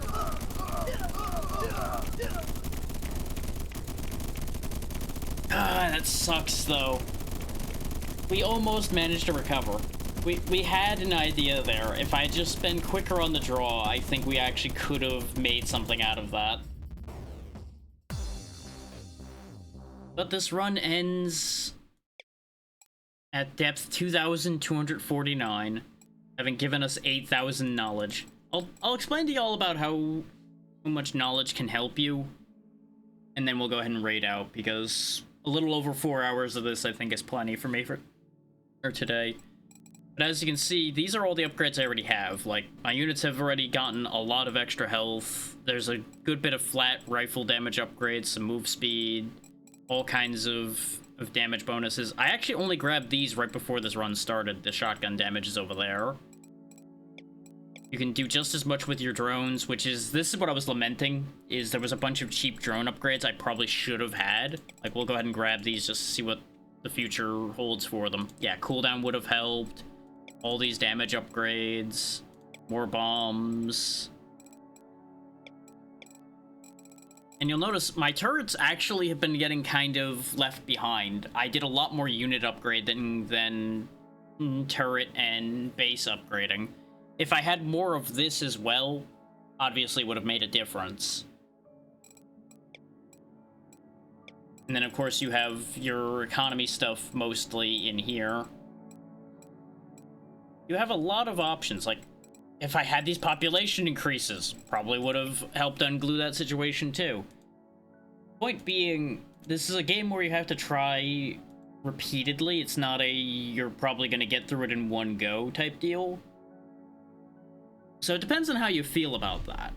Like, obviously there's an advantage to that to a certain degree, is it helps the game have longevity, but I know not everybody's into redoing things. Like I've talked about, I'm not really big on redoing either, but there's enough randomness and variety to games of this type usually that it works. This one's a little lower on the variety because you only have so many weapon options for your units to use, for example, and only so many turret options. So I can only play it for just so long at a time myself. But it still has potential. Like, there's still good replayability in the fact that it is a really tough fight to get through. And I do hope that they keep working on it. Let me take a look before we go at... Yeah, the last patch was in May of this year. So they are still actively updating. It does take them a month or two at a time. Like, back in March was the last major update where new buildings, weapons, and drones and bosses were added. That's where all these a lot of these changes that we've been dealing with today came from. Things like the random events and such. That was when patch 1.1 happened. So this game is in 1.0, but they are still doing more with it. As to how much more is going to get done, that's a good question. Is since it's already in 1.0, there may not be that many major changes. But then again, 1.1 was a pretty hefty overhaul, so maybe they've decided to make a bigger push there. I don't know. But before I get into schedule, I do want to talk about that throne link that popped up again right quick. Bear in mind, I am still trying to fund that graphics card replacement to get us back properly on track for content, because this backup card can only do so much for me. So, if you want to see me bring the collabs back in full swing, if you want to see me doing everything, you're gonna need to help me out with that. And I'm not asking for a lot. I can safely fund part of it myself. I just need... Honestly, ideally, probably just another 50 or 60 on that total that's left.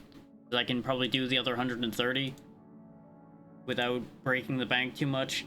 I just have to be careful right now because there are a lot of big bills that are going to be coming up for too long. That's why I have to kind of do this dance. Otherwise, I would take care of it.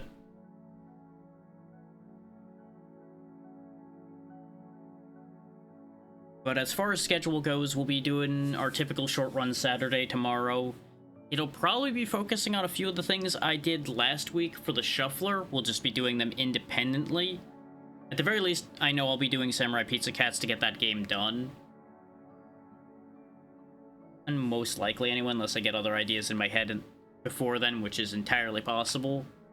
Then Monday, I'm not entirely sure what I'm going to do. I may bring back doing RPGs. I may bring back doing a Metroidvania. I have options for both. I've just not made a committed decision. Tuesday, we'll be doing the next Gratitude game, which will probably take longer than Resident Evil did. Well, Now, no matter which one of those choices I pick, it's going to take longer than Resident Evil did. They're longer games. Yeah, Wednesday, obviously, we go back to doing nothing. Then Thursday, we will theoretically do the last repo I do for a bit until we deal with the graphics card issue that I was talking about. I may not even run repo at all. Considering how peak went, I need to do some testing to see if repo's even viable with this card, or if I can just put in the card that is on its last legs and have it last long enough to make that work. We will have to see how that ends up working out.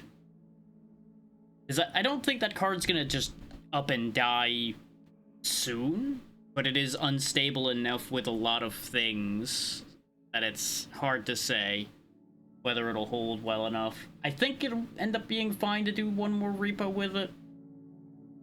It's just gonna be a bit scuffed like it has been.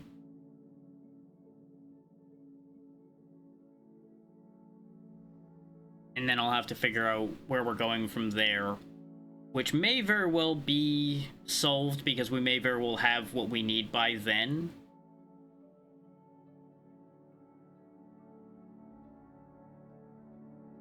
It does say it's like 3 to 12 days shipping. I'm willing to bet there's a world where it may end up being longer than that for it to get it shipped, because obviously it also has to finish getting funded first, for one.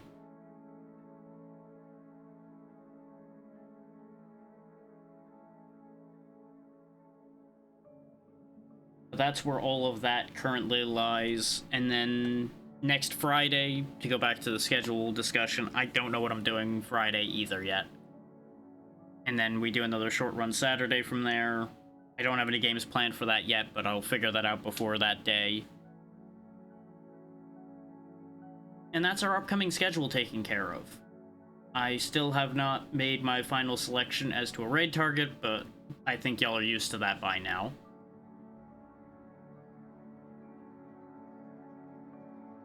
And of course, if any of you enjoyed what I've been doing today, I don't say this often, but, you know, feel free to hit that follow button. I don't generally recommend following or push people to do that or anything, because, you know, I figure y'all can figure out that there's a button there to push just fine on your own.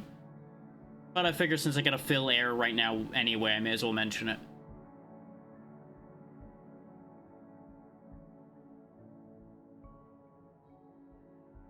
And I do appreciate all of you that have taken time out of your days to still stick around, even when I went into stubborn mode and just was sitting there basically bashing against a brick wall, trying to break through there.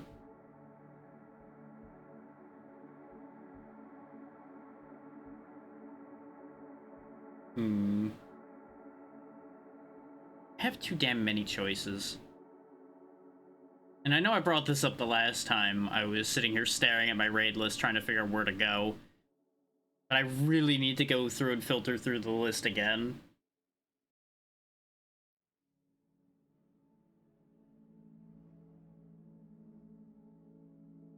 I just have too many people that I would like to support, but they're all on at the same time.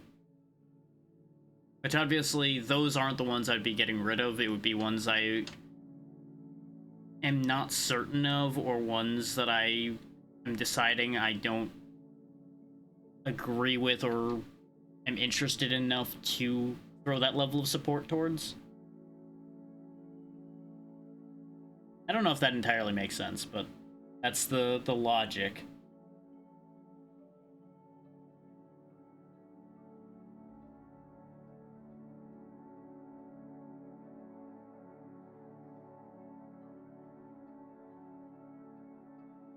But anything that would make this less of a big decision would make my life simpler.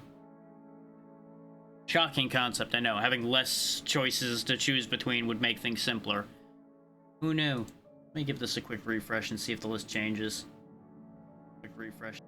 Shut up, mate.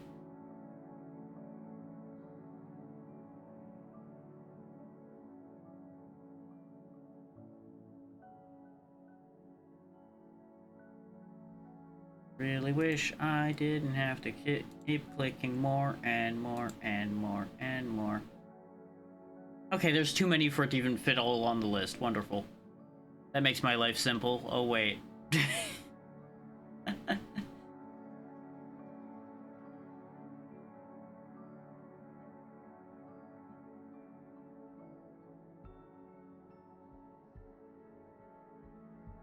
And I know there was something else I wanted to bring up before we went on our way, but I genuinely cannot remember what it was at this point. It's just gone.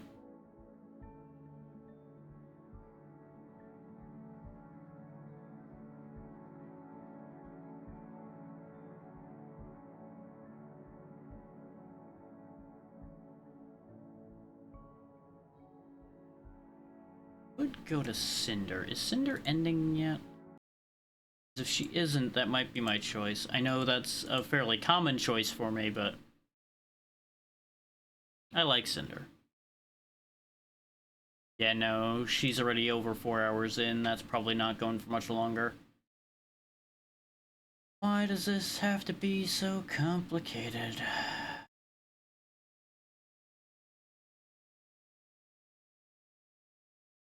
You know what? Nah, I'm just not gonna raid tonight. I can't make the decision, so I'm just going to choose the path of least resistance, which is going nowhere. I just don't have it in my head today. Just one of those things, you know? So, thank you all so much for your time. Sorry that there's not going to be anywhere y'all get passed on to today, but it be what it be sometimes. And yeah, that's all I've got. Have a good night, everybody. Take care of yourselves, and I'll see you tomorrow. Good night, everybody.